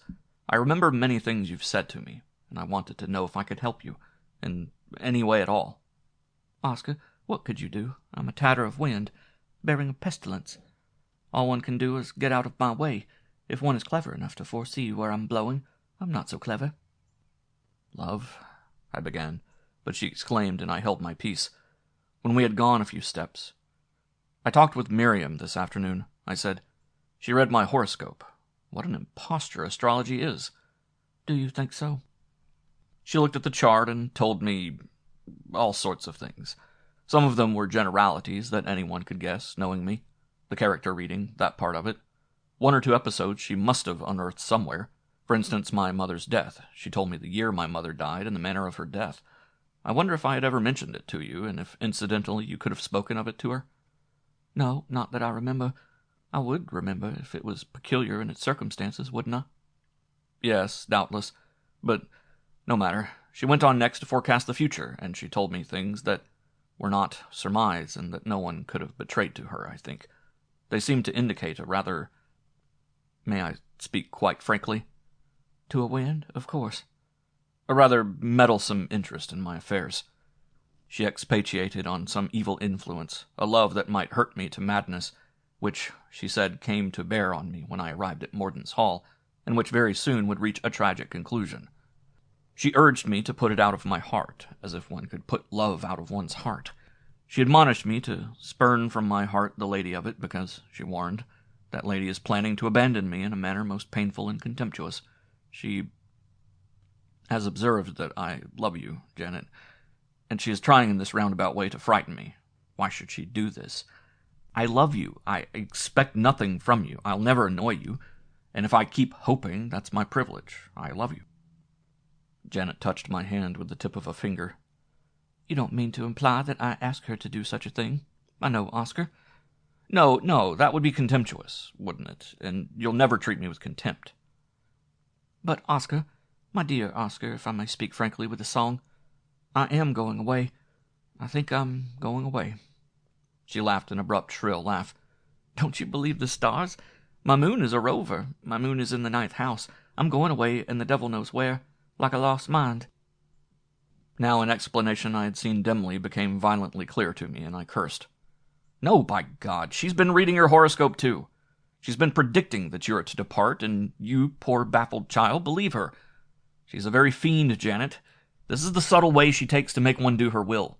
She knows that you yourself, convinced of the inevitability of the stars, will destroy yourself to make her forecast come true. Good God, what duplicity! And you shall not go, Janet. You must not go." "Oscar, Oscar, Oscar, please be quiet. Think. What motive could she have to get rid of me?" "I don't know. I haven't any faintest notion of her motives. But I do know—" On my very tongue was word of that midnight scene between Miriam and Huff, but Janet interrupted me. "It was not Miriam who told me I should go. It was Ramon. I'm going with him." "Ramon?" She nodded assent. "Yes, Ramon, but—" Sharply and warily, "that is our secret. You must not repeat it. I've told you because you do seem to love me. I want you to understand. I don't want you to think I am contemptuous of you. Even Miriam doesn't know this. You must forget it." Even her stars don't reveal everything. I was quite bitter, but I fell silent. I held her hand very close to my breast, her small fair hand lying on my arm, and so we walked together a little longer. But Janet was saying, "You're growing sick, too. Very sick, Oscar. The poison is working in you. Haven't you ever looked at Wilfred Huff and suspected something morbid and blighting and corrupting that has seized him?" I could feel a tremor shake down her body. "You talk to me as if I were real, an individual, free and responsible. I'm nothing. I'm a name in Richard Pride's mouth, which he spits out. When I was born, the sun was in eclipse." From over toward the study where Richard Pride brooded, and little Sally no doubt cringed and wailed, and the mystery squatted obscene, came the bay of Todd. Chapter 27. 3 days before Christmas, Richard Pride left Mordaunt's Hall, going to Quebec to consult with a psychiatrist of some renown. He would be back, he explained, perhaps before New Year's. "I have wondered much these last few weeks whether we have made you contented here," he said, and when I hesitated to reply, wondering myself at my clinging to this mad place, wondering how much he knew of those envenomed currents of cross-purpose and desire which pulsed about us, he continued, "I would like you to know, Fitzallen, that in spite of what may seem to you an indifference on my part, I've come to depend on you really a great deal, now only for your actual assistance, the value of which I should like to make you understand more fully, but also for your ability to respect the singleness of intent that carries a man on lifelong to the completion of his task. It is a rare quality, you will admit. One finds it in an occasional scientist or artist, in men who sacrifice comfort and ignore rewards in order to devote themselves to their research. I have not felt always that the people about me were of that type." "I admire your persistence," I stammered. "I don't know that I can accept the compliment to myself," I added miserably, remembering my wasted Helion, my weeks of sterile languishing, and, you see, I have such a slight understanding of just what you're striving for. I might be of more aid if I comprehended more broadly." It was as if he were dictating my words.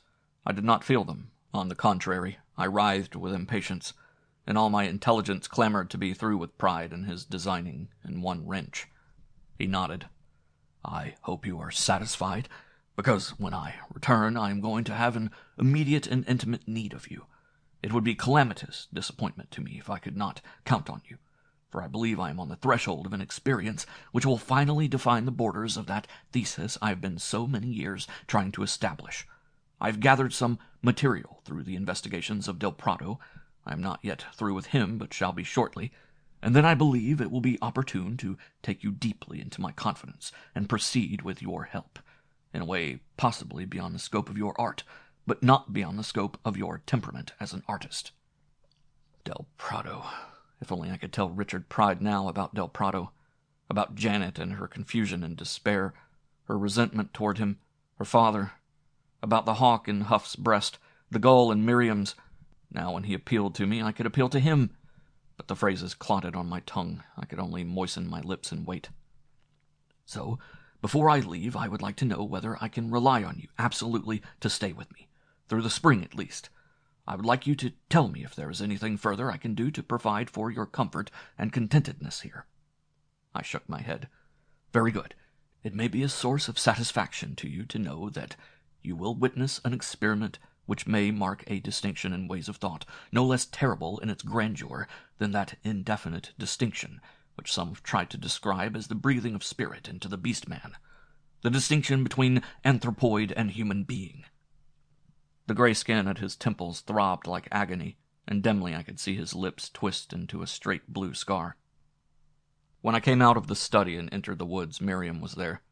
She was striding downhill towards me, and I observed in spite of my preoccupation the smooth, undulous ease of her body, drifting over the uneven path as freely as down any carpeted corridor. "I've been looking for you all over," she said. "Mamie has been having dreams and visions, and the chase-away powder has given out. What has been happening to Sally?" Slipping her arm through mine, she turned with me toward the house. Sally has been rummaging among the curios. She found herself a new dress, red with copper bangles. I think she is becoming reconciled to her lot. Meanwhile, I suppose you know that Mr. Pride is going away? Thanks. Of course, in time I should have been informed. When it gets to the actual point of departure, Mr. Pride customarily says farewell. Oscar, I'm glad to have you here. Well, I'm going to stay. And I told her briefly what Richard Pride had said to me, except that for some reason I hesitated to reveal what he had suggested about his expectations. And so, therefore, your stars were partly right, at least in regard to myself. But in regards to the lady... Miriam looked straight ahead. She might have been avoiding my stare, one could not say. It occurs to me, my dear Oscar, that Saturday is Christmas. Would you prefer a little pig or turkey? Miriam, what the devil difference does it make to me whether Saturday is Christmas or Doomsday? Frankly, I'm sick with mystification. This feeling of things going on that I know nothing of, and that concern me. For heaven's sake, what does it all mean? What are you aiming at in your stargazing? What is the tragedy that hangs over me and that you pretend to see in the sky? What have you against me? And what does Richard Pride want with me? And what is the whole nightmare of Mordaunt's Hall? My dear boy, Miriam glanced at me with a smile. Your hair wants combing and your cheeks are apoplectic. You are fast becoming one of us. Let's see if I can enlighten you. The nightmare is the home of Richard Pride. Richard Pride is... God knows what, the other enigma. Eventually, we'll all find out, if we don't pop out some day with a flash and a bang. If there are sermons and stones, there must be terrors and gunpowder. We are a cartridge in a musket, and somebody might touch the trigger, if we ask too many questions. Ask no questions, and when the opportunity presents, forget that you want to. I'm going to town this afternoon, otherwise I should consult the stars. It's a profitable study. They never lie. Too vexed to brave the possibility of encountering Janet or Ramon, I went to my room. Here again was the threat of eruption, of just such a nerve-wrenched catastrophe as Janet had foreseen that ruddy September evening when we drove together to the Syrian place and quaffed the white drug and talked. Upon my soul, I could not make head nor tail of it. I could find no light or reason in this gibber and glooming and bemistedness, and I lighted a cigarette and sprawled on my bed and puffed, trying to distinguish among so many uncertainties those certain things I could be sure of. Janet I loved. No uncertainty in that. She was in my music. She was a fugitive dissonance that sought an impalpable tonic, some day to be resolved. I loved her, and I believed. Credo, I shall in the end possess her. And Richard Pride? I thought a moment on Richard Pride, remembering many things. The night of the blizzard when I had come on him and Todd. The journal of the beginnings of this endeavor of his, so queerly spectral and luring and ominous. The emptiness of his marble countenance and the untiring stray of his hands, the welded tenacity of his purpose, certain indeed, though nothing else were. Everything that is done at Mordaunt's Hall is a broken blade beneath an oak. Each of us here is a pebble in an avalanche beside the purpose of Richard Pride. And Miriam? With many forebodings I thought of Miriam, and I knew that nothing she professed was genuine, that beneath every gesture and word fermented her purpose no less cruel than Richard Pride's. And I knew that she was the most Circean woman in all the world. Then my door opened without a knock, and Wilfred Huff came in. There had been little intercourse between Wilfred Huff and myself from the very beginning, and after the night when Todd held me in the music room and willy-nilly I overheard Huff's hysterical colloquy with Miriam, my distrust had widened to the gaping uncongeniality that separated us. And since the growth of my hateful and englamoured companionship with Miriam, I had been still more distant toward the secretary. On occasion we would meet at the study, and noons and evenings we sat at the same table, but there was no spiritual meeting at all. Now his rude entrance filled me with resentment. Abruptly I got to my feet. "Good afternoon, is this an emergency? As a rule, it is better to rap before you go into another man's room, and safer." Always before I had seen Huff obsequious. Perhaps that night with Miriam he had not been, but I had not seen him that night. The red welt left by her whip still glowed on his drained cheek. But now he did not fawn in the least. The surliness that lurked in his gaze had overmastered the fearfulness that had kept it in check. With a wave of his hand he dismissed my challenge and coolly dropped into a chair. "In a sense, yes, it's an emergency," he explained. "I want to talk to you, and I foresaw the possibility you might not want to talk to me. It'd be easier to get inside first, and then consult your wishes. It might save me the effort of pushing past you. Have a smoke?" Huff's boldness astonished me until I detected the reek of liquor. "Thanks," I said, motioning away his proffered package of cigarettes. "I'll have one of my own. What's the emergency?" For a dozen breaths he deliberated, staring at his cigarette. "Oscar, we're very peculiar people at Morden's Hall. It's possible you wouldn't have come here if you'd known as much about us as you do now. You've got a lot more to learn, and it's more upsetting than what you have learned so far. Don't you think it'd be wise for you to take this chance and skip?" I might have struck him, so incensed was I. But the knowledge he had been drinking, and the realization of his physical frailty, and my curiosity to hear what he might confess in his intoxication, all restrained me. "Well, it might be prudent, but I'm under a disadvantage. I haven't yet learned, as you point out, that further distressing information which would make the wisdom of leaving apparent. You may advise me—" "Unfortunately, no. I'm not prepared to go into that. You ought to know already that your presence has caused some unpleasant complications, quite candidly. Miriam." Now I wanted first to laugh, and then to be at this anemic plotter of garrotings. "Huff!" and I took a step toward him. "I don't like that. You know, or if you don't know, you'll have to take my word for it before you leave this room that my relations with Mrs. Pride have been dignified and respectful. I admire Mrs. Pride extremely, that is true. Beyond that, your insinuations are nasty." My threat Huff seemed not to notice. "Yes, I believe you admire her. I too admire Miriam. Oscar, I admire her a great deal." He flicked his cigarette into the fireplace and put his hands on the arms of his chair as if he would rise in defiance. "I admire Miriam so much that I myself am particularly eager to have you get out of here. That is only in an indirect way related to your welfare. I don't give a damn if you croak. I want you to get the hell out of here." "You're drunk. You're drunk and you're insane, and you can be quite sure that I'm not going to run away whenever you come spouting infamies at me and ordering me to leave. You're a goddamned cad." With a smile of deprecation, he relaxed back into his chair. "All right." He contracted upon himself a moment, fighting to recover his control. "All right, Oscar. Maybe I am a cad. Did you ever stop to think that once a cad realizes his own capacities, he may get to be quite superb? Look at Napoleon." Now at last he pulled himself erect.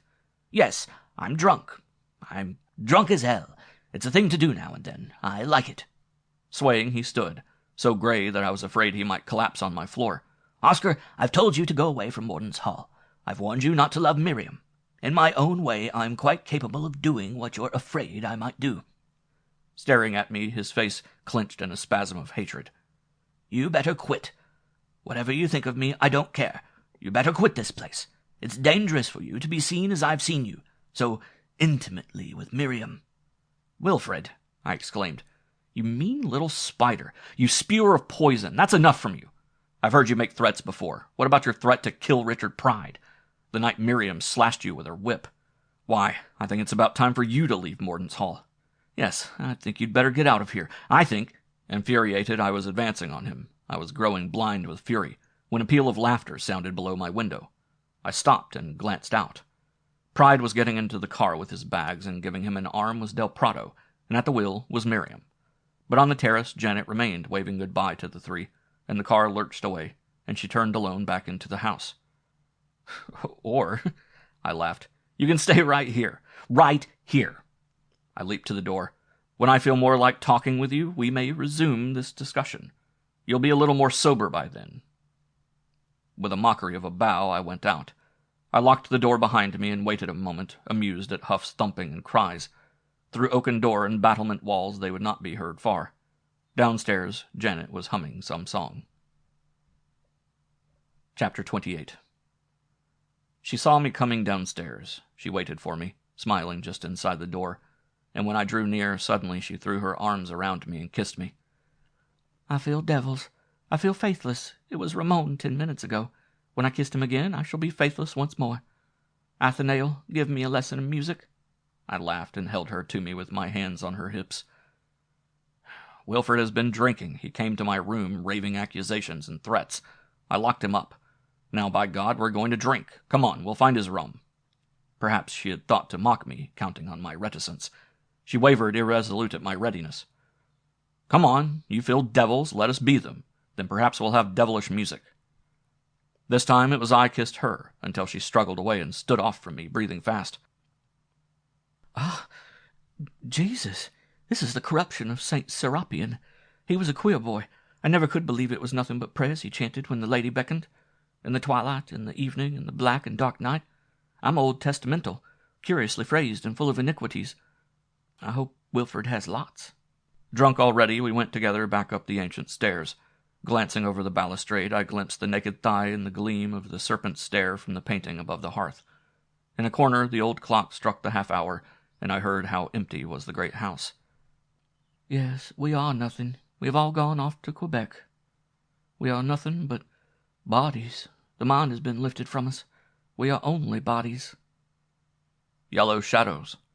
Richard has strayed to the wrong side of the sun. Down the corridor we hurried toward Huff's room. The door gaped loosely. Janet pushed through ahead of me, and just within we stopped to survey the room. Tumbled was the bed, the pillows disordered, as if Huff had threshed there in a fever. On the wide antique writing table, the litter of books and papers, scattered and neglected even as mine had become, I reflected, had been pushed aside from one corner. Here were a bottle and 2 empty glasses. Indeed, I exclaimed, Wilfred would seem to have had company. Janet went to the desk and picked up the small crumple of a woman's handkerchief. He's been entertaining Miriam, she agreed, tossing me the little piece of fine cambric. In one corner was embroidered delicately an initial. She came, it would appear, while the young man was preparing himself for such a deed of daring as take a drink. Janet examined a book which had been laid by, face down, to mark the page. These are exercises to develop one's will. Wilfred has already advanced to page 138, and doubtless is far along toward mastery of his soul. I have no doubt at all that at her first rap he arose without a tremor, admitted her, placed her for this chair, poured a potion, and tossed it off. We'll have to contend yet some day with Wilfred. I tucked the kerchief in my pocket, and my heart shouted for triumph. Here indeed was proof of collusion. The warmth of her fingers hardly cooled from the fabric. Then I sniffed the bottle. This is that Syrian stuff. Arrack, she nodded. It is distilled from great red grapes and flavored with wormwood. It turns into white clouds that float in one's eyes and fingers and breasts. We drank, gulping the liquor nervously avid. Poor Wilfred! To think that never before have I been interested enough in him to pry. Janet scanned the room contemptuously. Even when I thought I was interested. But there is a sort of dregs of Baptistism in it that feebly stirs me to blasphemy. She jerked open a trunk and gazed into it. It's pathetic, I contradicted. This drug and the willpower book, and the bed so fretted. The trunk slammed shut, and back to the table came Janet dancing. Now she took the bottle, and she filled the tumblers half full of the fierce liquor. Let's hunt sacrilege. There is none here. I'll carry the arrack. Where are we going? Let's violate privacies. We might, I proposed, have our next drink in Miriam's room. Janet regarded me, smiling. Then, when once more we had emptied our glasses, she led the way back down the corridor to the balcony and around. The drink was warming me. The fury in which I had started that afternoon fed on it, and leaped into conflagration. Before Miriam returned, I would solve one mystery, and through it several others, I mused. I would know whether I'd been ill or hypnotized, the night I stumbled through a door and found Miriam at her incantations. In the kerchief I had already evidence of her scheming. She had set Wilfred on to challenge me. She would drive me away from Janet, away from Mordaunt's Hall, in spite of her protestations. Once coldly I had seen her chamber with its claptrap paraphernalia and erotic decorations. I would never again feel the neurotic dread of her that obsessed me. Expectantly I followed Janet through another door, and gazed with surprise on the chaste and matronly apartment which lay beyond it. Highboy and dressing-table with long pier-glass and toilet set of luxurious silver neatly arranged on the doily of rich linen, poster-bed, walnut armchair with tapestried footstool. It was such a chamber as the lady of the manor should have indeed, but such as I could not imagine Miriam tenanting. On the wall, full in the sunlight, hung a heavily framed canvas, the portrait of a man. It was not hard to recognize. The same constructure of face with jutting brows and deep-set eyes, prognathous, acrocephalic, nose slender enough and straight, but slanting backwards as it dropped toward the mouth. and more than a hint of the intensity with which, now in spite of the lost eyes, you felt that visage gaze at you. But the color had not yet wasted out of the skin when the portrait was painted, and the strength of the man was genial rather than austere. "Thus," remarked Janet with a sweep of her arm, "my progenitor, long since dead, his wife and I regret to say I am unable to show you. Shall we lock her out? Come on with me downstairs, I want to dance. Then you will pray, and then we shall have another drink." In the music room I found a skirling, lecherous theme in the macabre key of B minor, and accompanied it with corribant arpeggios and drumming chords in an orgiastic rhythm. And Janet was mad and danced, whirled and leaping and posturing and singing shrilly and calling, Maenad, through the dim halls where the luster of sunset lay a blotch of gangrene on the silence. Chapter 29. Until, hilarious themselves with drink, Miriam and Ramon returned. Armfuls of packages they unloaded in the kitchen. They brought out boxes of holly and mistletoe, and the Spaniard struggled in with a Christmas tree twice his height, and there were cartons of candles and tinsel and glittering gewgaws to hang on it, but always liquor. A new bottle stood open on the sideboard while Sally, restored temporarily to the manor house and none the worse for her experience, was setting the table. Always liquor, to which with a nervous abandon Miriam applied herself, and Ramon, and Janet. And I, too, to lighten the heaviness of ill omen that would have oppressed me, and keep the madness that relieved it, went often to the bottle. And presently, when Wilfred, tight-lipped and meditative, came downstairs, he found ample reason to seek oblivion. So, I reflected, 3 hours after the master had departed, the household goes amuck. But I was myself part of this household. Its rancors and distractions had inundated me. I tossed in the same whirlpool, and I was delirious myself with release. I gazed at Miriam and remembered the handkerchief in my pocket, and I thought, "Soon I shall find you alone for a minute, and I will confront you, my fine lady, with the evidence of your duplicity." And I returned Ramon stare for stare and sneer for steer, all with the ostentatious gesture of Yuletide fellowship. And I laughed from time to time when I looked at Wilfred and dropped some remark with a sarcastic connotation that he, still chafing from his imprisonment in my room, could not ignore. And at Janet, quite febrile now, I looked and thought, "You, my wanton, are mine, and I shall have you. I have come down to your terms, my fugitive, uncertain beloved, and I love you thus, and you love me. In the midst of this insanity we shall have together the further madness of our embrace. We shall think no more of Helion, as you prefer, and we shall plan no future. So long as you love me, I shall remain here at Mordaunt's Hall.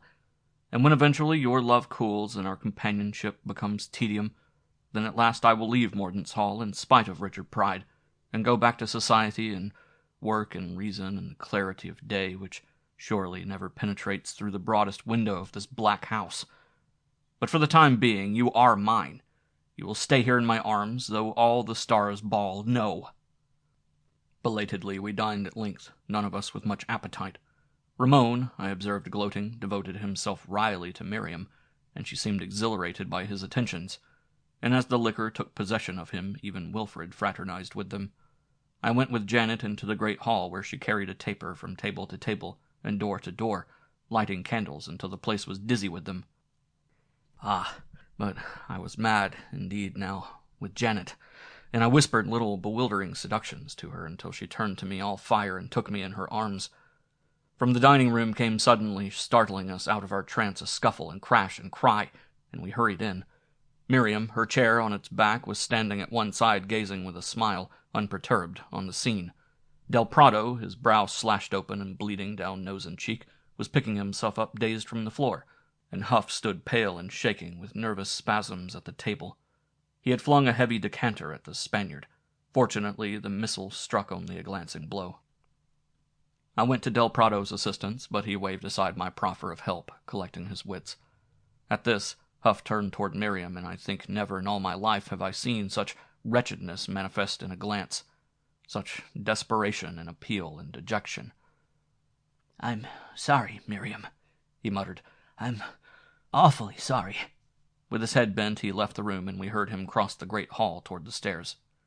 "Wilfred," observed Miriam, "is becoming more and more frantic. He really might have killed you, Ramon. Are you badly hurt?" No, only a scratch." The Spaniard laughed. "I think he resented my suggestion about Sally. But indeed she would make him an excellent wife, and think of the little ones." Ramon laid his finger along his nose and burst into cynical mirth. I watched Miriam. "This very afternoon," I said, "he came to me with all sorts of preposterous accusations. He even threatened me." "So we locked him up until you people got back," Janet interposed. If there were any guilt in Miriam's conscience, she gave no hint of it, and if any suspicion in Del Prado's mind, he did not let it be seen. "You must excuse me a moment, but pray don't let this interrupt the party. Wilfred will sleep off his fury, and I'll have a bulge on my brow, nothing more serious, and even that may correct the unhappy slant. Come, let's drink to Wilfred's bad aim. I'll scold him in the morning." If before, apprehensive and tense, we had drunk eagerly, now it was with thrice that abandon we returned to our cups. We moved into the music room, and I remember that presently the conversation, led by Ramon, who came downstairs with clean linen and his forehead patched with adhesive tape, became more and more licorice. Janet, I remember, was Lay's. She was mine. Mine. These things I remembered when I awoke, crapulous, shivering with chill and nerves, lying fully dressed on my bed. My watch had stopped, but it was full day. How I had come to my room, or when, I could not recall, but such occasional recollection as I could summon of the carousal smote me with shame and mortification. My hand trembled when I lifted my razor. On my desk was a bottle half full and uncorked. I swallowed a deep drink, and presently it warmed and assured me, and steadied my nerves. Twice I emptied the glass, and then, eager to see Janet, and find in her loveliness reason to forget my dismay, I finished my toilet and went downstairs. It was 11:30 by the old clock. Miriam alone was in the dining room, smoking over her coffee, attired in a yellow negligee, her eyes shadowed. Around her bare throat hung a necklace of heavy carnelian beads, and on her finger was a ring with one large carnelian. "Good morning," she said with a smile of profound lassitude. "I was almost prepared to wake you." "Am I the last for breakfast?" "So it would seem." Sally came bringing me coffee on the tinkle of the bell. "Wilfred was up before me and off to the study. He's abject." "And Janet?" "If you try a rack in your coffee, you will find it most stimulating in the morning. And quite delicious, isn't it? Why, Janet, it appears, didn't wait for us. She and Ramon went away together last night. The garage man brought back the car this morning with a message explaining just that much. Where they were going, Janet didn't intimate. How childish of them. Such an elopement. I presume." Chapter 30. She leaned across the table and took my hand in both of hers and held it to her bosom. "Oscar, poor boy, I knew you would be hurt.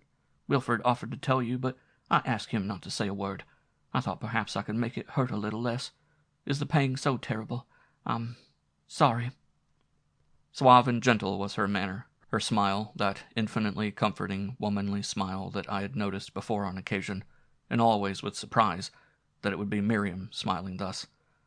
I made as if to withdraw my hand, but she clasped it to her, and when I desisted it was as if I had put my face there, child to the mother for consolation. "Sip your coffee, Oscar. You'll feel better." Her gaze was searching and solicitous. "I saw this approaching. Do you believe me now? I tried to warn you. These stars, one can't believe them when one stops to think. It's the most primitive superstition. But every now and then something happens that balks analysis. The eclipse, you remember, lasted until midnight." "You told me," I agreed. Her warmth and earnestness shamed me for my doubts. But I did love Janet. All day long we sat there at the table. At intervals, in answer to Miriam's summons, Sally would bring fresh coffee. The odorous mingling of liquids suffused me with a tingling narcosis. Distances lost their depth. Nothing was at my shoulders. I was quite steady now, at my eyes. Miriam talked. First, she talked to me of Janet, very gently and sympathetically. "She's a beautiful girl, no doubt of that, Oscar. She is beautiful, and a man would find her desirable. She's young and vivacious and stirring, but she has much to learn about life. Experience may teach her, poor child. College didn't, and I've never been able to give her any clear purpose or direction in life. Thus our children. Oh, I believe in delivering woman from the real bondage she has suffered, but girls today don't understand the ways of their new deliverance. And Janet would never listen to me. Every wind sways her. She was impressed by you, your sincerity and persistence. But, Oscar, do you really think she appreciated you? This escapade, let's hope, Nothing maiming in it. It's hard for me to bear, too. I don't need to tell you that. I love Janet, too. She is my daughter, but she's gone, and where we can only speculate, and nothing we can say or do for the moment will recover her. Perhaps. But we must try to help each other. Isn't it possible for me to do something for you, Oscar? I do appreciate you, really. Don't you know that? And it would be consolation to me to see that I was being some consolation to you. So for a long time, while the drugged hours crawled and the day lapsed into a gray, overcast evening, Miriam talked to me about myself. I would look at her, the delicate fabric of her negligee falling easily aside at the throat, the small white hands of exquisite symmetry curving graciously into the wrists, the rich facile lips, and the luminous brown eyes with the deep shadows beneath. I would think, you are the most beautiful woman in the world. She spoke of my work. I've met many artists in my life, Oscar. One judges them first by their honesty, for that is the essence of genuine art. Facility in any medium may be taught. It's a secondary consideration. It indicates simply that the artist has been conscientious and diligent. But the intensity of his conviction, and the frankness with which he avows it, the sincerity with which he assumes his part and believes in his vocation, and the need of the world for him, that is essential. I distrust artists who shave too regularly and drive their own cars and have investments and make good husbands. In a sense, it's being ashamed of their canonicals. And you— I do shave, Miriam. We laughed.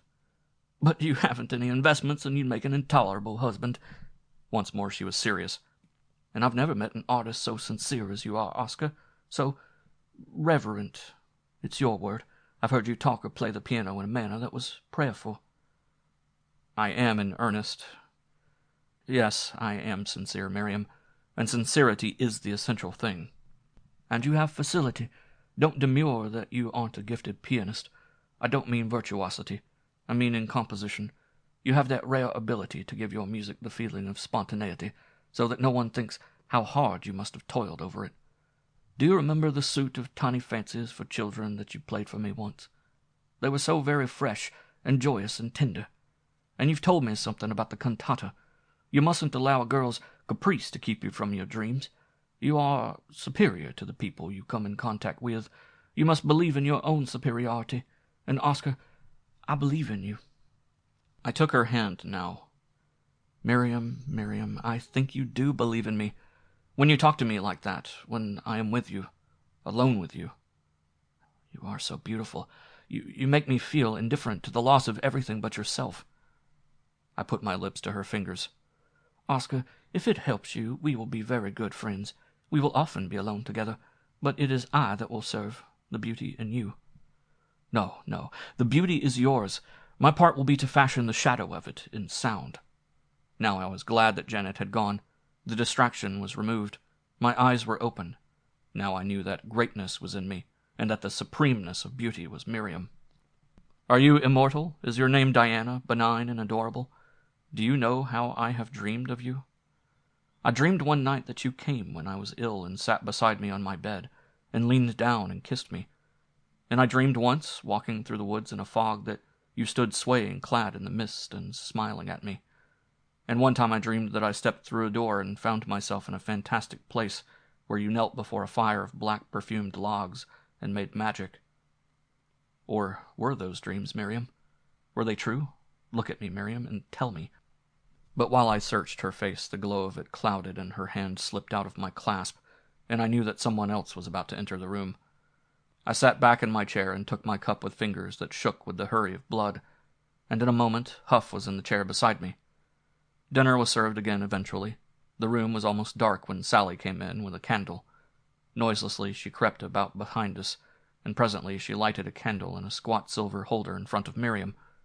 Up the flame leaped, and then it dimmed to a faint yellow pearl of light, as if hushed, and then it waxed anew to a steadfast effulgence, as if drawing back a curtain from the dark seduction of that saturnine face. And always Miriam smoked and sipped, and Huff talked from time to time of this and that, and sometimes I answered a word. For a while I seemed to sleep. But in a flare of consciousness I became aware of Miriam on her knees beside a prone body. "Good God!" I muttered, shocked into vigilance. "What are you doing?" She looked at me smiling, her finger warningly on her lips, and then she beckoned. Could it be death? I wondered, growing alive to horror, but Miriam laughed softly and pushed the inert flesh over on one side and took from the pocket of Wilfred's jacket a ring of keys. Then she arose and regarded the body, and she spurned it scornfully with her foot. Close around her throat she gathered her negligee, clutching the keys until the knuckles of her small fist shone with a white strained ghastliness. And at last she relaxed. Her breath came in a deep pang.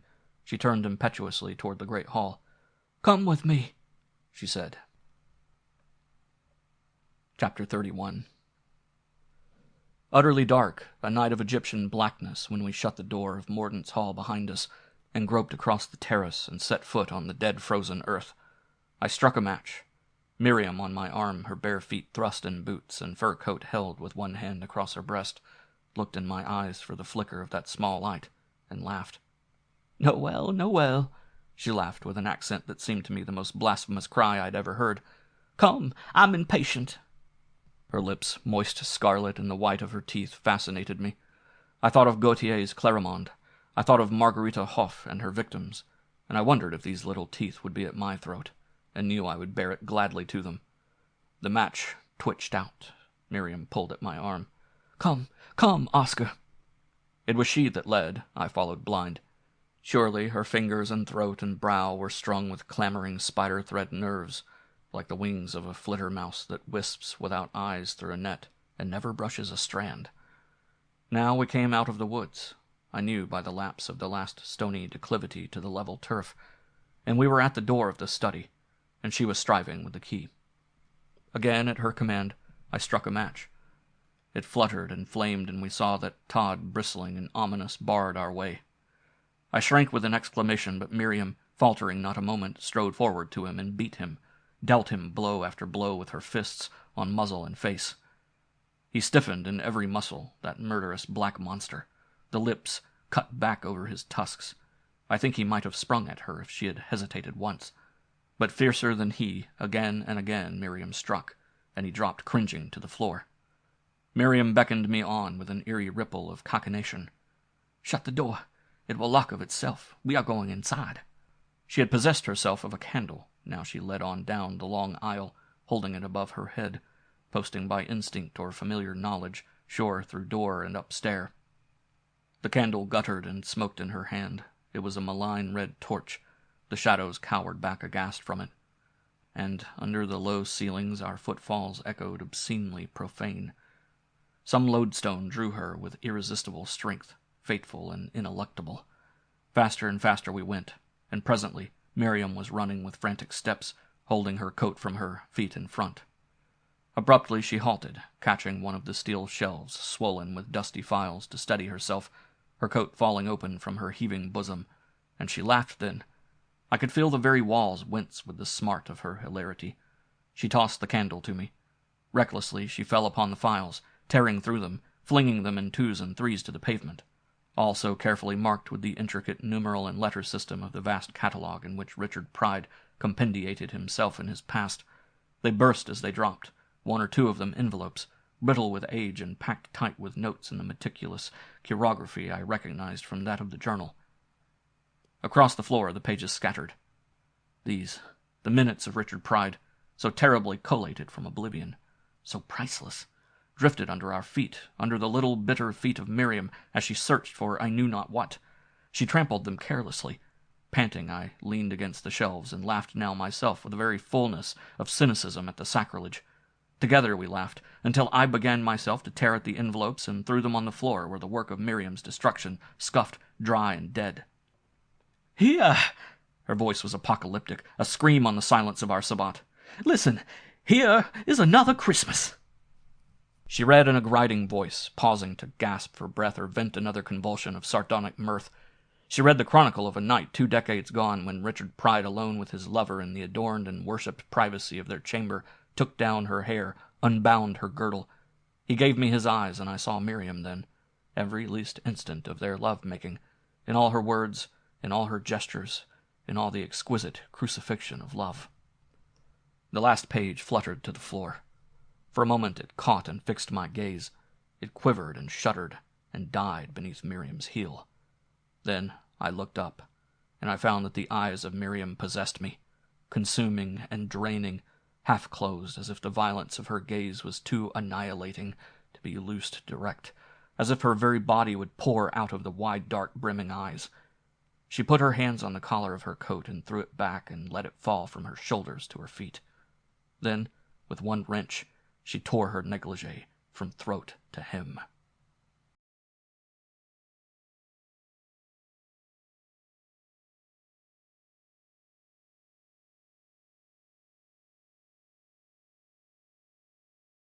Read by Ben Tucker.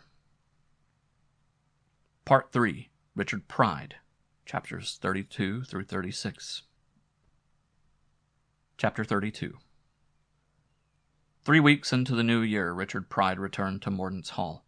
4 days before his return, Huff killed himself. Todd brought news of the sordid ending of the little man to that door of the room high under the eaves where Miriam did her conjurations, the purple-walled, black-floored room with its erotic decoration, its pythoness's tripod and aphrodisiac odors, where Miriam and I would wake at midday from the exhaustion of the night and languidly renew our orisons to Lilith and Diana and all the green Baalim her imagination evoked. Todd brought us news.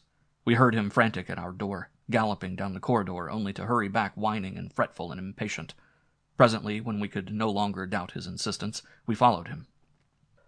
On the table at which Huff had been sitting, beside the inevitable bottle, lay the book of exercises and self-mastery that he had been studying. There was no confusion in the room to attest the anguish of his last vigil, nothing but the week-long untidiness that characterized the place. From the chandelier, noosed in a loop of clothes rope that would not have sustained the weight of a normal man, swung the dangle of bone that had been my associate. On his cheek was a black moth which arose disturbed at our entrance and fluttered in circles around him. I touched his thin, clenched hand, quite blue, and found it rigid and cold. But Miriam flung at him, grasped him by the shoulder and jerked, so that a knot gave way and the body tumbled to the carpet. And then she stooped over him frantically, shaking him, even kicking him with her soft slipper. "Wilfred, God damn you, get up!" she cried beside herself. For a moment I was unnerved. Then I took her arms and held her back. "Miriam, he's dead. He's been dead a long time." The tension melted out of her body. "I'm sorry. I couldn't believe it at first." She regained command of herself with a grimace. "I should have predicted it. Wilfred always relied so much on the stars. His faith must have been sorely tried." She made a face. "Come, I suppose we'll have to notify somebody. But look, Oscar, see if he left any word. He was insane, of course. He might have said anything. He was so jealous, too, of you." Turning her back to the huddle, she drew the cord fast about her negligee and went to the littered table. Very carefully now, quite aware of herself, she glanced through the nearest papers, lifting corners to peer between the pages, rearranging everything so that it would seem not to have been disturbed, flecking away patches of dust where her fingers might have left an imprint, handling books and envelopes with her handkerchief. From the table I went to the trunk, and I recalled, as she fidgeted with the lid, how Janet had studied its contents the evening we explored.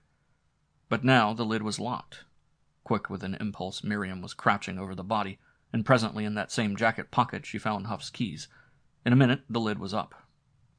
I looked myself, and had barely time for a glance before she slammed the thing shut. "But, Miriam!" I ejaculated. "The trunk is full of money." She was restoring the keys to the coat pocket. "Shh! We mustn't arouse Mamie. We'll have to break this news cautiously to her. She mustn't be too alarmed. Yes, there is money in the trunk, a few packages of bills, but they're small enough. But one doesn't keep money in a trunk. One does sometimes, if one is mad. I tell you, Wilfred was mad. Can you doubt it now? No doubt at all he stole the money in little sums from Richard. He wanted me to go away with him." She stood up and glanced once with a quiver of revulsion at the body. "You must go to your room. I'll send Sally there to wake you. Come, quick! I shall lock the door and keep the key until the authorities arrive. It will be easy to explain. I found the damn thing and got excited and yanked it down. Don't forget, we can't have people prying around Mordaunt's Hall. Imagine if they should catch sight of Richard or get into the study. Come, let's hurry." Still dazed, I obeyed. I went to my room and closed the door behind me, feeling a little shock of unfamiliarity as I surveyed it. For not once on any save an occasional hasty errand had I set foot over the threshold since the delirium of Noel, I dropped into a chair and put my chin in my hands and pressed my fingers to my temples, trying to gather reason out of such ruins. Richard Pride was coming home, and to what a seethe of shame and confusion! But I had known for days of his coming, and that alone had not worried me. In the red ways of Laverna we had laughed at him, Miriam and I. With vervain and talisman she had made magic, and I had swung her censer.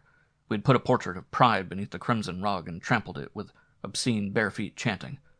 And it was not entirely the suicide of Wilfred Huff that shocked me so vastly.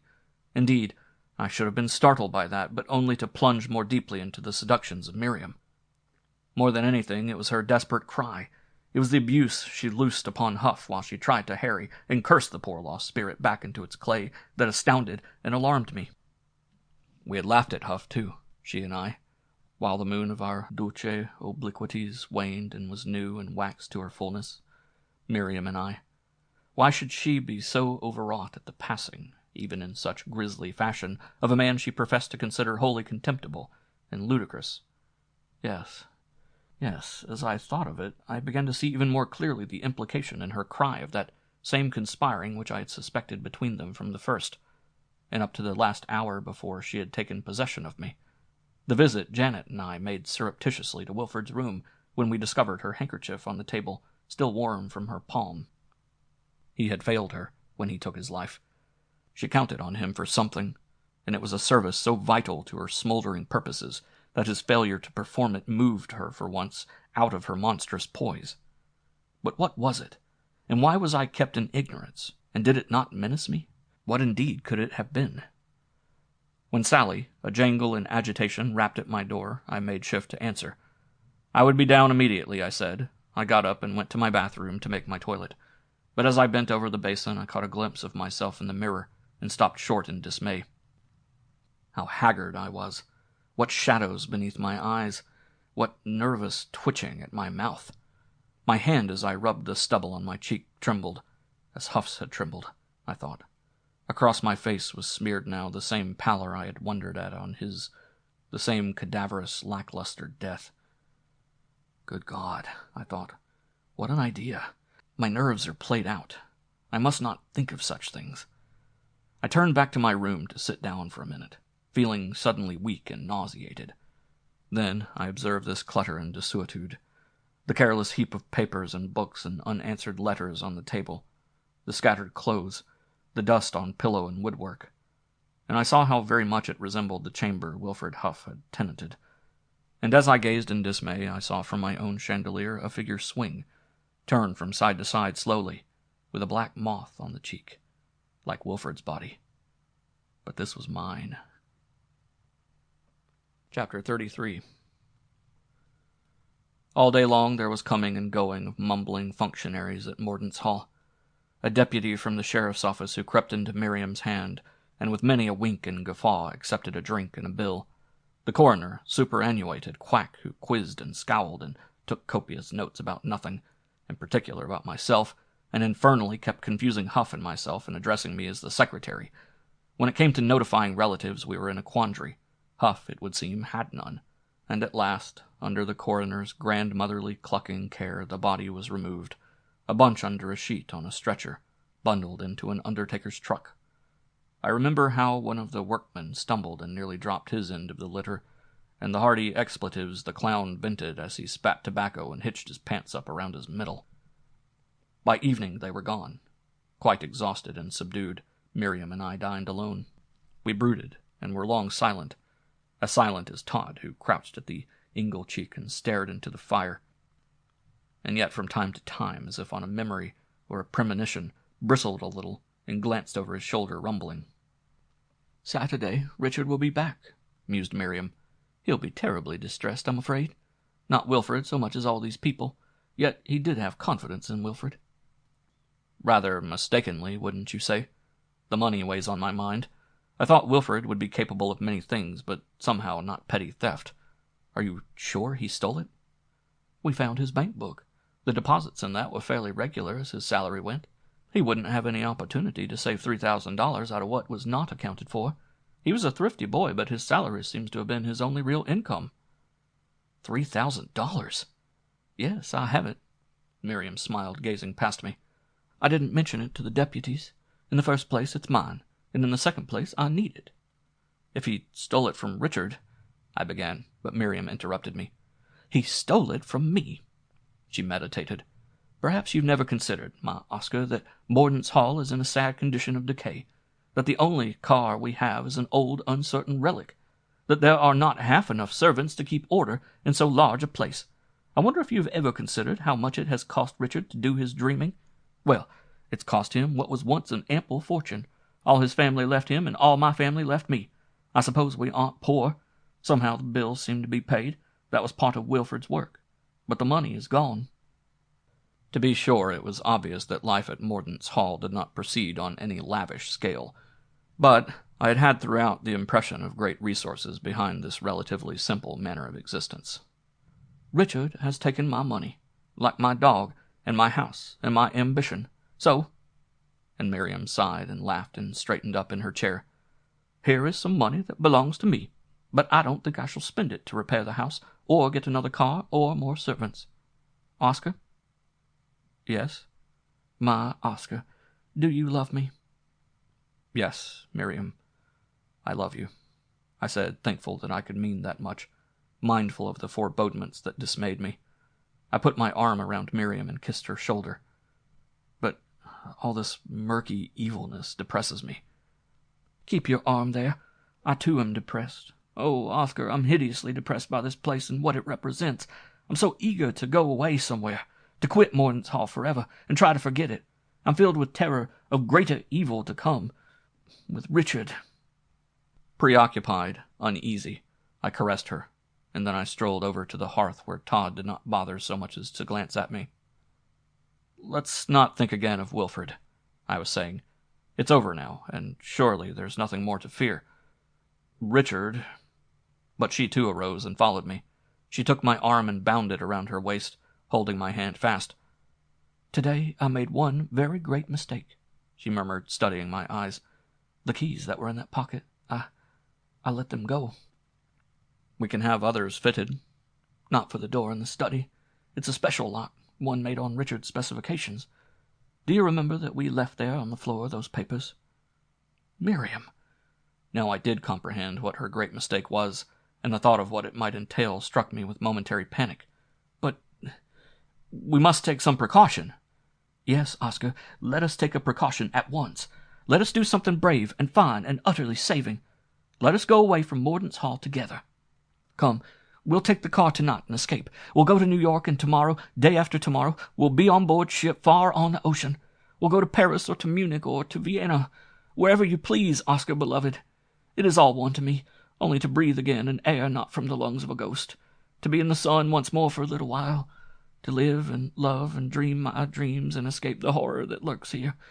We will have enough to live very comfortably, and you'll work and accomplish all that you should accomplish, and that you can never hope to accomplish here, and I'll watch over you, and love you, and nurse you, and make magic for you. Oh, Oscar, to think that tomorrow we can be gone. She slipped around in my arms until she was upon my breast. She pressed her mouth to mine, in all her body, and then she threw back her head so that the round, full, exquisite throat was beneath my mouth, and the curve of her bosom my eyes, and she laughed and laughed, a passion of exuberance. In a moment she was grave again. Earnestly she gazed at me, and her words came in a tiding of beseechment. Never fear. I won't ask anything of you, Oscar. Not even love, if you don't love me. When you are tired of me, you will go, and I'll bid you Godspeed and keep content the memory of our time together. Glad that it could have been, although only for a month. And it's not only for myself that I would go away from Mordaunt's Hall. It's for you too, Oscar. Think, here is but madness and hatred, and the certainty that when Richard returns he'll learn about us. What he'll do to me I can't say, and you needn't worry about that if I'm to stay here. I hardly care what happens to me. What he will do to you, Miriam. As gently as I could, and yet determined, I parted her arms and freed myself from her love-making.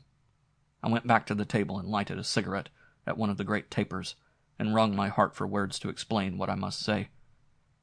I can't leave Mordaunt's Hall now. Not now, as things are. I tried to disparage her premonitions. There will be no discovery. There's almost no chance of discovery.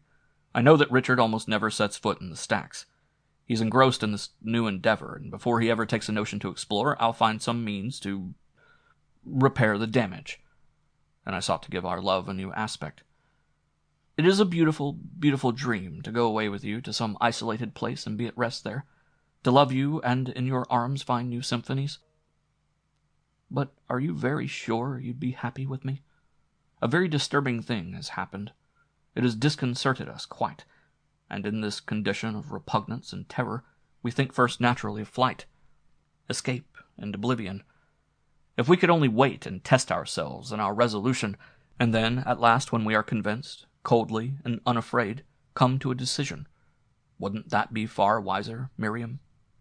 But I did not tell her that the reason I would not flee with her was dread, not of what Wilfred Huff had done, or what Richard Pride might do, but of herself.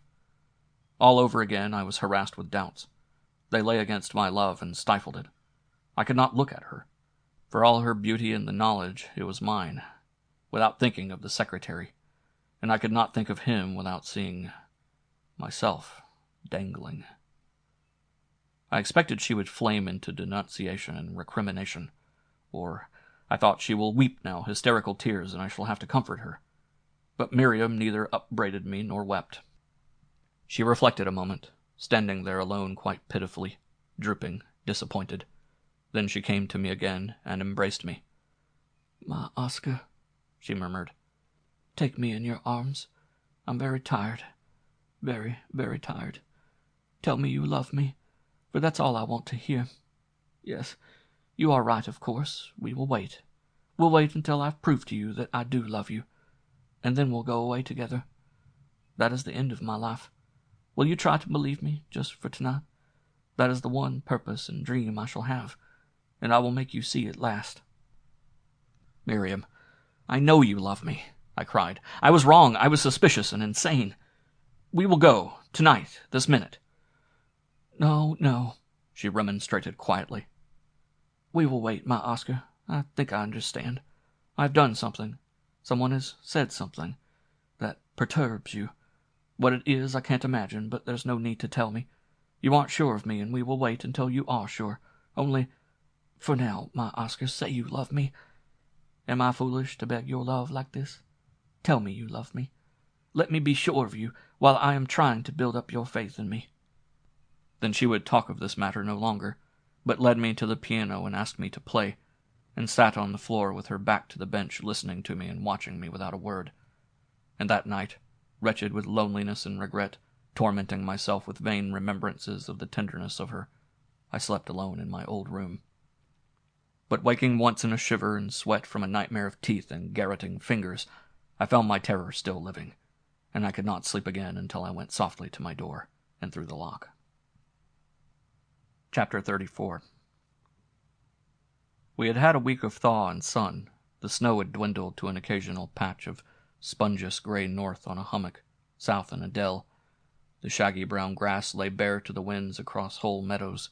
The brooks ran gurgling and swollen. Now winter fastened upon us once more, with sharp dry cold and lowering sky, smother of snow and rigor of ice. Richard Pride was already apprised of the suicide of his secretary when he arrived at Morden's Hall. So Miriam told me when, having brought him home in the car and left him to bathe and dress, she met me fretting with impatience downstairs. Pride had come upon a small obituary of Huff in the newspapers, it seemed. As he was already preparing to return, and as obviously there was nothing to be done, he made no effort to communicate with us. He was surprised, of course, and the prospect of some delay and inconvenience in his own work vexed him no little. He inquired very closely after you, my Oscar. Miriam smiled and drew the tips of her fingers across my cheek. He was reassured to learn that you had remained and gave no indication of discontent. She laughed, but then, seriously, she added, "He is really very pleased with you and relies on you more than I've ever seen him rely on anyone. He relies on you almost as much as I do." And now she did not laugh at all. "But Janet?" Richard was surprised indeed when I told him about Janet. He hadn't observed, he said, anything that would lead him to suspect either that she was enamored of the Spaniard or that she was unhappy here at Morden's Hall. He hadn't observed Janet, it would appear, for a dozen years. Word that he had lost her reminded him that he had an actual daughter, in addition to grandfathers and grandmothers. Oscar, he asked me how old she was. Miriam's smile now was pungently sardonic. But it didn't bother him long, he was so agitated over the departure of Ramon. But Janet may be in distress. Isn't he going to do anything to find her? He's much more offended at her for having run away with his dragooner, as he believes, than at his dragooner for having run away with her, a possibility that never enters his mind. Richard is singularly a man of one idea. At dinner, naturally, there was no discussion of Janet and Del Prado, but the desperate resolution of Wilfred Huff was the subject of our speculations and protestations, and without a pang we went through the motions of deep sympathy. Huff's death had caused me nothing but irritation, and surely Miriam was not stricken. And as for Pride, it occurred to me, watching him, that even in the short span of his absence Richard Pride had grown perceptibly more remote, or perhaps being so close to him before and unable to perceive the process which, day by day continuing, attained in a fortnight's time a striking expansion, I had not understood the fullness and swiftness of the change that was taking place. He had aged. At least I did not remember that on my first meeting with him his hair was quite so gray, and his cheek so deeply sunken. But the change was even more radical than age. What could it be? Withdrawal, in a way. Chestnuts dead in a swamp stand naked, denuded of bark, white and spectral and leafless, apparently so corrupt that a whistle of wind will topple them. But scratch the weather-worn surface with a knife, and you will find rich-grained firm wood, stout as a shaft of iron. So Richard Pride was dying, seemed dead. I would look at him and look away, and glance back suddenly chilled with a queer uncertainty whether I had seen him or some sickly presence of an hallucination. As for Pride, I apprehended that the fact of Huff's suicide was already out of his mind. All that remained of the emergency was the need of new arrangements at the study. It may be presumptuous for me to suggest to an artist work quite so far out of the scope of his art, and in every way inferior. To be sure, I have had in mind throughout a collaboration with you on a much more intimate basis, but this unfortunate episode makes necessary. Pride's voice came thin as from a distance, and when he confronted me with his chalk brow, it was the brow of dawn confronting me. I would offer you some compensation financially, however, and you would never need fear that I should mistake your real capacities, which, as you know, I admire highly, if you would undertake to fill Wilfred Huff's place for the time being. I glanced at Miriam. Her eyes were eloquent. She bade me be eager. It would never occur to me to make such a suggestion, remember, if there were really much secretarial drudgery at present to be done. Pride was saying, as I remarked before I went away, I am entertaining at once on a farther reach of special experiment. It will absorb me for some 2 months. Yes, by spring I should have completed the study. What is utterly necessary to me during this period is a reliable and not incredulous companion, an associate, better, an observer and assistant. The collaboration, Fitzalan, really will interest you. Miriam's expression was faintly amused. Why, yes, indeed, I should be very happy, I repeated. Very well, and I shall be profoundly indebted to you, and I'm going to suggest that you plan to live with me for this short period at the study. We will make ourselves thoroughly comfortable. The little negress is a capable cook and can easily take care of us. Not that I can offer you lodging and companionship so pleasant as here at the Hall. And I presume, my dear Miriam, that I must beg your forgiveness for depriving you of a companionship so grateful as Fitzalan's has been, with his fine gift of music, but it will not be for very long. Confused with guilt, I hastened to stammer my eagerness to be of service. Miriam laughed, but then with impetuous impudence, full in the stare of the death's face, she took my hand and held it to her bosom. Ah, yes, you couldn't deprive me for long of Oscar. He has given me such new vistas with his fine gift of music. You'd never believe how close we've grown. There was no procrastination in the attendance of Richard Pride. Before I was awake the next morning, Sally was at my door to get my bag and give me word, in Pride's most courteous terms, that he would see me at the study at my convenience. It was a crisp white morning. The sun shone like an old nickel in a cold sky. The glazing wind cut one's throat with every inhalation. Going down into the hollow, the pathway was a sheet of ice, beneath a dusting of dry, powdery snow. Chapter 35. Within the stone flanks of the monster, crouching, gazing eternally into that dropping away of earth and thinning of air where the granite ended, shepherding the hills, the black beast Todd and the guttural lean little savage Sally, Richard Pride, and myself. Let us go back briefly over some matters I have touched on, and some I've tried to explain. It is quite necessary, says Richard Pride, in view of the part you are to take in the experiments I am about to begin, that you know precisely what I am doing and why. Overnight had come another change in Richard Pride. On his desk, parcels, little boxes, a scatter of books and pamphlets, all from his bags, which gaped half unpacked on the floor beside it.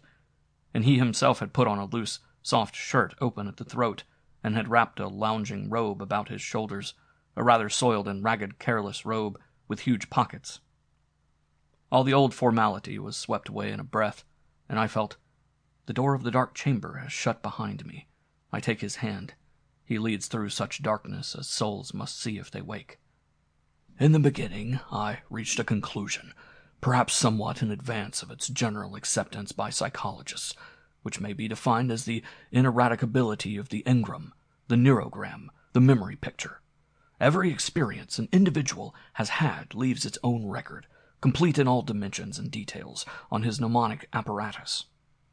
In this exact sense, one never forgets something. The problem is to find access to that record, a process which has been called ekphorization. Associational paths, often too subtle to be retraced, lead to it, and it has been found that in dreams, in states of hypnosis and narcosis, as well as in certain morbid states, associational paths previously blocked are suddenly and swiftly cleared. I am going to give you some further attested examples. In a clinic at the Salpêtrière, a girl was placed in a hypnotic condition.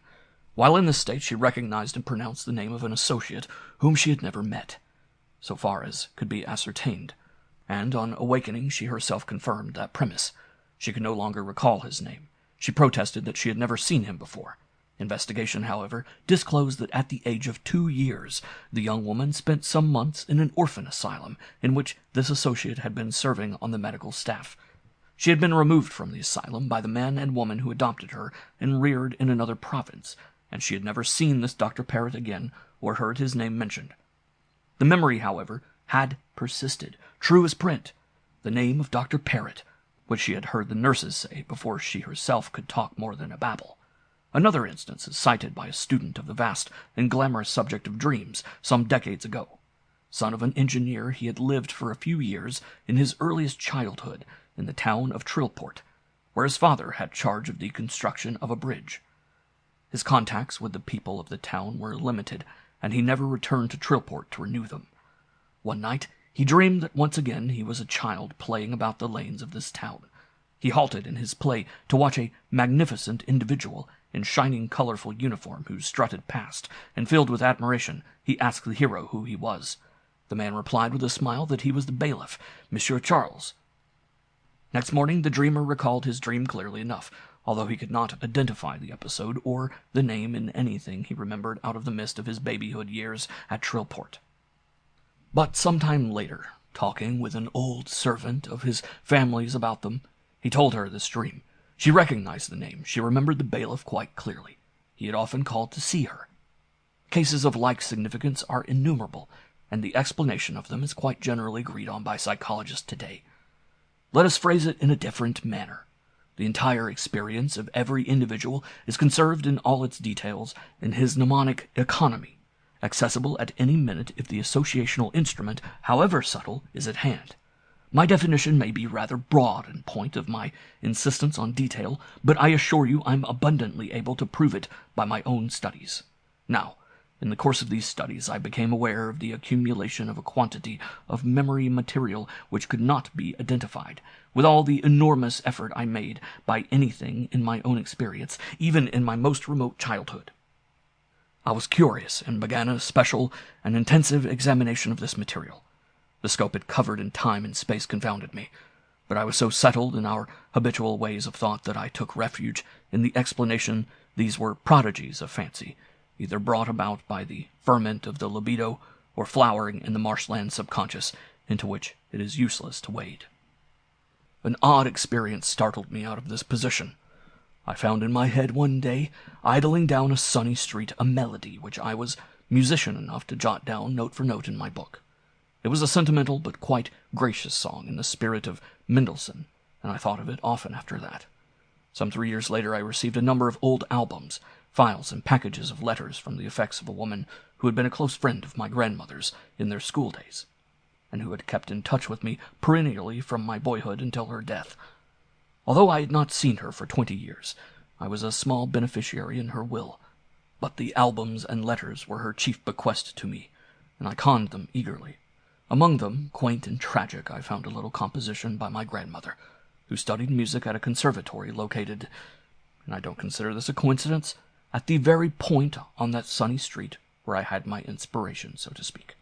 The melody of this girlish creation and the melody of my song were identical, except for 2 slight differences. The key my song took form in was that of A major, while my grandmother had put hers down in G, and the final cadence in my grandmother's composition was labored and artificial, as if she had discarded the simpler conclusion for one in which she tried to demonstrate her musical sophistication. Quite a student-like gesture. My interest in this undifferentiated, deristic material became white-hot. I've told you briefly, I believe, 1 or 2 other experiments of mine. You may remember my dream of that village which I afterward identified as an actual place in the north of Norway, where an ancestor of mine committed a truly heinous crime. I shall not attempt to produce other instances, although several impressive cases have been cited more or less recently in studies of the subconscious. It is important that in time I was compelled to expand my previous definition of experience and memory in such terms as the following.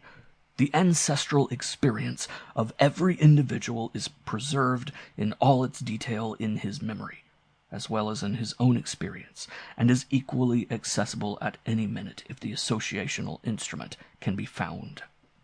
At first, although the deduction was easy to make and argue, I was not prepared to put any definition on the scope of this ancestral experience. How far it reached by year and mile I could not help speculating, but my speculations frightened me. There are some ideas so vast one dares not entertain them. It was a dream of my own, so clarified the matter that, willy-nilly and in spite of my terror, I must needs once more amplify my definition. I dreamed one night that I was swimming in a broad stagnant lagoon, tropical, covered with eddies of greenish scum, suspiring a thickly, sweetishly odorous vapor beneath the fierce sun. All around me were the coiling figures of gigantic reptiles, among which I swam, without dread or revulsion. It was only in the morning, when I awoke and remembered the dream, that I felt the normal loathing toward that fetid bath, those slimy neighbors. Indeed, I ascribed to my emotional revulsion the very distinctness with which the dream haunted me. I've traveled much in tropical countries, you see, and it would be quite easy for me to have come across such a pool in my own explorations. As for the serpents, I was quite ready to seek a Freudian interpretation of them as symptomatic, but dutifully I recorded the dream. According to my practice, too, I made drawings, as precisely as I could, of certain fern-like aquatic plant forms which had impressed me in the dream, and which, being no expert in tropical flora, I could not recognize. As for serpents, I had no exact pictures of them. I remembered their extraordinary proportions, and their oval snake-like heads, but in fine, quite commonplace, they seemed to me. Skin-bearing, rather than scaly. You see how sensitive a thing this is, how much more exact than if I had remembered the reptiles more clearly. Indeed, I had not the slightest notion of what was the significance of the whole episode. Not even when an acquaintance of mine, who was very learned in the flora of certain sections of the Malaysian archipelago, sent back to me my drawings, with some amused commentaries and the flat denial that such plants grew. I didn't realize the significance until, months later, glancing over an article on excavations in limestone beds dating from a later Triassic period of the Mesozoic age, I found illustrations of a fossilized flora identical with my drawings. This period is some millions of years before the earliest trace of anthropoid life. It is far earlier, of course, than the age of mammals. The reason why I was not molested by the reptiles in my dream, and felt no repugnance toward them, is apparent. They were not afraid of me. For a moment Richard Pride paused with that heave of his temples bulging, and the long hands creeping over his table, and the blank stare shafting into my inmost mind. And I presume he saw my panic and knew my conclusion. He was mad, no doubt of that. No doubt at all. Yet my very reason challenged me. It could not resist conviction. So confidently did he outline his theory. "And so," he continued, "I have defined the thing once more, demonstrated beyond question in terms of universes. The entire experience of biological life, from its earliest manifestations, is conserved and compromised in all its detail in the memory of every individual, and is accessible at any minute if the instrument to reach it can be found. And it is my belief, Fitzallen, that I have discovered one of those associational paths which will take me to vision. I have been struggling for years now to make the first step. Your music has helped me no little. You will hardly believe how much your music has helped. Your playing of the folk music. I've chosen one definite direction because I found that it is least difficult for me. I've been able to thrust some distance already, and I propose now to continue. The will is weak, and the imagination recoils still terrified, and I have sought some expedients," and he motioned toward the packages and boxes on his desk, "to strengthen the one and soothe the other. During the next few weeks, many things may happen that will alarm or puzzle you. I ask you only to stand by faithfully and watch, and perhaps on occasion protect me, this body of me. It may become from time to time quite helpless." The other side of the sun, the thing Todd saw that night in the blizzard, a far closet in the dark chamber, the face of Richard Pride. Chapter 36. So, our dues made and our affairs arranged, we begin our adventure, embark on our argosy. We are alone on a sea that never was navigated before. Blue indeed, but to what shore leading only the wildest surmise can say. Below the horizon has dropped society with all the order of its civilization, and the eternal variety of its phases. Every day is the same with us. In the morning our sails are spread, and all night long, beneath whatever moon, they are never reefed. We dismiss all distinction of time. We do not think to number our days. Dark and light are one to us. We reckon no week or month. Now I ascertain what is contained in those parcels which Richard Pride brought back from Quebec and guards so carefully. It is such an expedient as fills me with dismay. It is an assortment of drugs, narcotics, sedatives, and stimulants to be played against each other. Very carefully Richard Pride has studied their uses and qualities. His friend the psychiatrist has instructed him, and has procured them for him. But I am not to know the name of the friend, for I must never appeal to him or mention him in any contingency. Richard Pride sits at his desk and explains them to me, and a gleam from the hearth-fire glints along glass tube and still filament as he pinches up the loose skin on his belly and inserts the needle. There is chloroform in the collection. The odor of it sometimes seeps through every hall and closet. And I pace the floor tense with anxiety, and when next Sally comes creeping through the eternal gloom to summon me, I perceive raw burns scarring red the sunken plaster cheeks of Richard Pride. Ether is here. It serves on occasion to put Pride to sleep when he is exhausted. There are bottles of paregoric and an abundance of morphine, store of cocaine and a flask of tincture of cannabis indica, and pounds of opium, and there are packages of those curious hashish cigarettes from Mexico. But eventually, after some tests, Richard Pride finds most suitable the drug hyoscine hydrobromide, the twilight sleep anesthetic of the obstetrical hospital, which he swallows in the powerful hypodermic dose of 1/100th of a grain. My duty is to be near, incessantly alert, and I am prepared to give him morphine if he comes to the verge of delirium. Gradually, day after day, he increases his allowance. My duty is to be near, but not to stay in the study with him, except on special occasions. There he putters all day muttering, or sits at his desk staring at nothing, or scrawls with desperate propending an occasional slow page of notes, or sprawls on his couch in a deep slumber in which his stertorous breathing comes to my ear when I listen apprehensive just outside his door. In the study, when he is not in a coma, his companions, rather, are Todd, the dog, and Sally the voodoo. Yes, indeed Sally, for all her superstitious timorousness, is more than reconciled to this new destiny. It would be wrong to say she is over her alarm, for She will slink out of the study sometimes, almost hysterical, gibbering. But never does she emerge without some present, a piece of money clenched in her fist, a bit of candy, a string of beads. And there is the vault in the basement, to which she has access whenever she pleases, and from which she may take whatever she wants. And to which now and then, her courage renewed by her cupidity, she resorts. Here are stored oddities and precious things from all over the world, pieces gathered during 3 decades for Richard Pride in Siam, in Madagascar, in the fermenting marshes of Darien, and the jungles of the lower waters of the Magdalena, in Abyssinia, and the Punjab. There are dresses here of every color and cloth, and bangles of copper and tin and gold not seldom, bracelets of curious silver, and anklets of beaten brass with tinkling bells.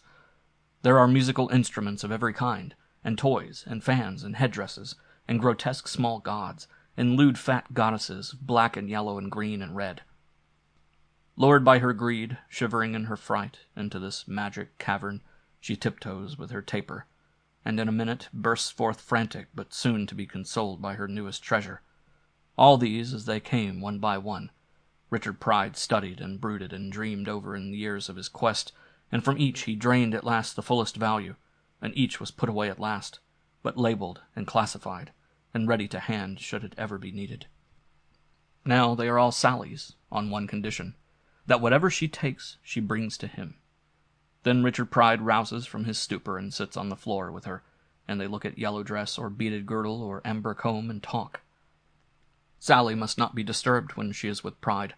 Our cots go unmade, dishes in the small kitchen stand unwashed, but the grotesque play in the shadows of the study must not be interrupted. This Sally knows, and it is more pleasant to chatter with Richard Pride than drudge at household things. It is more pleasant, until in 3 days comes an access of terror, and wailing and maundering she flees the monster, cowers behind her bed, clutches her throat and gasps. "What are you afraid of?" I ask. She shakes her head simply and points with stiff convulsive fingers toward the study where, if I peer, I can see Richard Pride squatting on the floor by the hearth, rocking back and forth on his heels, staring. Yes, I am sure he does not hurt her, and I remember his dream of snakes and think the reason for her fear may be... I dare not face the reason. Todd, too, is his companion in the study. For hours at a time Pride will sit beside him, feeling him with his long white fingers. Not a word does he say, but the gaunt hands go here and there across the great beast's body, measure and span forelegs and throat, seek out the little muscles, test the joints, the ears, the paws. Now and then, pressing on the soft skin of the dog's jowls, he will make him open his mouth, and hold him thus as long as he can until Todd shakes free, staring at the tusks. Then another day I will see Richard Pride alone, touching himself, testing the joints, seeking the little muscles, twisting his upper lip back over his own teeth, watching himself in a mirror. Myself, I spend only an occasional hour in the study.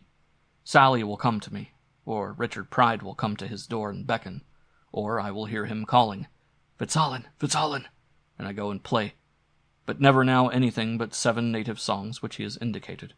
I will play one of them, improvise on it, trail it through queechy rank dissonances, pound it with a monotonous rhythm. In the shadow of his crouch he lies, or by the hearth he crouches, drugged, comatose, blinking. When I am tired I leave. Noon it may be, or 2 in the morning, when I am sleeping, spent by this unceasing strain and expectancy, Sally comes to get me. Days pass without 10 words of intelligible human conversation between Pride and myself. Then, one morning, he wakes from 12 hours of slumber and talks to me a little, of indifferent things, never of his experiment. And as the days pass, I become more accustomed to his drugging, and my dread of something untoward abates. And there is more room in me now for fascination. The dark chamber. What does he see, so deep there, when he sees nothing? Where does he go? With what companions, when he is not with me? I shall read it all in his face, I think. I shall see his face. And I steal to his door. I cling there half a morning without a twitch or sigh, peering spellbound with wonder. One evening I awake stark from a troubled sleep to become aware of a whimper in the study. As I pass Sally's closet, I glance in. Her candle is burning. She is lying wide-eyed but helpless with terror, rigid. I too am afraid, but even more I am curious. Then I open Richard Pride's door a thin crack and reconnoiter. On his heels, in front of the fire, he squats. His knuckles are on the floor on each side, rocking. But his face is ridged, bulging, agonized, and from the thin, straight lips comes always that whimper. How I gather my courage I do not know. It is on me the responsibility rests. I must act, or nothing will be done. Stepping slowly between panic and necessity, I approach him, speaking to him levelly, quietly. He does not turn or reply, but only when I take his hand and roll back the sleeve, he swings toward me, that ghastly mask. Then I pinch the skin and spurt into it the needle and press. Enough morphine, surely, to put him to sleep. Still wary, anticipating some manic outburst, I fortify myself behind an armchair and open my clasp knife and wait. The fire leaps and glows. Outside, a lonely wind huffs through the trees, leans against the panes. Mercifully, the drug is swift. The swaying grows perceptibly slower. The ridges of the face relax. With a little crash, the body of Richard Pride topples and straightens out on the carpet. In the morning, it is Sally who tells him what I have done. Lucid for the moment, gravely, he thanks and cautions me. "I can't say it may have been best. It was thoughtful of you, Fitzallen, and I shall be more confident. But be most discriminating. When it is delirium, protect me, but not when it is not."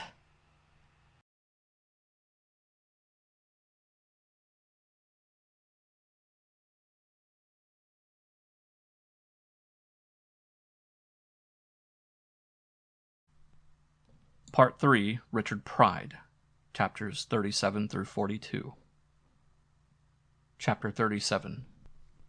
It was a week before I found an opportunity to go into the stacks.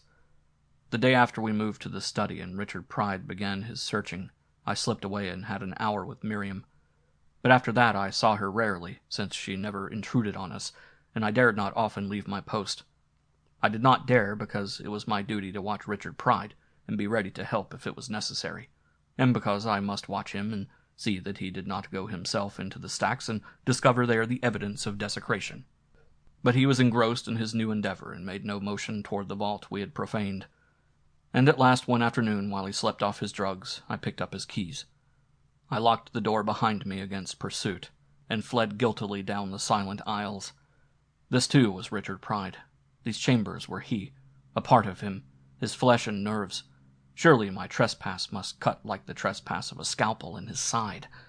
I could hear the beat of his heart in pain here in this body of him, this repository of his dreams and desires and joys.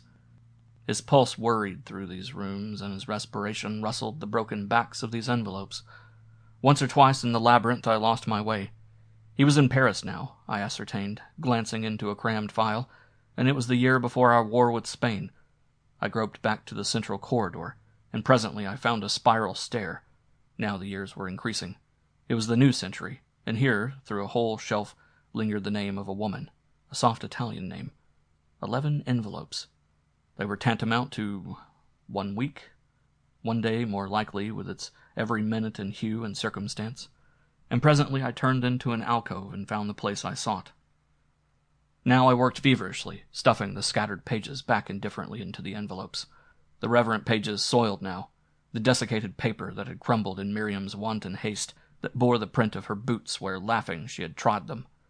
Any minute I thought to hear fists pounding on the steel door below, Richard Pride furious to be let in, awakened by his pain, cruel with vengeance, hunting me out. I must get the clutter off the floor and into the stacks somehow, I reflected, pausing not even for one memory of the night Miriam and I had wrought this havoc. Once it is cleared away, there will be nothing to quicken his suspicion and inspire him to examine his archives, and if with some casual purpose he should take down this file or that and find it in such confusion, it will be easy for Miriam and myself to deny our complicity. It will be easy, I plotted, perspiring with anxiety and haste, to deflect his suspicions to that quarter toward which it would naturally point. None but Huff and Pride himself ever had access to these chambers. Back on the shelf I put the last envelope, and I straightened up and wiped my brow. As yet there was no sign of pursuit. I recalled how deep in his narcosis Richard Pride would sink, and I assured myself it would be hours before sluggishly he would stir out of his coma. I pulled back a steel shutter at the end of the corridor, and the light came in, dispelling my fears in the gloom together. Shelf on shelf, tier on tier, these memories went, all with the elaborate numeral and initial indication which signified Miriam. I took an envelope at random. My fingers left a cancerous blotch on the thick coating of black dust, and mindful of Miriam's precautions that grisly morning in Wilford's room, I brushed the paper clean with my handkerchief. Inside I found nothing epic, nothing confessional, nothing of any critical value in the course of a life. Richard Pride, coming into his bedchamber, had seen there sleeping his beloved. That was all. And yet for a score of closely written pages Richard Pride described that vision, and his reverent wonder at such loveliness thus kept for him, delivered over to him, so serenely trustful, his bride. It was all there, realized, living, the thing and the emotion, amaranthine, deathless, quivering, the simple, candid diction quivering marvelously with vitality. I read it through, and then, subdued and thoughtful, I restored it to its envelope. Oblivion, thieving my hours from my hands even as I gaze at them, dropping them silver and gold into his black pocket. Here was a bright shilling. Then I loitered down an aisle and turned a corner and came to a new cataloguing, and when I investigated an envelope bearing this mark, I was not surprised to find that it concerned Janet. It concerned Janet, who was at that time a little girl of 4. A dark-haired little girl filled with fairy imaginings, tender, with that unquestioning plenitude of adoration a child will have once for her father. One evening, just before bedtime, rolling lazily on her back on the thick rug before the fire, one leg crossed on the other knee and swinging in time, she had been singing to a monotonous refrain of her own one silly phrase. Silly, and yet how eloquent. "Purty daddy dawning. Pretty daddy darling." Oh, the naive, generous wholeheartedness of her baby content, the quality of her love that was so utterly without consciousness of self. A child will love you as you love the morning, and you will love your child as you love the future, with infinite potentialities of companionship and laughter and fine things done and shared. Here too a shilling, hoarded, safe against time. My fingers were black with dust. I wiped them again on my handkerchief, and I strolled, touched very deeply by this glimpse into the past, meditative and hardly aware of my steps, to the narrow window at the end of the aisle. Outside were hills and the naked woods and silence. A cluster of evergreens splashed deep olive against the gray to the left. Behind them were oak trees ever golden, which a shaft of sunlight escaping through the clouds kindled momentarily into red-orange flame. But silence. There was not the least breath of wind. The trees stood straight and frozen. The smooth, even gray of the sky showed no scud of cloud. Space itself congealed. Out of the snow and the slaty sky seeped silence, like time, like distance. That was the southeast into which I gazed. Janet was over there. Perhaps half a day's journey, over there, somewhere. God knows where. Janet was gone. Ah, yes, and she was beautiful. She was gentle and responsive and desirous of beauty. She was passionate and sensitive and proud and quick. And she was so hopeless. She was music before it is fashioned. She might be popular song, so a man might make her, or she might be in the full sense of the word, wrought and directed with joy and reverence. Classic. I was thinking of Schumann and the piano quintet. Slowly, unreally, a figure moved out of a cloud of trees and swung over a white hillock and down a slope across the clearing toward the cliffs. That was Miriam, and waking from my reverie, I wondered for a minute whither she was going and why. But then I remembered that I had not talked to Miriam for a week, and I remembered how we had talked when I last spoke to her. Janet and Miriam. But downstairs in his study was Richard Pride. He would not look out of the window to see that lonely figure. He would not be gazing into the southeast. He would be waking presently from his stupor. Perhaps he would be sending the little wench to seek me. I closed the shutter and struck a match and crept back, down the stairs and through all that labyrinth, deep in dust, to the steel door, which I locked behind me. Chapter 38. Lonely as if indeed this sequestered building were a caravel lost on unmeasured seas, we struggled on between fascination and horror. It was terrifying enough, heaven knows, before Todd went mad. We shall say mad for lack of a word. Richard Pride thought differently, and to be sure the dog did not die as he must have with rabies. But let us say mad.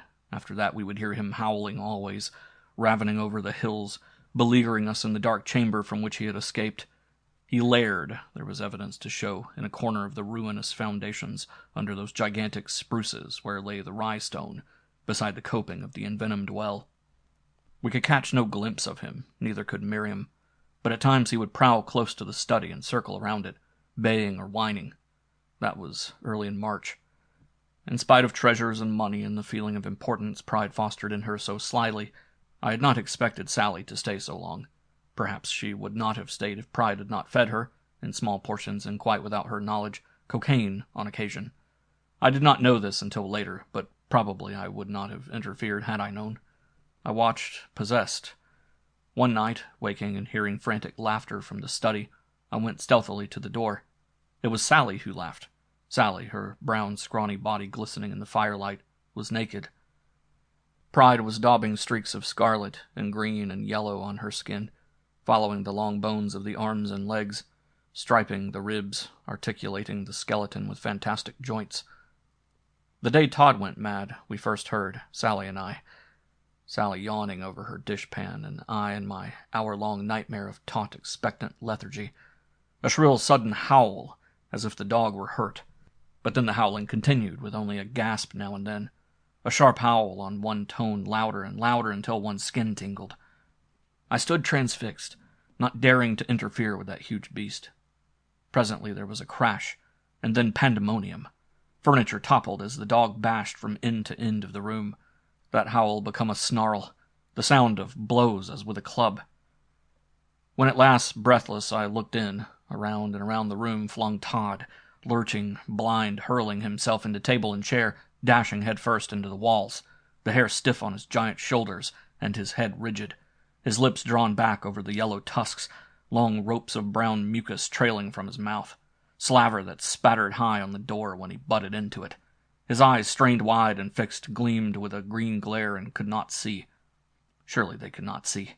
Pride himself, armed with a leg wrenched from a broken chair, crouching in the center of the room, bellowing at the dog and swinging terrible blows, backed by all the bunching muscles of shoulder and flank as Todd staggered past him. He could not see. He did not see the solid masonry into which he would flounder, or fire, or window, or door. I watched him hurtle heels over head up on the lounge where Pride made his bed and land there on his side, his muscles rigid in a spasm, howling. Then, as Pride advanced on him, wary and ready to strike, Todd snapped to his feet as if he were all a spring, and lunging once more headlong across the floor, he went full into one of the long windows and disappeared through it with a shatter of glass. Through the jagged hole came howling, too, an idiot wind. It stumbled and rolled on the floor, clawing at scraps of paper and rugs.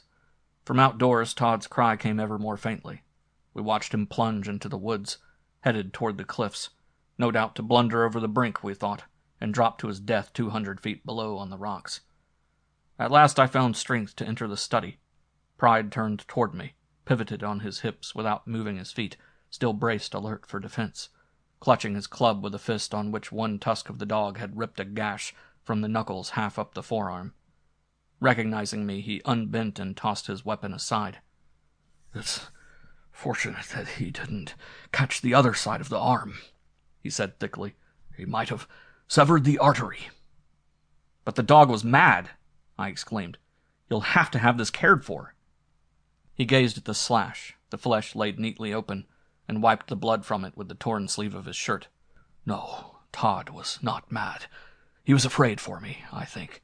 He hated me and was afraid. Poor beast." I recalled the night of the blizzard when I had come upon Todd and Pride, and felt the rhythm of Todd's hatred and fear, and I was tempted to speak of it, but halted with the word on my very lips. I, too, was afraid of Richard Pride. I was afraid to acknowledge that I had overseen something perhaps not intended for anyone to see. So I played nurse to the best of my ability, pouring iodine into the wound, bandaging it with a thick dressing of boric acid ointment. "I think he may have perceived something," Pride reflected, "that we have not perceived, and would not be able to understand even if we did perceive it. You know how consciousness in a human being not born blind consists almost entirely in vision. It is difficult for us to imagine what existence would be like in terms not of visibility, of color and form and perspective, but merely of smell, or indeed of form in a tactile sense. On the other hand, the world in which Todd lived was one primarily of odor. His consciousness consisted almost entirely in olfaction. And it may be that there has come to pass some change. There is in this place some new presence, perceptible already in a world of odors, and of such significance that it threw him into a panic. The idea interests me. I would have you be quick, Fitzallen, to discern and try to identify any strange odor in the study. The room, of course, is so thick with ether so often, I remonstrated, that one can't distinguish anything else. To be sure. He took his hand from me and looked curiously at the bandage, flexing the wrist and fingers under the wound gauze. "Thank you," he muttered. He was trembling slightly now. I remembered how confinement and drugs were wearing down his superb strength. A few beads of sweat stood out on his brow. His temples throbbed, but it seemed weakly. His face was seamed and molded in queer new lines. Malar bones jutting beneath the eyes, lips drawn down at the corners, and deep furrows from each end to the nostrils giving the mouth, always prominent, a grotesque salience. So struck was I by such evidences of physical deterioration that involuntarily I exclaimed upon them. From his bandaged hand Richard Pride lifted his face toward me, and he was far away once more, not with me at all, not behind that brow and those eyes. Slowly he lurched toward his couch, where he collapsed, striking his forehead against the wall as he fell and crumpled sidewise. I bent over him. His breath was difficult but fairly regular. His pulse was feeble, but not alarmingly so. He had succumbed to the exhaustion of his struggle with Todd, I concluded. And all afternoon not an idea, I think, came into my mind. Mechanically I moved and spoke, and at last took nourishment. In my mind was only Todd, and Todd's delirium, and Richard Pride's explanation of it. I would startle at the snap of a match, or the scuff of Sally's step in a corner. I was waiting for an odor that somehow must have hands and eyes, a presence here with us, in any shadow it might be, something impalpable, invisible, noiseless, and yet of what inhuman malevolence. Toward evening I napped, and I awoke before very late and tossed feverish beneath my blanket, and remembered finally to see if all was well with Pride. On the side of his couch he sat, his hands drooping over his knees. The bandage from the wounded wrist was partly unwound and hung carelessly to the floor. As I watched, he raised the hand with its smear of salve to his distended nostrils. Chapter 39. Not to a crocus, not to a bird of spring was I beholden for my awakening, when finally one afternoon I let myself out of the study by a back door and fled, resolved upon flight indeed, in quest of Miriam. It was to a letter which I picked up from Pride's desk and read, ignited by a word or two that struck my eye the first casual glance. It was signed by Wilfred Huff, and penned in his indubitable meagre hand, addressed quite formally to Richard Pride, and bearing a date which certified it as that last testament Miriam so anxiously had sought, when she could not shake the scared spirit back into the empty jacket. Dear Mr. Pride, Please don't think too harshly of me when you read this. I haven't been the only one to blame, and if I have committed treasons against you, please try to believe the temptations were beyond my ability to overcome. I will have atoned in some part of my wickedness by sending you this warning. The rest of my atonement is at the mercy of my Maker, whom I have denied for many years. I am going to seek his mercy tonight, when I have mailed this letter to you, so that when you come back to Mordaunt's Hall, you will know at least what is being plotted against you here. You have an enemy here who would do anything but kill you, and I think she would do that if she didn't want to torture you first. That is your wife, Miriam Mordaunt's Pride. Yes, Miriam Pride, your wife, whom I love, and who has used me as her dupe and her spy in her machinations against you. I can be frank tonight. I will have to be frank, because if there is a God in heaven, I could not face him with a lie in my heart. I'm warning you against her, not because I have any interest in you, but because I hate her for the way she has treated me. I love her, and I hate her. She has ruined me, and she is trying to ruin you, and I'm going to ruin her. 5 years ago I came to Mordaunt's Hall. At that time you had a secretary that you were keeping only until I could get ready to take his place. You didn't trust him, and you were right in distrusting him, because he was the paramour of your wife, and she was exciting him against you. Didn't you ever see that? She'd make love to him so openly all the house knew it, and I can't understand why you never suspected it. You did suspect other things, his thefts, and his mockery, and his story to the newspapers. You were quite right, but it was your wife who inspired him to do everything. When he went away, your wife began to make love to me. She seduced me with her beauty and made me her slave. She inspired me, too, to steal from you, and the money I've stolen you will find in my trunk. It isn't very much. She was mad at me when I wouldn't steal more. She made love to me so openly before your very eyes that I thought surely you would see it, and in my fear of you I planned at one time to kill you.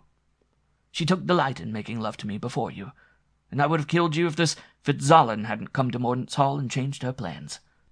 She knew you liked him and trusted him, and that's why she began to make love to him. She planned to seduce him and turn him against you for that reason. She is more wicked than the devil himself. There is no end to the wickedness she is capable of. It's by reason of her very wickedness that I've come back to the belief in a good God, because surely such wickedness in a human being proves there must be a devil to inspire it. I was so blind in my passion for her that I let her use me as a tool to take him from you. This Fitzalan was in love with your daughter Janet, so the first thing your wife did was get rid of her own daughter. She told Janet that the stars threatened her, and she should go away. Then she induced the Spaniard to make love to Miss Janet and to elope with her. She paid Del Prado $1,000 to elope with Miss Janet, and part of it was money that I stole from you. What he will do with your daughter now, I can't imagine, but he won't keep her. You can count on that. Yes, and your wife paid the Spaniard a bonus in the same coin she paid me. So she got rid of Miss Janet and cleared the way to this Fitzalan for herself. Now she has seduced Fitzalan, and I'm crazy. Won't you believe me? Ask her about the room upstairs that she keeps for her lovers, the room with the purple walls and the golden ceiling, and the couch there with scarlet pillows and black sheets. Make her take you there and look at it yourself.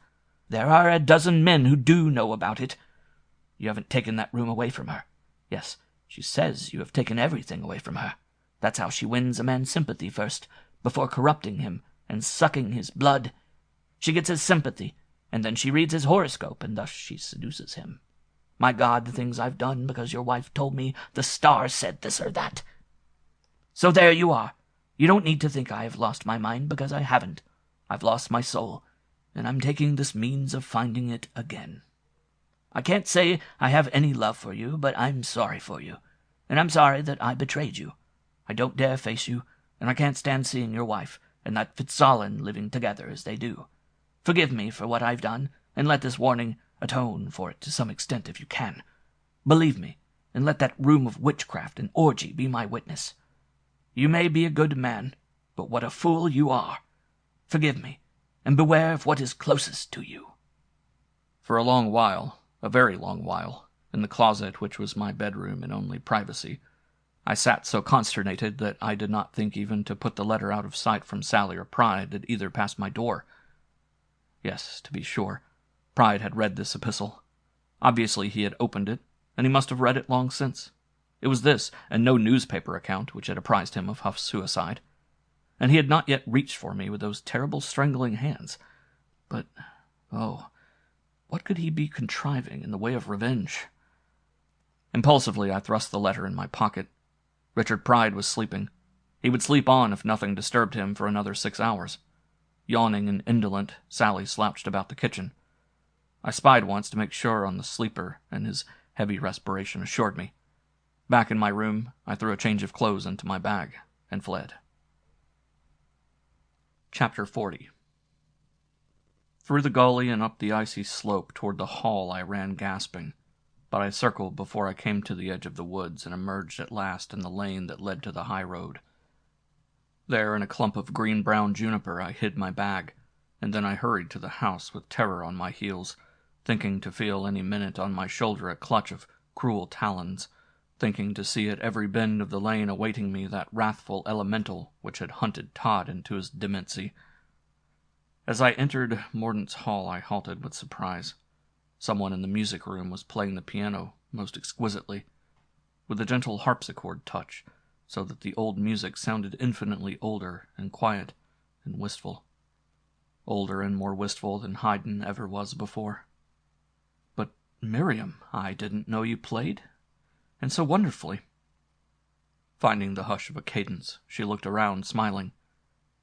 It seems to have agitated you to discover the secret. Why should you have known that I can play a little? I never would play for anyone, especially a musician. But then she perceived apparently that my agitation was real and profound, for she arose swiftly and came to me. "What is the matter? What is it, Oscar?" "We're going away now, you and I, my beloved." I put my arms around her and drew her close. Back to my heart across a chasm of weeks I clasped her, out of the muck of lies and shame that Wilfred Huff had spread beneath her feet. The Kotkian Huff, crazed by his obscene jealousy. How should I tell her what he had written to Richard Pride? "Miriam, I'm awake now. I've been sick and drugged, but now I'm well. We're going away together, now." "But something has happened. You look like death itself. What is it, Oscar? Tell me." "Miriam, no wonder Wilfred Huff killed himself. He was too contemptible to live, even in his own eyes. She leaned away from me a little to study my face. "Dear heart, what lightning has stricken you? Come, sit down. Let's play chess. No, we must be very quick. We're going away, Miriam. Now I'm begging you to go, to leave Morden's Hall forever, to find some place where you and I together can renew ourselves in health and love and sunshine. Something has happened that makes it impossible for us to stay. It's this letter. Wilfred wrote it before he hanged himself, sparing the state. It was mailed to Richard Pride in Quebec. I found it on his desk, open." She unfolded the letter and glanced at the first sentence. Then, her breath intaken in a pang spasm hissed through her teeth, and she bit her lip cruelly, and wheeling away from me, she went to the window where she read the 4 pages through to the end in the beat of a pulse. And when she had come to the limp signature, she began again, reading more slowly now as if to realize every delirious phrase. "Without a lie in his heart, but with vengeance, there goes Wilfred to his Maker," she mused, her eyes still on the shameful paper which twitched and shook beneath her gaze. "I wonder, Oscar, which is the blacker, lie or revenge? But Wilfred was a Baptist, and his Maker a vicious old scold, if I remember my Leviticus. Wilfred back to his Maker. Returned for flaws in the workmanship. Will he ever be replaced, do you think?" "He died with his heart choked with lies, clogged with malevolence like an old sewer. But, oh, my beloved, his mischief is done, and we—" Acerb Miriam interrupted. "What did Richard say?" "Nothing. He never hinted that he had such a letter.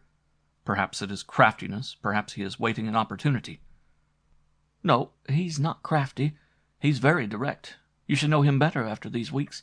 Probably he opened the thing and saw it was from Wilfred, and— But of course he must have read it. Are you sure he read it?" "It was open on his desk." "But he must have said something, Oscar. Don't deceive me. What did he say?" A quality harsh and peremptory in her voice and bearing disconcerted me. Why, Miriam." "He must have read it, and he knew in advance. You remember all that I could tell him." "Miriam, let's not wait for Richard Pride to speak or do anything. There is no good in discussion. We have loved each other secretly. We've grown great flowers in the darkness, and now that the light is on them, let's prove that our flowers can endure the light. Let's seek one fortune together.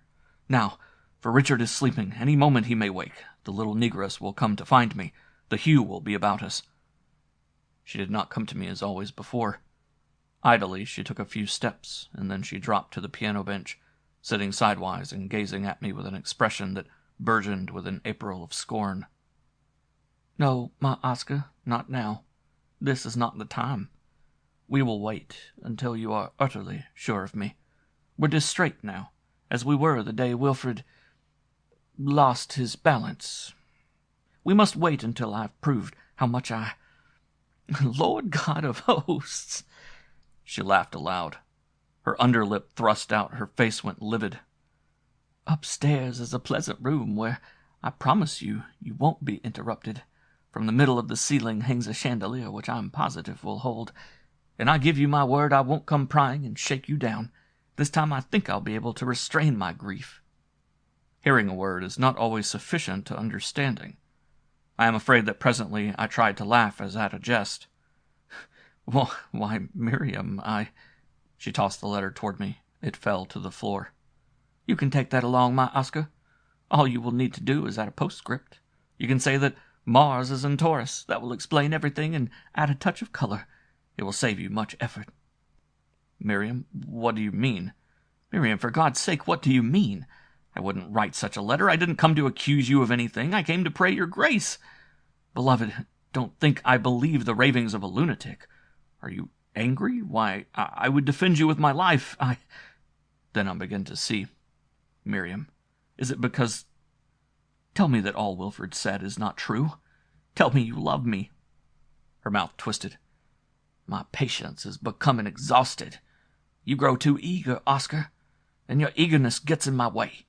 Shall I be very explicit? I'm not angry, but I'm not going to elope with you. If you had told me that Richard Pride leaped up in a fury after reading Wilfred's letter and threatened your life and mine, why, in that case I might have eloped with you.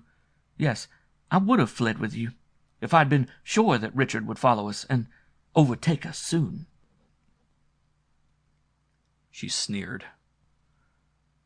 Can you understand what that means? It was always so hard for Wilfred to understand. I don't love you, Oscar. I never have loved you, and I never could love you. There, let's leave the explanation at that point. You will think it over, and perhaps you won't look so vacant when we meet again as you do now. You look like a fiddle that's been left outdoors in the rain. I wish you'd go away.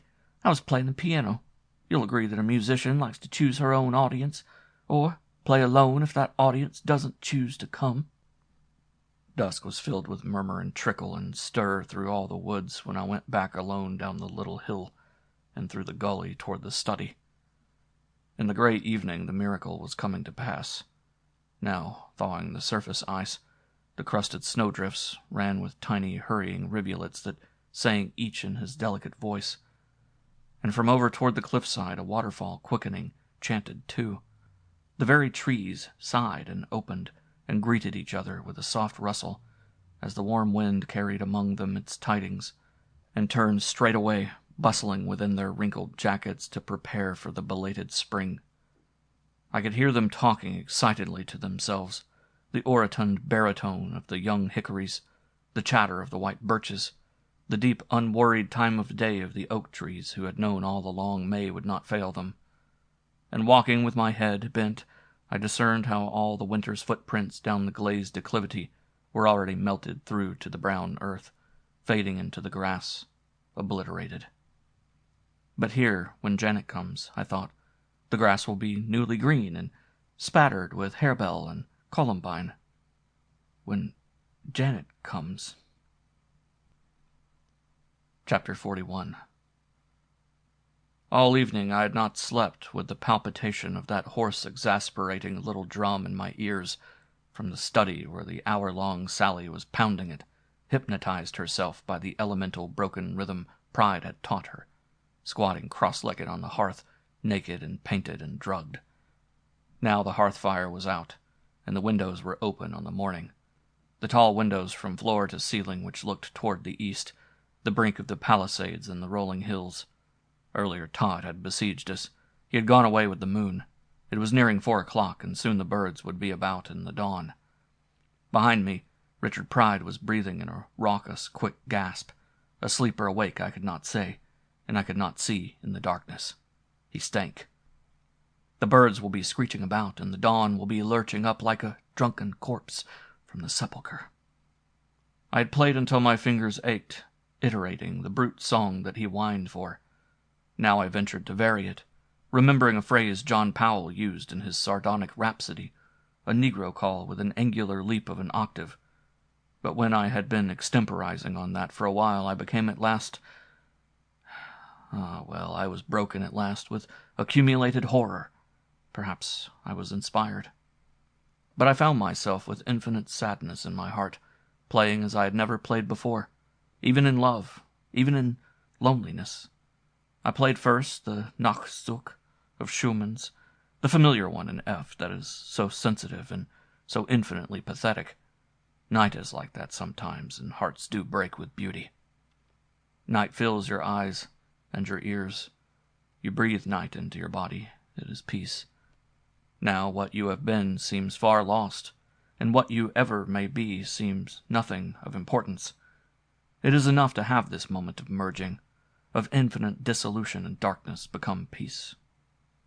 They say that when a man's time comes to die, he feels no pain, has neither regret nor terror, drifts unfathomably at peace, Oh, perhaps far off in his heart there tolls a little bell like the buoy that heaves on the sea at night and is heard a moment after your ship slides past.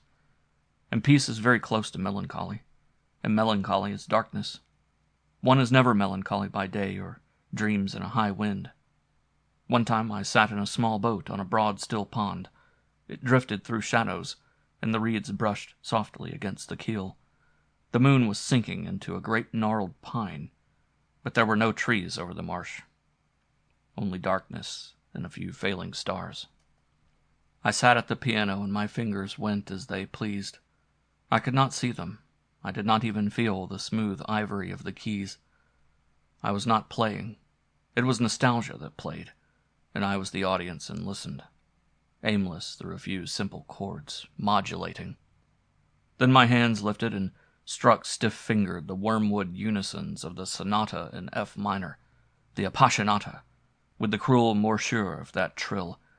There was crucifixion on the cross of those unisons, the trill the spike in one's palm and foot. Even our God we make cry out with despair and fear on the cross in the night. Now he struggles, the muscles bunching as he tears convulsively from the squared nails in his flesh. The head droops and jerks back with flashes of agony.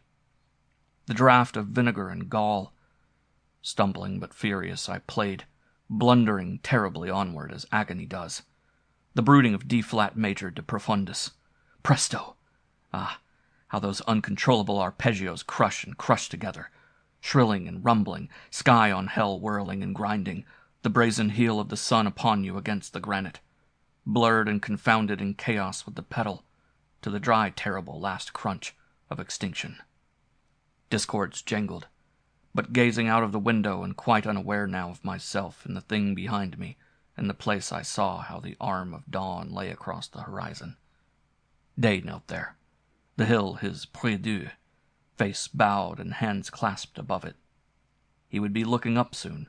He would say Amen and rise. Now, although I had not played it for years, I found in my fingers the deathscape of the Polonaise in E-flat major.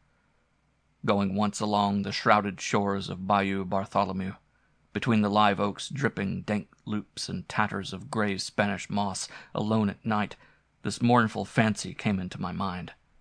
Night is thus solemn too often, and lugubrious. The black stretch of unrippling Stygian water beneath cypress and drooping willow, the endless reach of it on each side until the poor sick soul cries out in awe. Then, close on his shriek thin winds reel ghastly around him. Silence. And D-flat major again. Color of clouds in a black night. Despair. Balefully the east was flooding with gray. Behind me the gasping, labored breath and the reek told me of my listener. I threshed about for some escape from the abyss into which I had fallen, and grasped the stark jut of the fugue in D minor. Marble pillar of a temple at which I flung myself. Thus would go pure thought, could it be ever rid of the emotions that weigh it down, shafting. To look too long on Bach is to look too long on a sky filled with stars, to become netted in the fine mist of Coma Berenice. It is bare brain, edged brain, one sees through walls and years. It is the power of the ideal, ice, the atom. Hard at last I reached, and ended on the major triad. Now cool at last, but wasted and forspent, I rested my brow on the piano. A drizzle of tepid rain was falling, the smell of it on the breath of wind which now and then faltered through the open windows. I thought of Gottschalk, strange eccentric, sitting at his piano on the brink of the cliff over the West Indian jungle, that time when he came away sated from the court of Brazil and fled to his solitude. And while I was there I grew aware of the voice of Richard Pride, which was a whisper, and yet seemed calling, from a darkness wide as Chopin saw it, and cruel as Beethoven found it.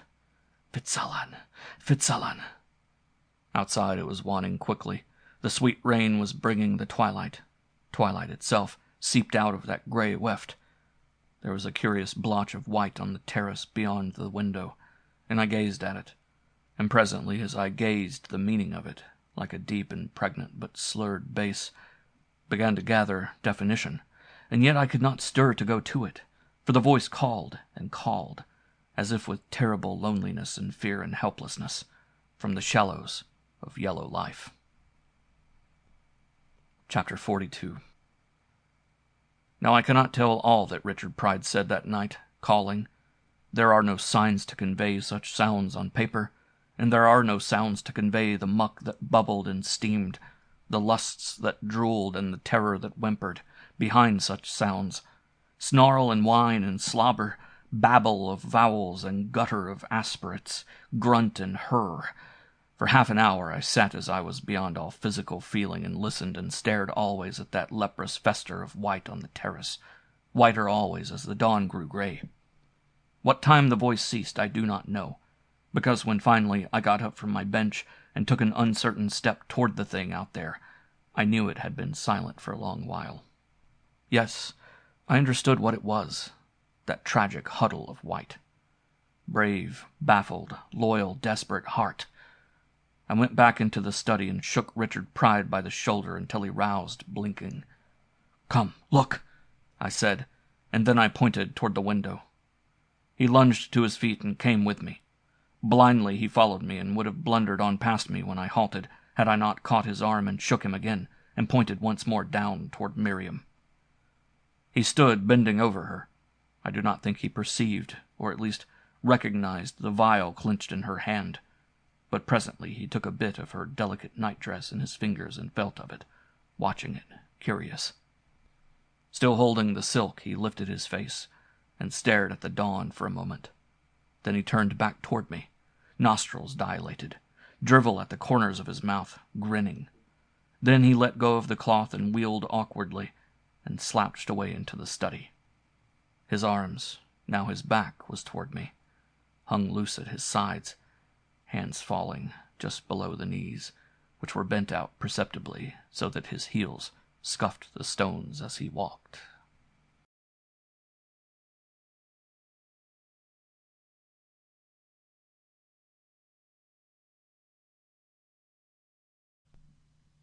Part 4. Todd. Chapters 43 through 47. Chapter 43. Behind me the great door of Mordaunt's Hall creaked to with a slam, and I threw off my hat and light coat and went to the cold hearth where I built myself a little blaze of maple faggots. A patch of some fungus growth was spreading like a dry sore where hearthstone and mantel joined at the right, I perceived. And rising once more to scrutinize that forbidding canvas over the mantel, I discerned a blotch of mildew on it.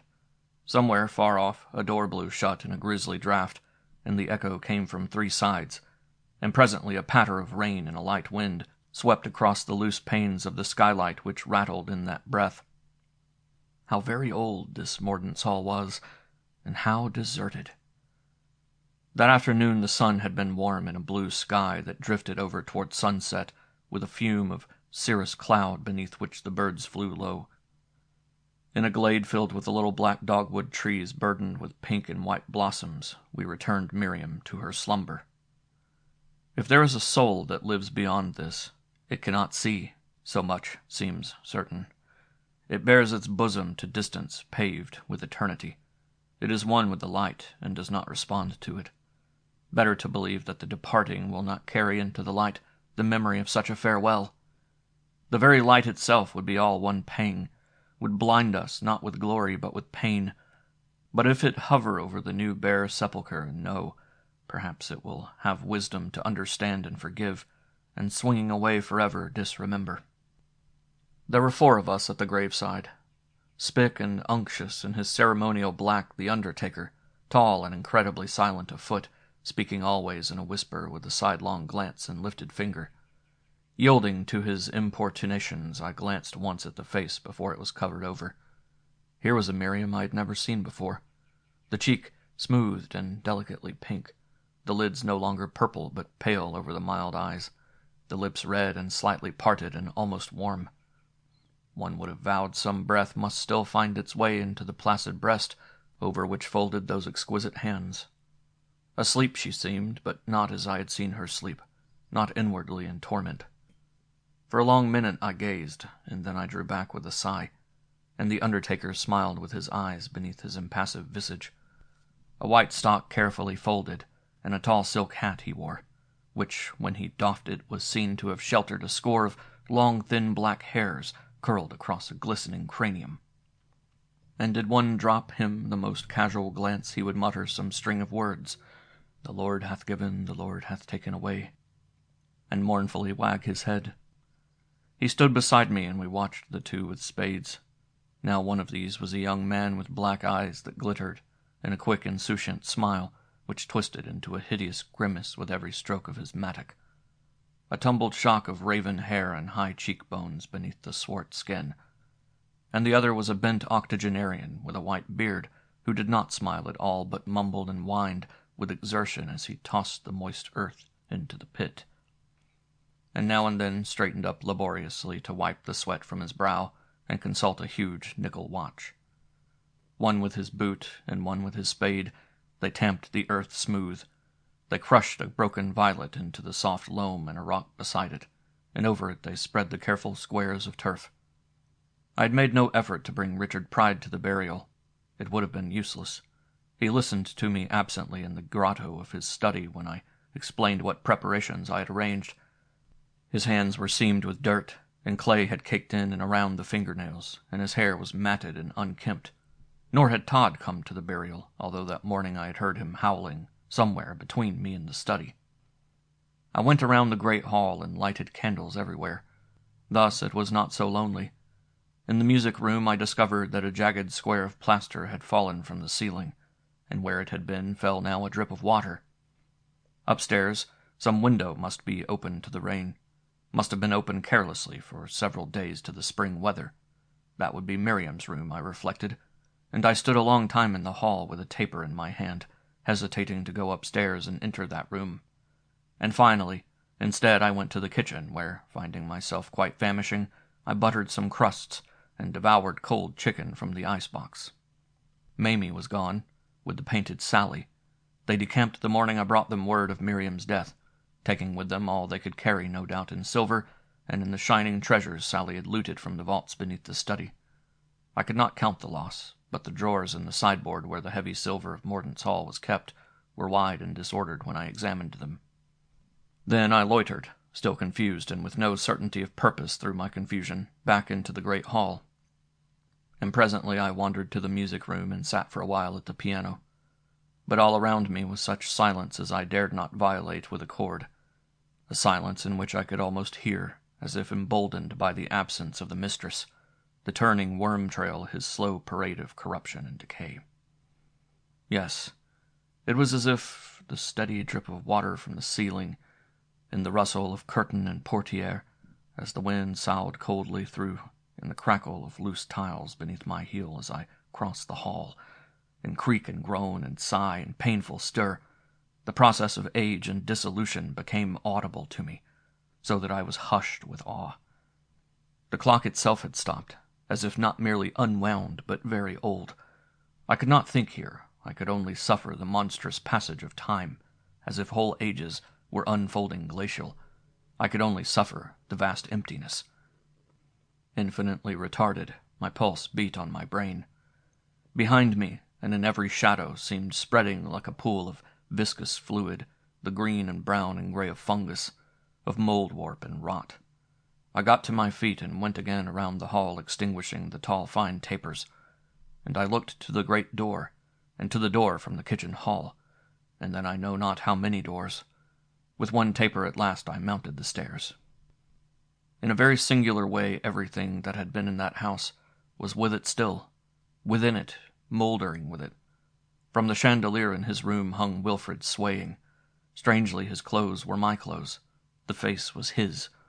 And down there in what I saw dark, Richard Pride sat at the table lighted with 4 candles, and his hands drifted queerly sensitive and searching as he discoursed in a voice I knew but could not hear on his memories.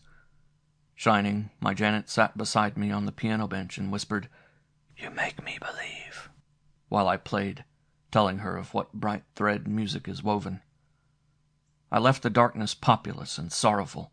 I went around the balcony, and the glow of my taper lay a pale gold cerement on the darkness. At my door I paused, and then I went on past and turned a corner, and came to the door of Miriam's room, and entered there. A dank wind met me, sent my candle guttering and struggling. The window was open. The gray costly carpet for yards around it was discolored with rain and mildew. There was an old custom upon the death of a person. It varies among many people in small ways, but it is sometimes called telling the bees. I closed the window, straining at the sash which had swollen with damp in its frame. Then, quitting the room, I paused to touch her dressing table and the brush and toilet things her hands had warmed, her chair where she had sat, her pillow where her beautiful tragic head had slumbered. And I paused, too, and touched that portrait hanging on the wall, where the sunlight every morning would fall on it. Behind my own door at last I sat down and took my head in my hands, and strove with myself, and presently, a little more clear of vision, I went to my desk and examined the papers on it. The letters which had not been opened, I opened and read. 2 or 3 of them were important. One had reference to a quartet of mine that might have been played, had I acknowledged it, at a concert 2 months previous.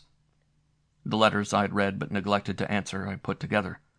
When I had separated and collected my papers, I felt more myself, and I went quietly about my wardrobe now, arranging my linen and brushing my dinner jacket, furred with dust. There was no hot water, with all the fires burned out in the deserted house. I filled my tub with cold and splashed vigorously in the bath, and I shaved meticulously and completed a careful toilet. Then I dressed again in spite of the hour in fresh linen and pressed suit, and eventually I returned to my desk. On some books at one side was the folder in which I carried the manuscript of Helion. Chapter 44. Curiously, as one studies creed and breviary of an old religion from which one has been long apostate, relishing the loveliness now as never before, distinguishing the beauty of form and figure from the pomp of Pentecostal asseveration, I read it. Yes, beautiful. Strange and mad beautiful.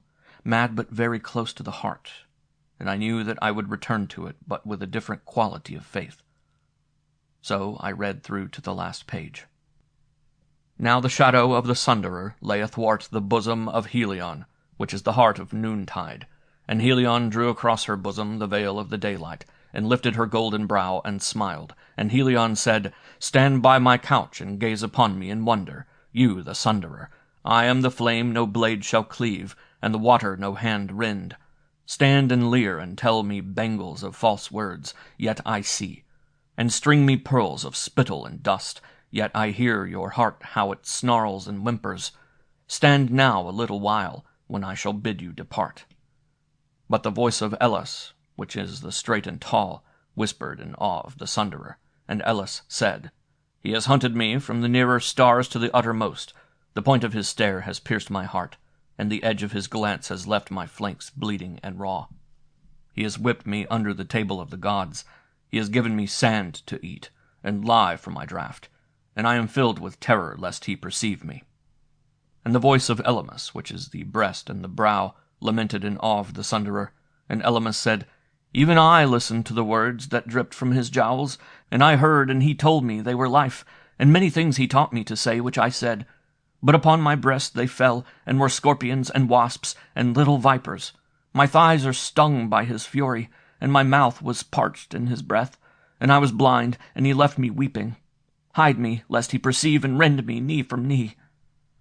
But the eyes of the Sunderer were inundated with the darkness, and his malice whined in his belly. Wherefore Helion laughed, and drew from her bosom the veil of blue, and revealed the flame of the flame which is her bosom. And lo, the shadow of the Sunderer withered away. And Helion smiled, and said, "Sleep content in my bosom, nay, wake in my bosom, and arise and dance.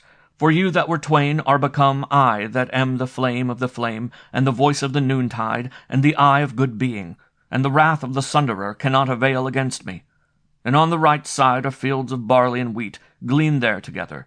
And on the left side are the wells of dawn, fill there your bucket together. But look that you slay me not, nor forget me ever, lest the Sunderer follow and seize and destroy you utterly." On the last page, beneath the careful typewriting of Raymond Laurier, was a penciled note scarred with hasty dashes. "Oscar, sing this for me, to Richard, and you, keep faith in the dream, Never hope for the fact. But the dream is lovely. I'm sorry I used you, seeing it came to no purpose. Forgive me, for the sake of Helion, and sing it for me, Miriam. Chapter 45. Janet came in the morning. When the door slammed as she entered, I roused from my meditation at last, and went to the balcony to see who could have come. Janet stood in the middle of the hall, taking off her gloves, and our glances met and held to each other, not questioning but dubious, almost afraid. Then she dropped her eyes and went to the couch in front of the dead hearth, and sat down. When I reached her, I found her shivering with a chill. "Are you sick, Janet?" I asked. I was quite calm now, putting a fire together for her. I was not surprised, rather soothed with the fulfillment of expectation. She was to return sooner or later. The cry of all this ruin would reach her somewhere surely, and she would come back. I had known this. Empty-minded, she replied with a shrug and stared at the flame. "Maybe. I don't know. Yes, I'm sick. And you're dry and leathery, like a mummy. I couldn't tell at first whether it was really you there on the balcony, or just the skin of you. Puckered. And coiled snakes. I got very tired and could not keep up with them. Very exhausted. I came home to go to bed." Her hand was cold and flaccid and trembled weakly in mine. I brought her a drink of whiskey, and that warmed her. Her eyes were hollow and lackluster, and brooded always inward, and her cheeks, until the liquor kindled a hectic red in them, gray as marsh water. "I think," I said quite gently, "that, if you can, you should gather your strength and talk to me, because many things have come to pass since you went away, and there is no one here now to take care of you. We must be very brave, you and I." So I told her the story of these 4 months of trance and delirium and horror, and at first I took pains to come gradually to my news, and prepared her to receive it. But she saw into my circumlocution and found herself what I hesitated to reveal. All through my story she lounged back weak and indifferent. Nothing hurt her into alertness. Huff's suicide she commented on with a grimace. Listless and dejected, she listened to the narrative of what had gone on in the study and of the tragic exploration of Richard Pride. Then I told her finally of that solution which Miriam had taken for her own bitterness and frustration, speaking with all the compassion there was in my heart, but disclosing of my part in her life only the fact that I had come to know and to love her. When I was through with my recital, Janet pondered. "So," she murmured, without a tear or gesture, "there's the end of us. You'll go on, I presume, into the sun, Oscar? The nightmare is spent, you will be waking. When are you leaving?" "Presently, when everything is done. Yes, I shall quit Mordaunt's Hall. It will dissolve into the hills, but I shall remember it." "The roof fall and the walls crumble. Come." She shook herself together and got up. "We will go find my father." Into the May noontide we stepped together. First we went to the dogwood glade, where the sod replaced lay trampled and uneven, and thence, Janet taking my arm and walking slowly and deep in her own preoccupation, we turned toward the study. The door stood open, and all the windows. Richard Pride was not there. A rat slithered across the floor from beneath the desk as we entered. Strewn here and there by the winds were papers, heaping in the corners. But more than winds had contributed to this confusion. Books had been pulled out of the shelves and thrown carelessly, even mischievously about. A chair was on its back. Piles of clothing indescribably filthy were everywhere.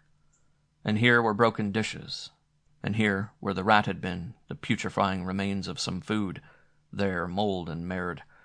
And over all was an odor, acrid, mephitic, nauseous, that brought sharply to my mind the night I played, and Pride dreamed, and Miriam came dying to his door. Then I looked farther, and saw that even the door to the stacks hung ajar, and the winds rushed into the dark vaults and alcoves, and tugged and flittered at the files. But Richard Pride was not there. I went through the rearmost corridors. I thrust a light into those dungeons which had so tempted and terrified Sally, and we called, Janet and I together. There was no response anywhere. He had gone, leaving all this treasure house of his enormous research unguarded and open. A few sheets of paper on the floor bore meaningless scrawls, and some that were not so meaningless, tormented designs that I would have hidden from Janet had she not demanded them. On the stone pavement of the fireproofed stacks, thus surrendered to rain and wind and every chance, I found Richard Pryde's keys, and when at last we left the place, I locked the doors carefully. "Here, they are yours," I said, giving the keys to Janet. She took them and glanced at them indifferently, and then she tossed them over her shoulder. "There, they are the wind's. The past is locked back into oblivion. We have no business here." Now we went down the lane toward the high road, for I remembered the ruins beneath the great spruces, and knew that Todd had laired there, and wondered if Pryde. In a corner of the stone foundation, indeed, were a few charred sticks, and as we came away, a drift of that odor followed us. Aimlessly we walked on, calling from time to time and talking of casual things. Over a high meadow and down through a ravine where a brooklet ran gurgling and swollen with the rain of yesterday we walked, and along the ravine until it softened out and flowed into another meadow, walled with huge idly fitted stones, calling. It brought to my mind the dream I had had, and I told Janet about it, the tapestry dream when I stopped at the rebel-stone medieval hutch and raised the hoary Cenobite from his couch. She made no comment, but went with head bowed and hand pale on my arm. But once I drew up abruptly and silenced her, for I perceived on a knoll behind a cluster of ground cedar, staring at us fixedly, the huge beast Todd. I called to him. He turned and trotted away, bristling, looking back over his shoulders with stripped fangs, and now a whine, and now a snarl. When I ran to the knoll to watch which way he took, he had disappeared. When it was near evening, and Janet, leaning more heavily always on my arm, and no longer summoning energy enough to echo my call, complained that she could go no farther, we made the best of our way, back to Mordaunt's Hall. 2 little boys, come wandering after school through dale and greenwood, stood wondering at the ancient mansion. One of them picked up a stone and threw it at an empty window, but when they descried us amid the trees, they scampered away in a panic. Chapter 46. How very ill indeed was my companion had escaped me in the bemusement and suspense of our quest. Now I was thrice alarmed to see her droop, so pale and so forespent, to the lounge and lie, eyes shut and breath laboring, through the white lips, without a word to me. Again I gave her stimulant, and for a moment it revived her, so that she sat up and put her bloodless, slender hands toward the flame. But in a few minutes she slipped back into that sinister languor. I smoked sitting opposite the couch on which she lay, huddled beneath a rug, and watched. Last night I had thought of Miriam, when I could think at all, and eventually in my chamber I had thought at last of myself. Tonight I thought of Richard Pryde, for it struck me as very ominous that we could find no recent revealing trace of him. To be sure he was mad, was what a man calls mad by every token, but how completely he had vanished. I smoked, watching the poor body of Janet, scarcely stirred by breath or pulse, and I considered all the possibilities. Richard Pryde had gone to New York. He had suffered violence. He had pitched over the cliff. But all these suppositions seemed unlikely, and constantly my imagination returned to a picture of him, wandering through the woods, prowling. Presently I crept through the house, and every door that was not barred I locked. Then, feeling a little more secure, I returned to my chair. On the arm curled under her head, Janet's watch ticked faintly. I recalled that there was no other timepiece going in the house. My own watch had stopped. It was upstairs on my table, and I took a candle and went to fetch it. I dropped it in my pocket and turned back toward the stairs, and at that moment Todd howled, from just below my window it seemed, so shrilly clear came that unearthly cry. He was circling the house, quite near it must be, sniffing perhaps at the doors, glaring with those yellow eyes at the lighted windows. Again and again came his howl. As I listened, frozen, it occurred to me that in a way this was not as Todd had howled before. I exclaimed aloud at myself. I cursed myself for a fanciful idiot, and I made a fine gesture of indifference, swinging my heels valiantly as I went along the balcony. But once more came the howl, and now, in spite of all my curses and resolutions, I felt my heart stampede. For in this ghastly ululation there was something more than the madness of a beast. I know that it was not Todd who howled, but madman. Or was it even that? lycanthropy, werewolf with yellow eyes. Now I recalled that vision of Richard Pride hunched on the side of his cot, lifting to his dilated nostrils the tatter of smeared bandage. Possessed by horror, I stood, fainter and fainter every time until it could no longer be heard. That howl wavered lonely and fierce and dumbly nostalgic on the night, and I knew at last that the thing which uttered it had gone away. Looking over the balustrade, for the moment relieved, I saw that Janet still slept heavily. As I came on tiptoe across the tiles, hopeful not to arouse her, I discerned that apparently she had not moved.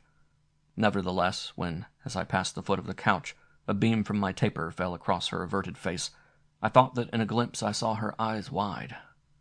I put my candle down and bent over, peering. No, her eyes were closed. Lord God, I said to myself, I am a fever of nerves and fantasies. It is lonely enough to be sure, and that damned dog's baying is grisly enough, but the time of werewolves is centuries overpast, and loneliness never yet squeezed a gullet. So once more I fell to smoking, gazing at Janet until the thought came to me, what if she die? I was on my feet impulsively, and, filled with anxiety, I pored over her, poor child. It was only exhaustion, I reflected. She is sapped and disheartened by all that has happened to her, and by the devastation she found in the home to which she fled for respite. Nevertheless, I have seen mere exhaustion so completely enervate a body. This is not so much exhaustion as it is trance with the color and rigor of death. For a long time I hung there, watching, bewildered with obsessions too vague and fearful and fleeting to be told, and at last the body on which I gazed rippled with a long shudder and half turned supine, and I saw that the eyes were now open indeed. Open were Janet's eyes, but I observed as I regarded them that they saw nothing at all. They saw at least nothing here in this room, neither me, nor my chair, nor the walls of Mordaunt's Hall mounting up in this lofty chamber past the twin belvederes of darkness. They were convex mirrors of jet upon which the fire played its ruddy glow. I flung myself on the couch by her side and shook her shoulder, and I called to her, and I kissed her mouth, but neither cry nor kiss nor hand upon her evoked so much as the flutter of one of those strained lids, fringed with its exquisite long lashes, empurpled, drained. As cold surely as death her mouth was, quite bluish, and I held back appalled. Now I remembered what I had heard was proper to do, and I put my watch with its crystal close to her lips. When I examined it, it was slightly steamed. Life persisted, but it was feeble, very near extinction. There was no help to be had, no recourse now but hope from the fullness of my love for a miracle. It was shortly after 1 o'clock. I laid a fresh log on the fire and returned this time to the couch, and held Janet's hand and caressed it, loving her. Behind me gaped the great hall. Behind me, on my back, emptiness and mystery and terror, creeping with incredible corruption. Outside somewhere, through the night, roamed two beings, Todd and Richard Pride. Todd, the dog called Death, the black, fierce dog who would look at Janet and look at nothing palpable to him, who followed Pride with a fascination I was beginning to understand, and Richard Pride, whose 4 decades of enormous effort had been successful? All the conviction of his strange theory and grotesque speculation came back to me now. But what a success! What a monstrous success!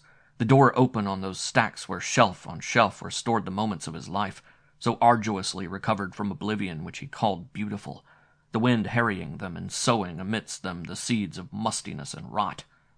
And Miriam, whom he loved, slumbered in her dingle, snowed over with fallen petals, and Janet, whom he loved, lay here piteously wasted. And between servants and secretaries, friends and associates, his estate spent, his home ruinous, his dignity violated and heaped with obscenity.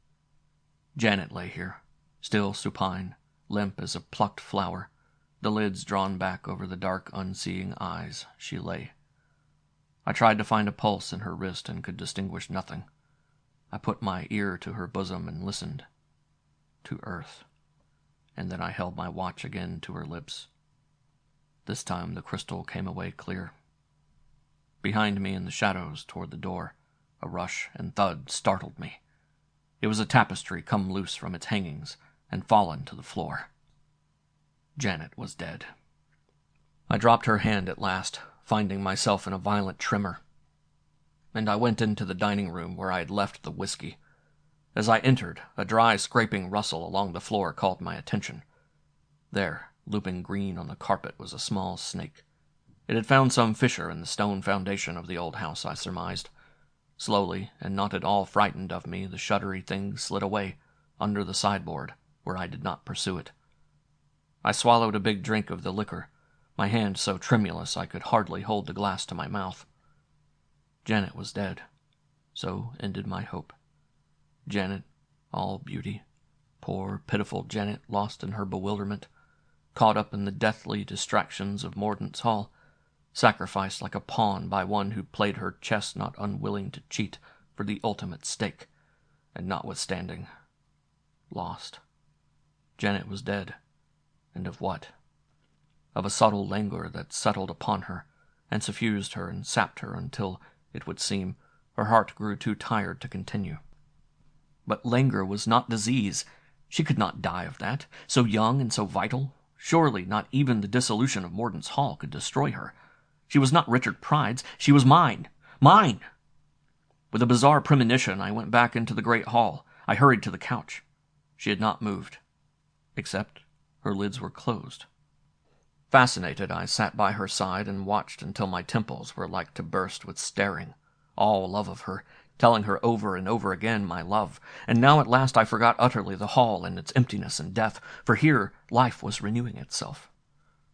Not saprophytic, the colorless life that creeps into the corpse and rotting trunk, the life that is of darkness and death, but life new and fresh and clean, of the sun.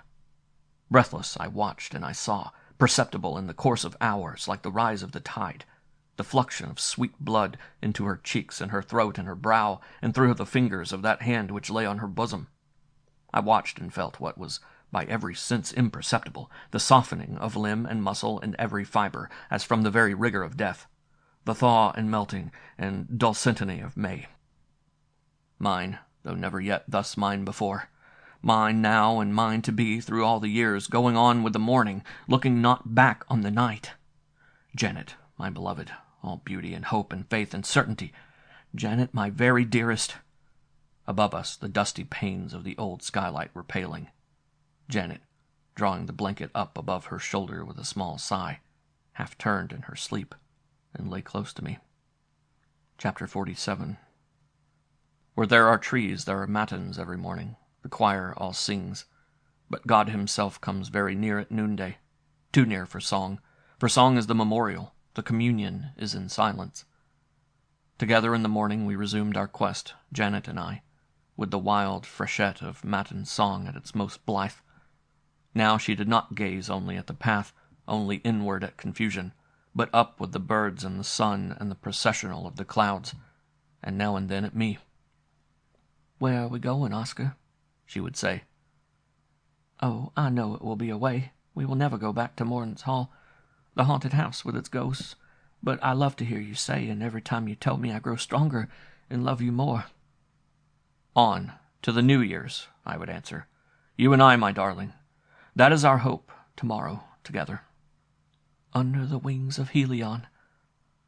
Then I would smile, and maybe sing a little of our music, until at last the trees hushed, and the birds and the sun walked with us.